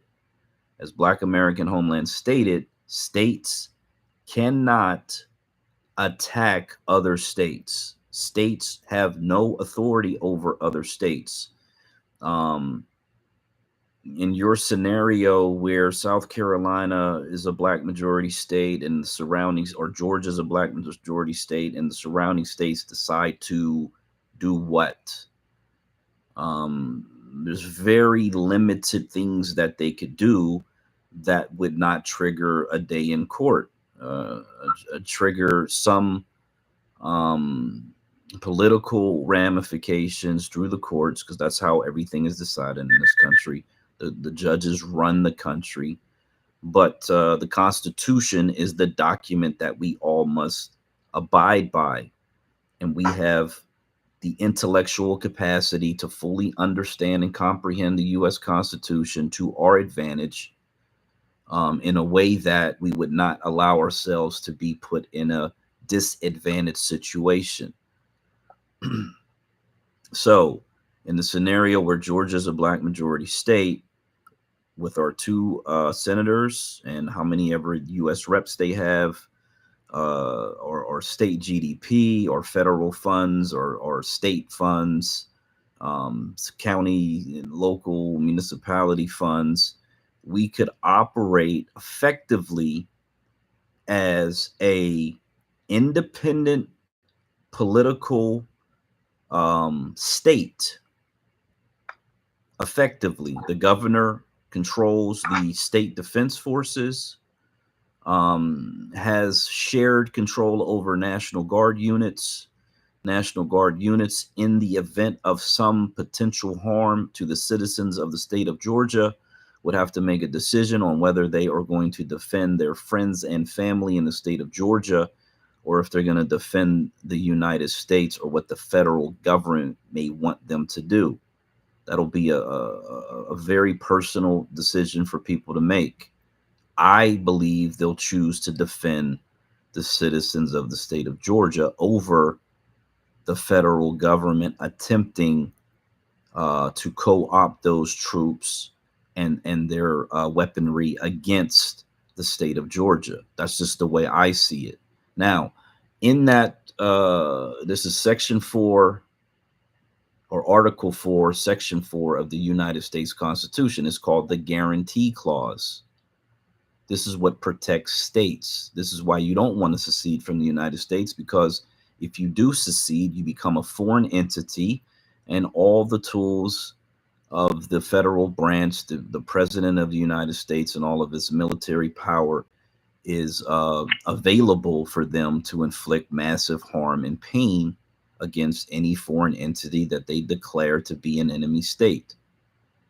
But as long as you remain within the United States, the Union of States, under the U.S. Constitution, Article 4, Section 4, is effectively the United States shall guarantee, and the word shall means must, it is mandatory, guarantee to every state in the Union a Republican form of government, which you know is a representative form of government, and shall protect each of them against invasion. That is a guarantee. It must happen. There is no way that the federal government gets out of it, because that's what the federal government was created to do, literally to protect the states from invasion.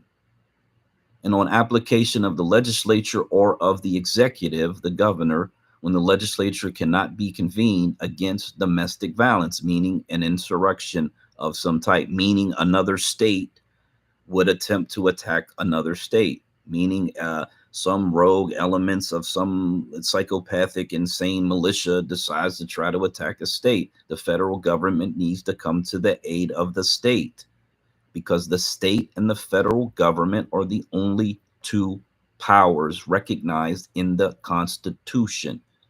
That is the way the country's designed. You can't compare what happens in cities, can't compare what's happened in any time in the past, historically, in these towns where domestic and some government violence was used to attack our population. We've never controlled the state.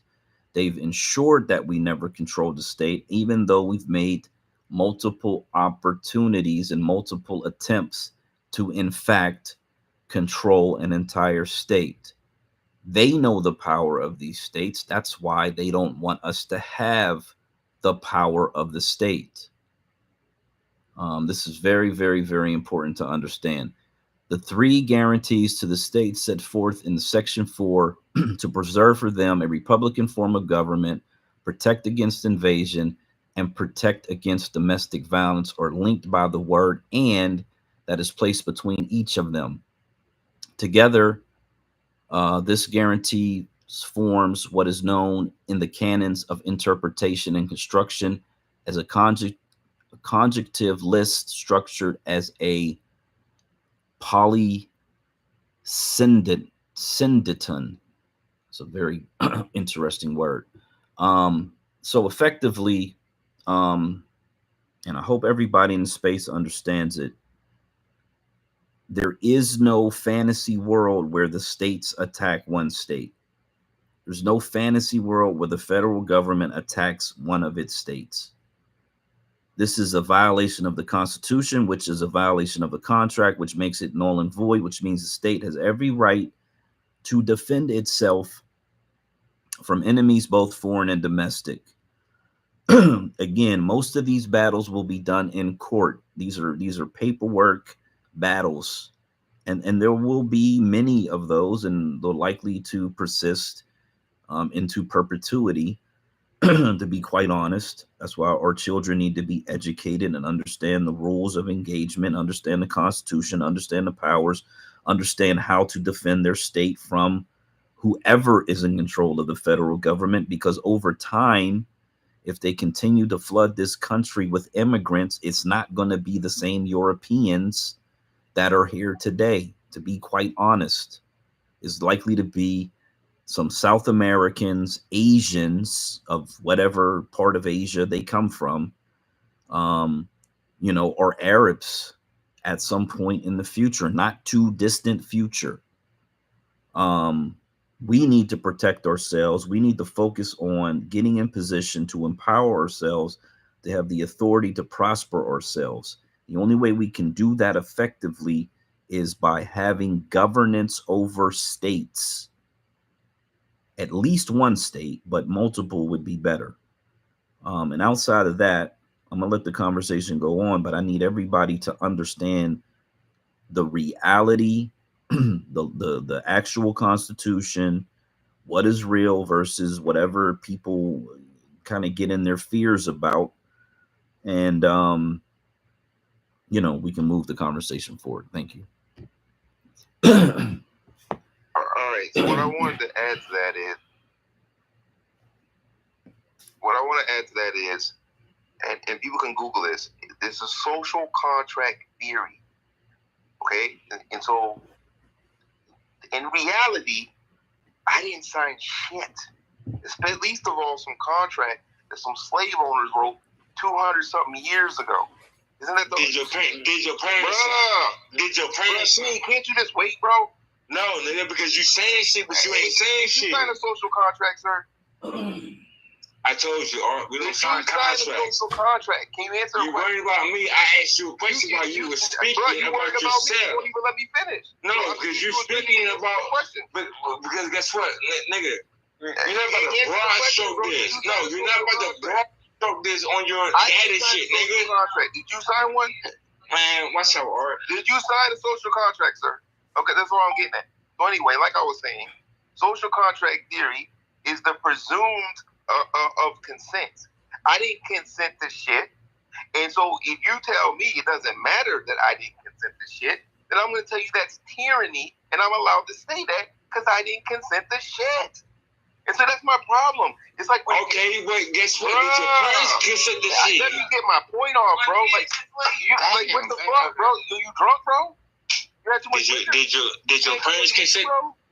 Did your parents consent to shit? Did you throw your liquor, bro? Nigga, you just talking. I'm not my parents, bro. I'm me, and I didn't sign. I asked you a question.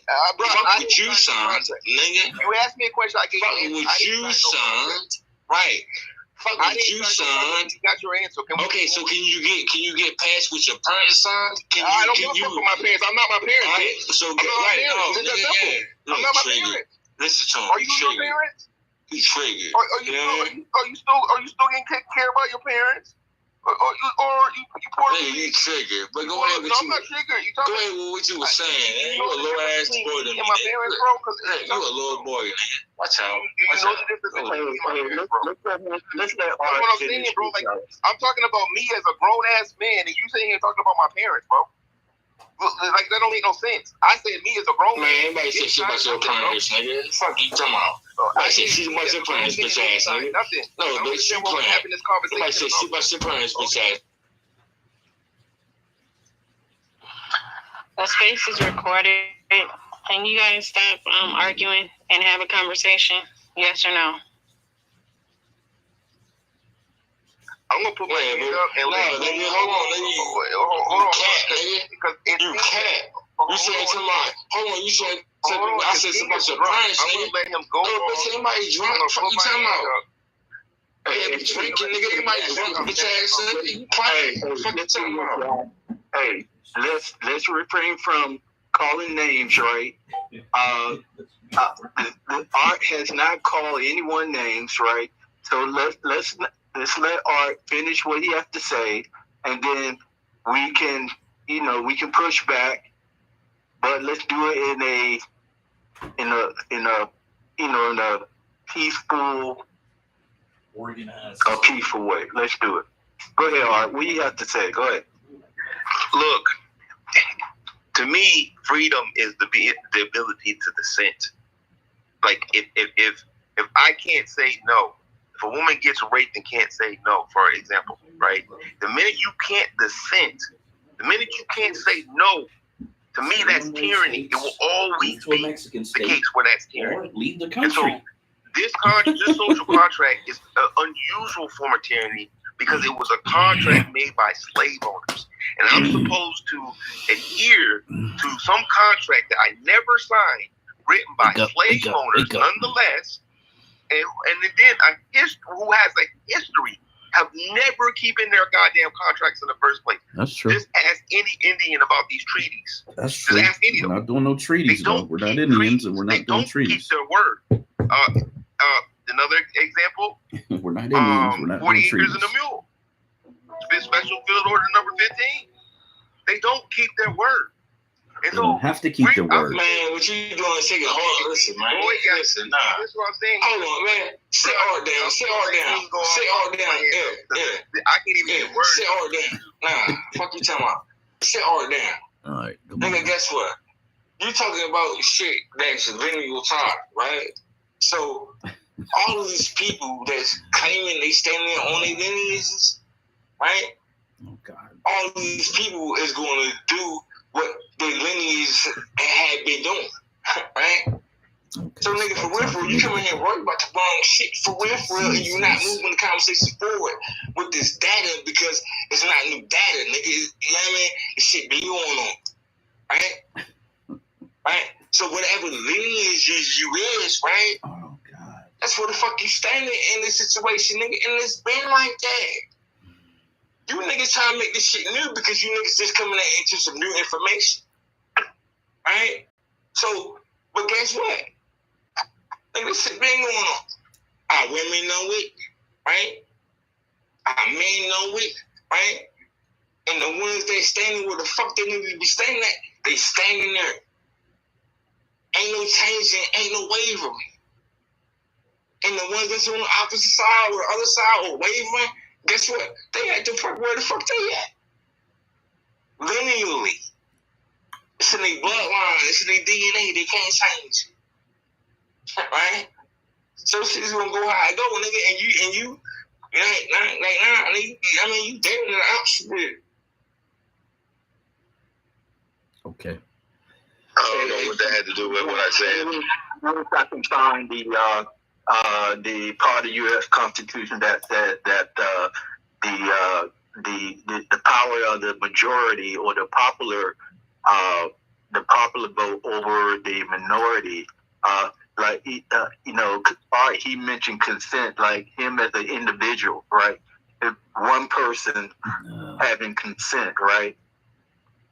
If you don't have the majority of the votes in your county, city, or state, then you don't win the argument, right? You have to have majority of the votes to win that argument, right? So that's why I'd say we have supermajority of the population votes representation within the state. Then we have consent, because now we control all those all these entities and the apparatus of the state. Yeah, I'm gonna say this, and again, shout out to Art. Everybody. I found it after Black goes. I can give it to you. Yeah, every U.S. citizen, based on the U.S. Constitution, has the freedom, and all these rights. So if a person chooses to dissent, That is a constitutional right that they have. I support it. It is what it is. But I'm gonna do the reality. The reality is this: that as we establish Black majority states, Black American majority states, because that's important to say as well. People who don't live in those states are going to have a choice. They can stay in the white states, they can stay in the Mexican states, or they can move to the Black majority states. It's really going to get extremely simple, the choices that people have. Some will choose to stay in the Mexican states, some will choose to stay in the white states, and others will choose to migrate to the Black majority states. Or they can leave the country, because that's really the only other legitimate option. We've always had that ability, technically, coming out of deconstruction. We had some violence, and we had other issues that made those moves more difficult, definitely more challenging, of course. But coming out of the civil rights movement, it got significantly easier. And the only thing is, we didn't really capitalize on the opportunity to concentrate our population, because there has been this fear-based thinking that we need to scatter ourselves across the country so that we wouldn't all be in the same place at the same time, so that they couldn't kill us all at the same time in the same place. That's literally the mind state that we've been living under for the last 50 years.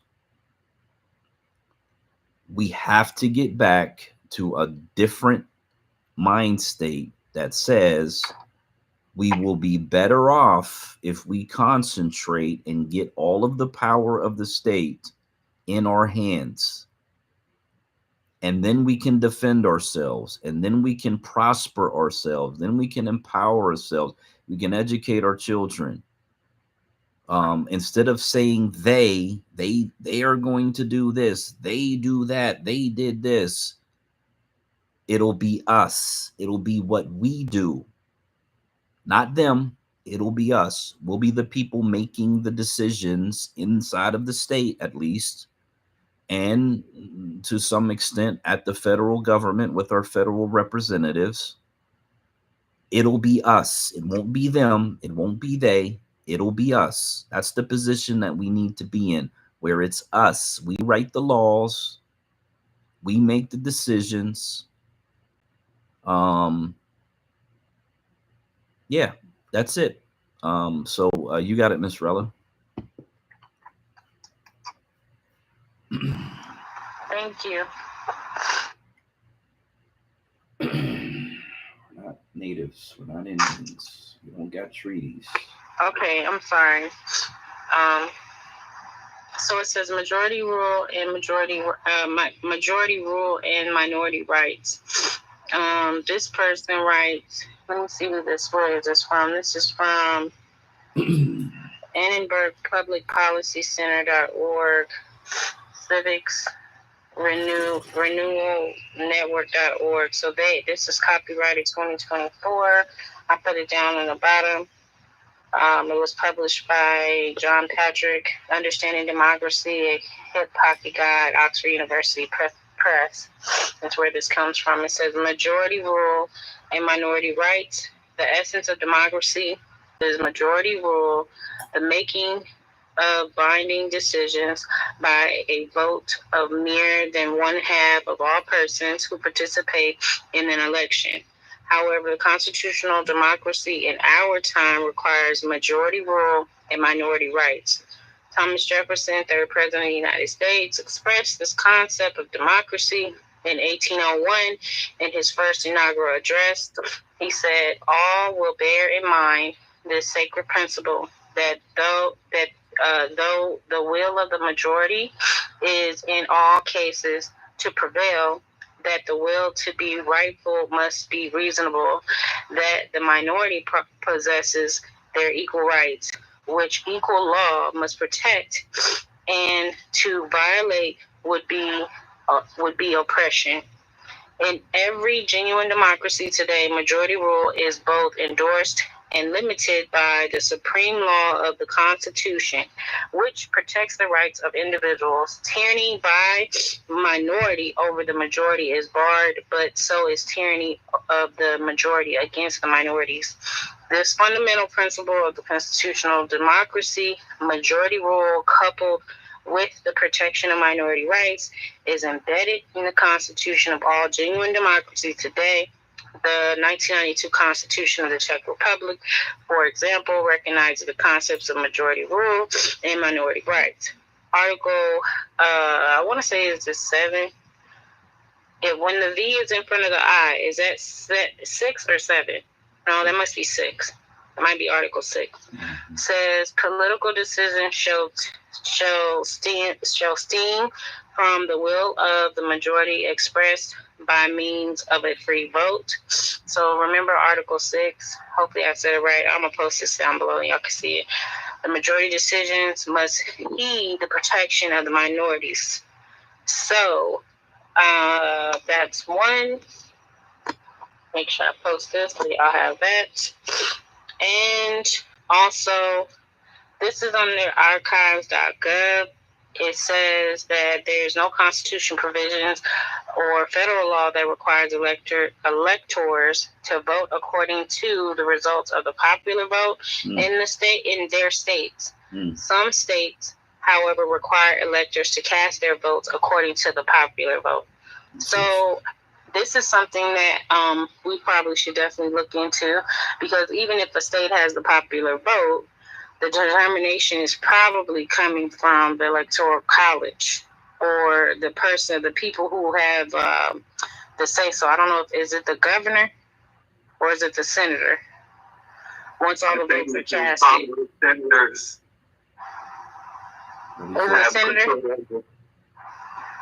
have control over the electoral college votes, or I think they represent. Because they're the ones that are supposed to represent the deciding vote based on population. Is that the senators, or is it the governor? I have to look that up. I used to know. I can't remember. Well, they're supposed to nominate who's going to be the delegates or the representatives of those electoral college votes. So let's say a state like Georgia. Georgia has 16 electoral college votes, right? So the Congress and senator, or I forget how it works as well, but it's the people in power. They're the ones that elect who's going to be the representatives of the electoral college votes. Yeah, I can't remember how it works. I have no idea. Those state election. I have it written down. I just can't find it.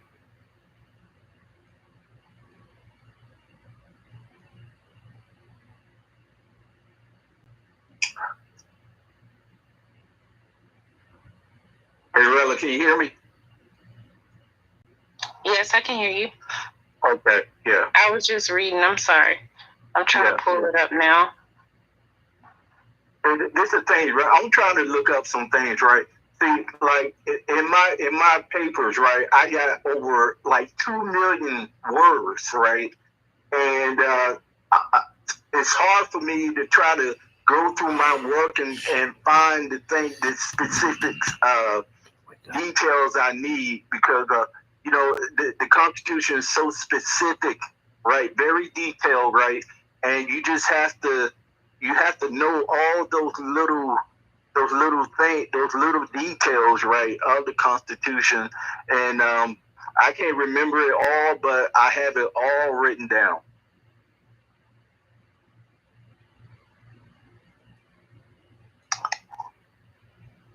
You got it, Art. Okay, so I posted a thread, a little mini thread in the Jumbotron. First, it says Thomas Jefferson, to consider judges as the ultimate arbiters of all constitutional questions is a very dangerous doctrine indeed, and one in which should place us under the despotism of an oligarchy, which, according to Jimmy Carter, we're already in an oligarchy, so it seems about legit. Then when our representation ratio is 1 in 747,000. This was 2017, so I would say it's closer to 1 in 800K, which I'll remind everybody is the worst in the world of any modern country. Worst in the world. You're not considering state representatives. You have to again, I'm worried about the federal government doing the right thing in the regards to the state. We're not a unitary government. Hold on. Listen. You can't in one breath say that the federal government is going to have your back from another state attacking you, and then when I bring up the federal government having no such thing, they can't even do representation right, then, you know what I mean? Like, how are you going to stop 250 million people from doing whatever the fuck they want to do? Okay, all right. You're going to have to say the federal government, right? And that's what I'm talking about. Right?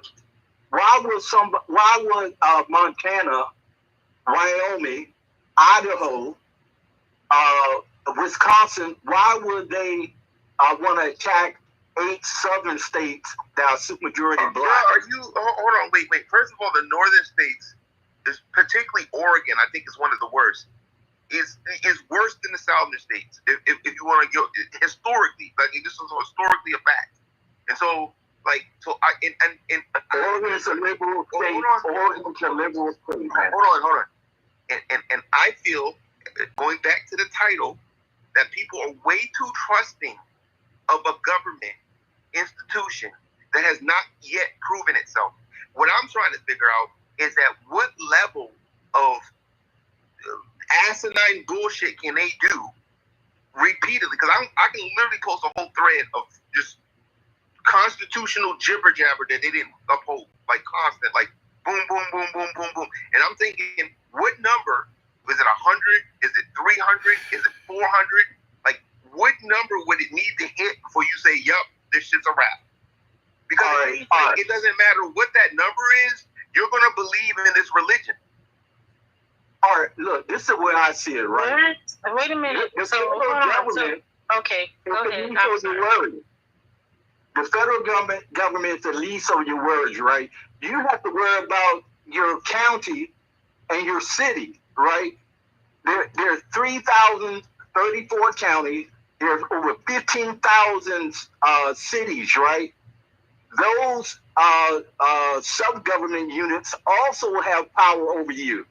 The federal government is the least of your worries. No. If you're talking about me particularly right now, I have no problem with my state. Matter of fact, my city mayor is an independent mayor. He's not even a Republican or Democrat.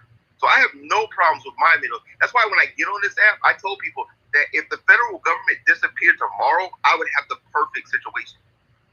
So that's why you never hear me complain about my local area. You live in Tennessee, right? We got constitutional carry.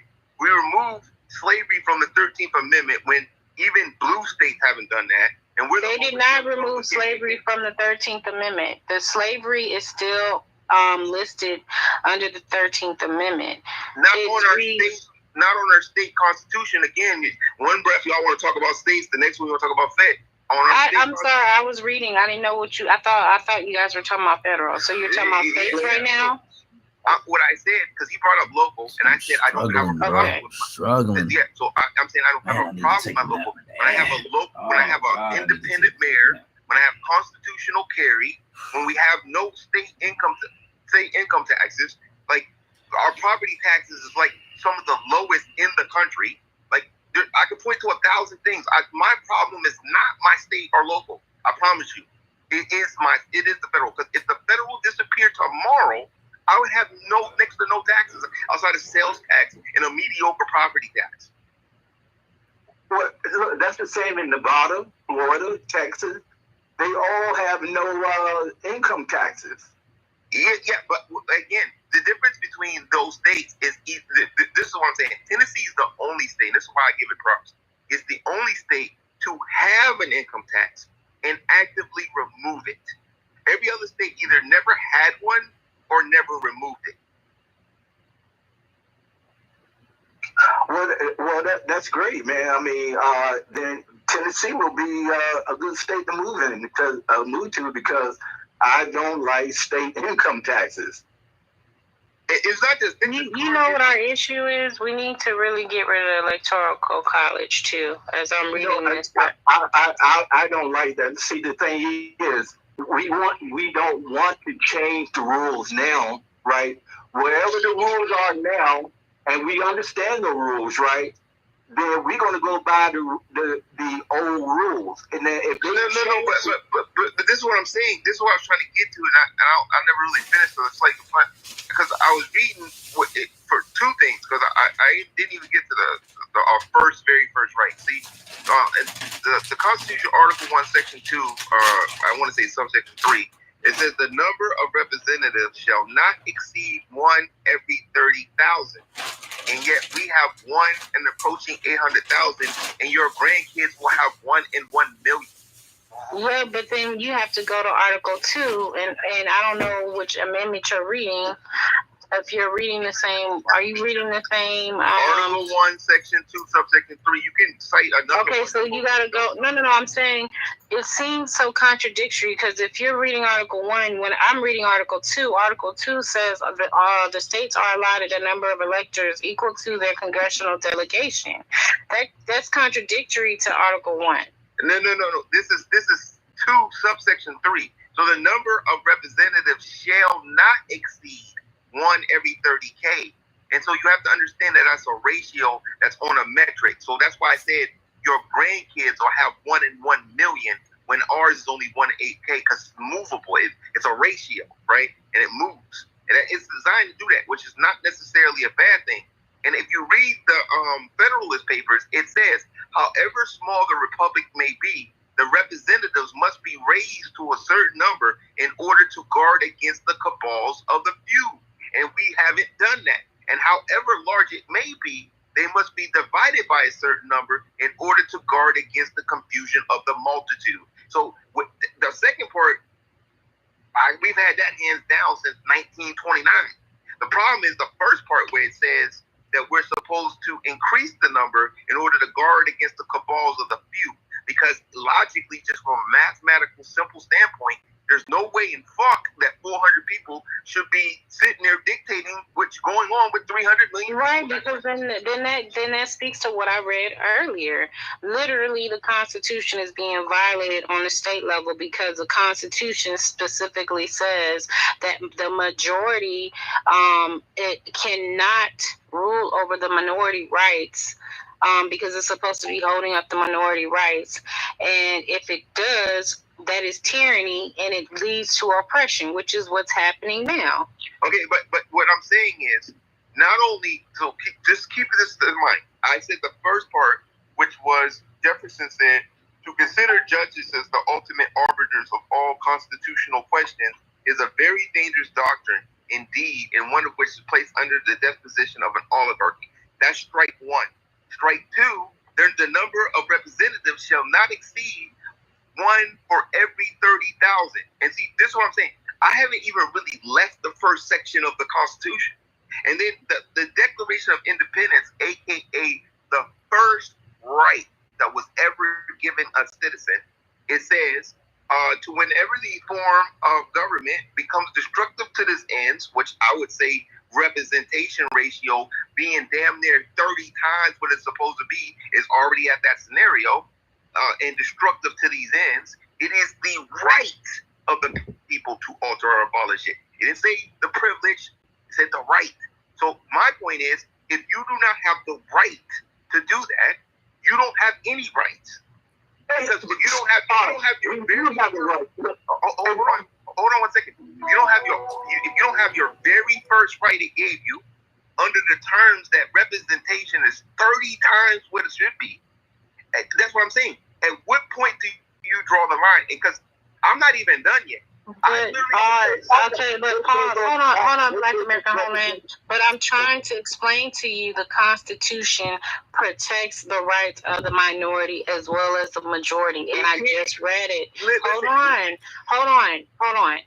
We do have the right as a minority group of not having representation. It's stated in the Constitution. We just are not, maybe we don't know this stuff. Maybe that's what it is. And the reason why the population of the minority has not risen up against the majority to say this is tyranny and that what's happening, it is oppression, it violates the Constitution. What I'm trying to tell you is they had no intention. And I can't remember. It was Spooner. It was the Constitution of No Authority. It's called or something. He points this out, and this is a white man in 1800 talking about the Constitution of No Authority. So to fast forward to now, and we're talking about black people. Like, if white people were saying this in the 1800s, why is it so hard for black people to figure that out? Like, that's my concern. Like, and that's where. What do you mean? Why it's so hard? Who is sitting around looking at the Constitution? Who is sitting around looking at the Constitution like we are right now? Nobody. No one. You know what they're doing? They're watching Sexy Red. With all due respect, I think you're missing my point. I'm not. I'm saying, because what I'm simply saying is, they don't listen to that Constitution. They swipe their ass with it. We're the only ones dumb enough to sit there and think that they're going to uphold a social contract in which they never have done. They have no proof of history of not Special Field Order number 15, not any Indian treaty, not any contract, including the Constitution, have they ever kept. Yet you still believe they're going to keep it. Look, those things are not even written in the Constitution. The Field Order 13 is not written in the Constitution. No, that was a military order. Those were military orders, and at the time, the military orders were upheld by the military general at the time until Lincoln's assassination. And again, I think we take stuff out of context when we say those people aren't upholding a thing, when literally you had one group, which was the radical Republicans, that were upholding it until Lincoln's assassination. And again, I think, hold on. Let me make my points. Because every time there is someone that does want to get into office and actually uphold the Constitution and law of the land and enforce certain things to be done on the state level, an assassination happens. And I'll land it. Okay, hold on. Wait, hold on 1 second. That shows you that Lucy Parsons was right, and that's not the power. If anybody that ever yields the power gets killed, the motherfucker that kills them off is the one with the power. Like, I don't understand how that's so. Like, JFK dead, right? Like, so we don't even have to go to black people. White people are dying. Like, so, like, at that point, you would say, maybe that's not the power structure. Like, nobody says, that's not the power structure. Is the shit that wins decade after decade, year after year, and nobody here is winning based on a Constitution. You know who wins?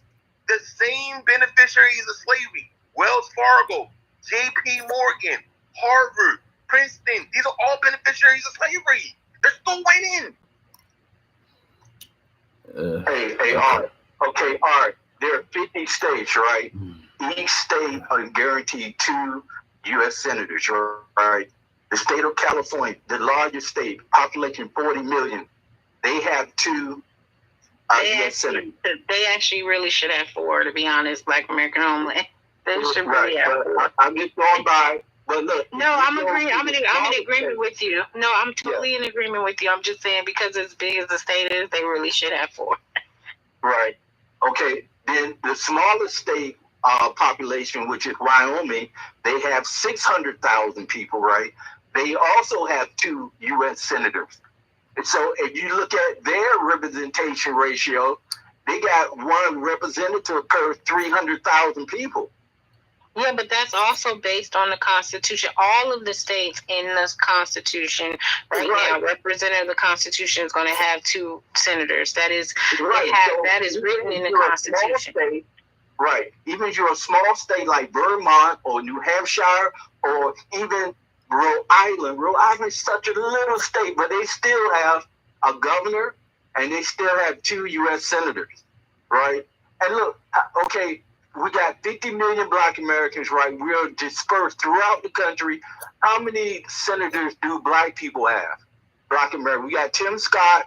Who else we have? We have you mean representative of? You mean just Black people, like melanated, or you just people?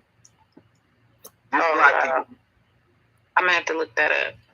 Okay, I think we only got 2, maybe 3 Black senators. Now look, the 20 of the smallest states in the country, right?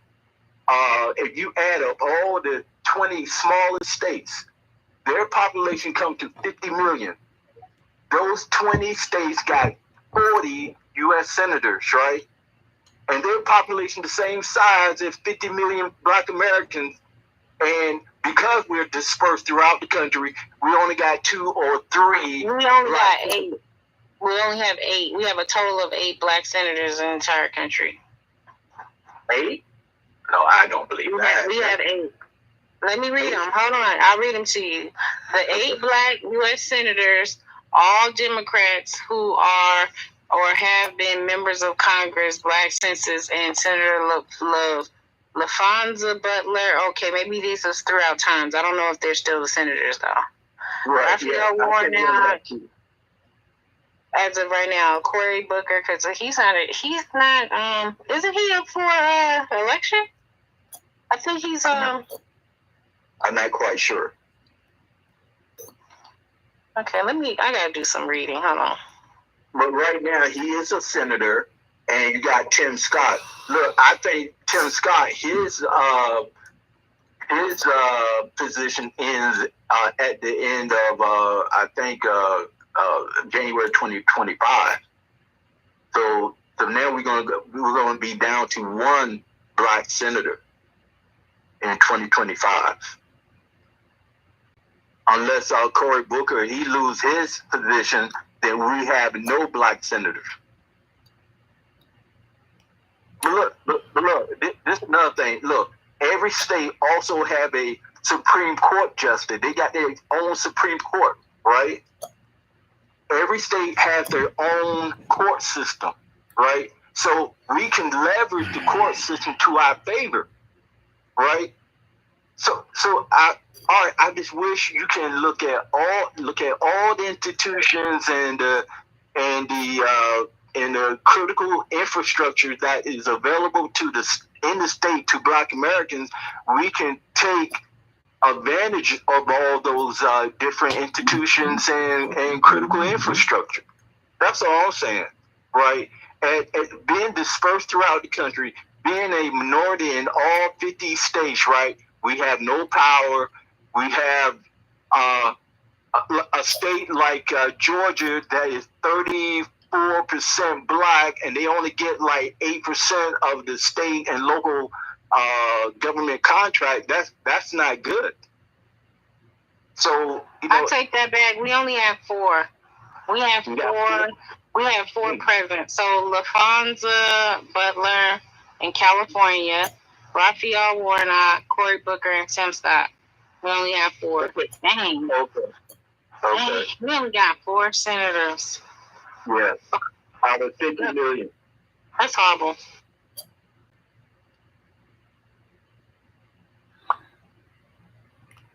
Okay. Yeah, let me jump in here. Okay, shout out to Art. And shout out to Black American Homeland. I was actually writing this down. 20 states, 50 million people. You said 40 senators, 40 U.S. senators. That's actually insane. That's a lot of representation right.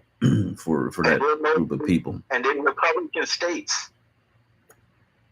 Yeah, that's that's actually a really interesting way to look at it, and actually it makes a very powerful point.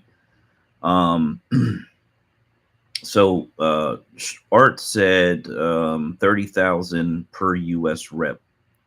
Now we know the power of Congress it lies in the Senate, but okay, so you have these U.S. representatives that are federal employees, and he wants it to be 30,000, one for every 30,000, based on the U.S. Constitution. Well, here's the reality of that situation: 330 million divided by 30,000, you end up with 11,000 of these quote unquote U.S. representatives, which essentially means absolutely nothing ever gets done, except for the federal government's paying these 11,000 people, all their staffers, all their travel expenses, their meals, their hotel, every fucking thing that these people would generate in terms of expenses.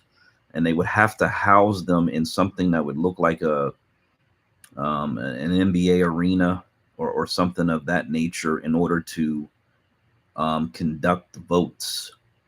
That would, in my opinion, just based on the amount of people that would require, would cripple the process significantly. It's like having way too many chefs in the kitchen. So there would have to be some kind of compromise on that number. So maybe instead of it being 30,000, you go to 300,000, and then you get a number that looks like 1,100, which is much more manageable in terms of just facilitating the business of the House, and is much more feasible because you're kind of tripling what's there now. In some ways, 2.75, whatever the number is that it would take to get to 1,100. I could see that as being fairly reasonable. It would create more districts, but the only way that us get to that place where we increase the number of representation and lower the people that they're representing, so you cut the 700 or 750,000 in half, is you have to control a state. You have to have the power of a state so that the senators of your black majority state and your U.S. reps agree on legislation in both sides of the House, and they present that legislation and they make the arguments why we need to do it that way, because the U.S. Constitution essentially says so. And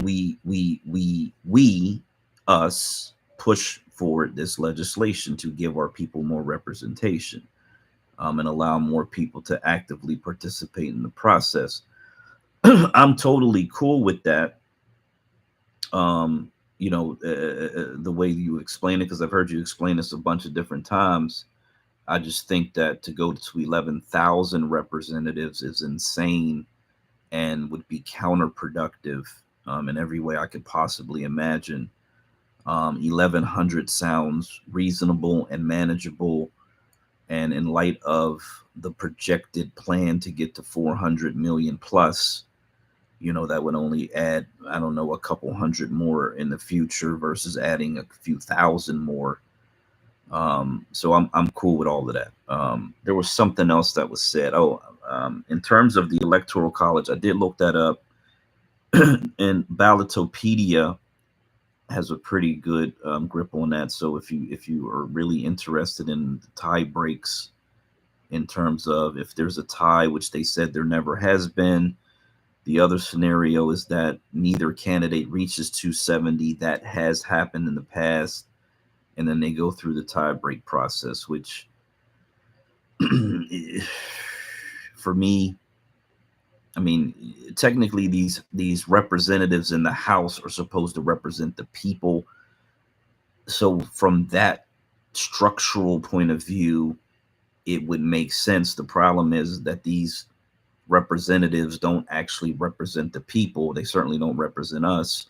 And so for us, if that situation was to occur, like in this particular election, if RFK is able to get enough electoral wins that he blocks either Trump or Biden from winning 270, then it will go into this process where the House has to decide. And that would actually be kind of nightmarish, to be quite honest, because we know anybody that represents us, they're on the Democrat side. And then, from what if I remember correctly, and this is actually a really structural issue that does need changed, because if you think about it, if the House has to decide and that Democrats already have an advantage, the Democrats going to win. And they do the vice president and the president separately so that it could be a split ticket with a Republican and a Democrat. But the advantage is going to go to the party that is the majority in the House. That wasn't thought through clearly. It doesn't actually create an impartial situation. And I would much rather prefer a runoff, which is how most of these elections go. There's always a drop off in who shows up to vote, but at least it would give the people an opportunity, to vote again and maybe change their mind one way or the other, whatever. But you're essentially giving the election to whoever already controls the House. So I don't like that at all. I think that's something I would want to change. And yeah, that's it. So just FYI, I've switched my schedule to days, which means I'm getting up at 3 a.m. instead of going to sleep or getting off at 3. So I'm basically going to do my best to hang in here, but I am going to shut down the YouTube because my body is telling me I should be sleeping, even though actually this is the time I should be waking up to keep this daylight schedule. So I'm going through some physical things with this thing, but I'm probably going to myself personally just step away, take a nap, and then get back up in an hour or two, just so I can kind of keep my body on this daylight force schedule for the next couple weeks. But salute to everybody in the space. Appreciate you guys for rocking with us, and great discussion. Like, I love these discussions because challenge intelligent discussions allows us to think deeper, do more research, figure things out. Again, with this Black majority state authority in our hands, in our very capable, highly intelligent hands, we can navigate through complex issues. Most of these issues are not going to be that complicated. We just have to be open to the possibilities of it, and not kind of lock ourselves in a box or a position where that's the only way it's ever going to be. If we're solution oriented, solution minded, we'll figure it out and we'll keep moving forward. So again, thanks for everybody for being here. Appreciate you all, and hope everybody had a great Juneteenth.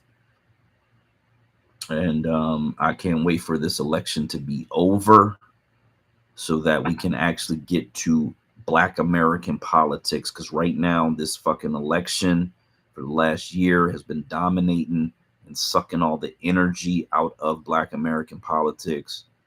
And I'm just looking forward to November 6th or whenever the next day after the election is. Peace.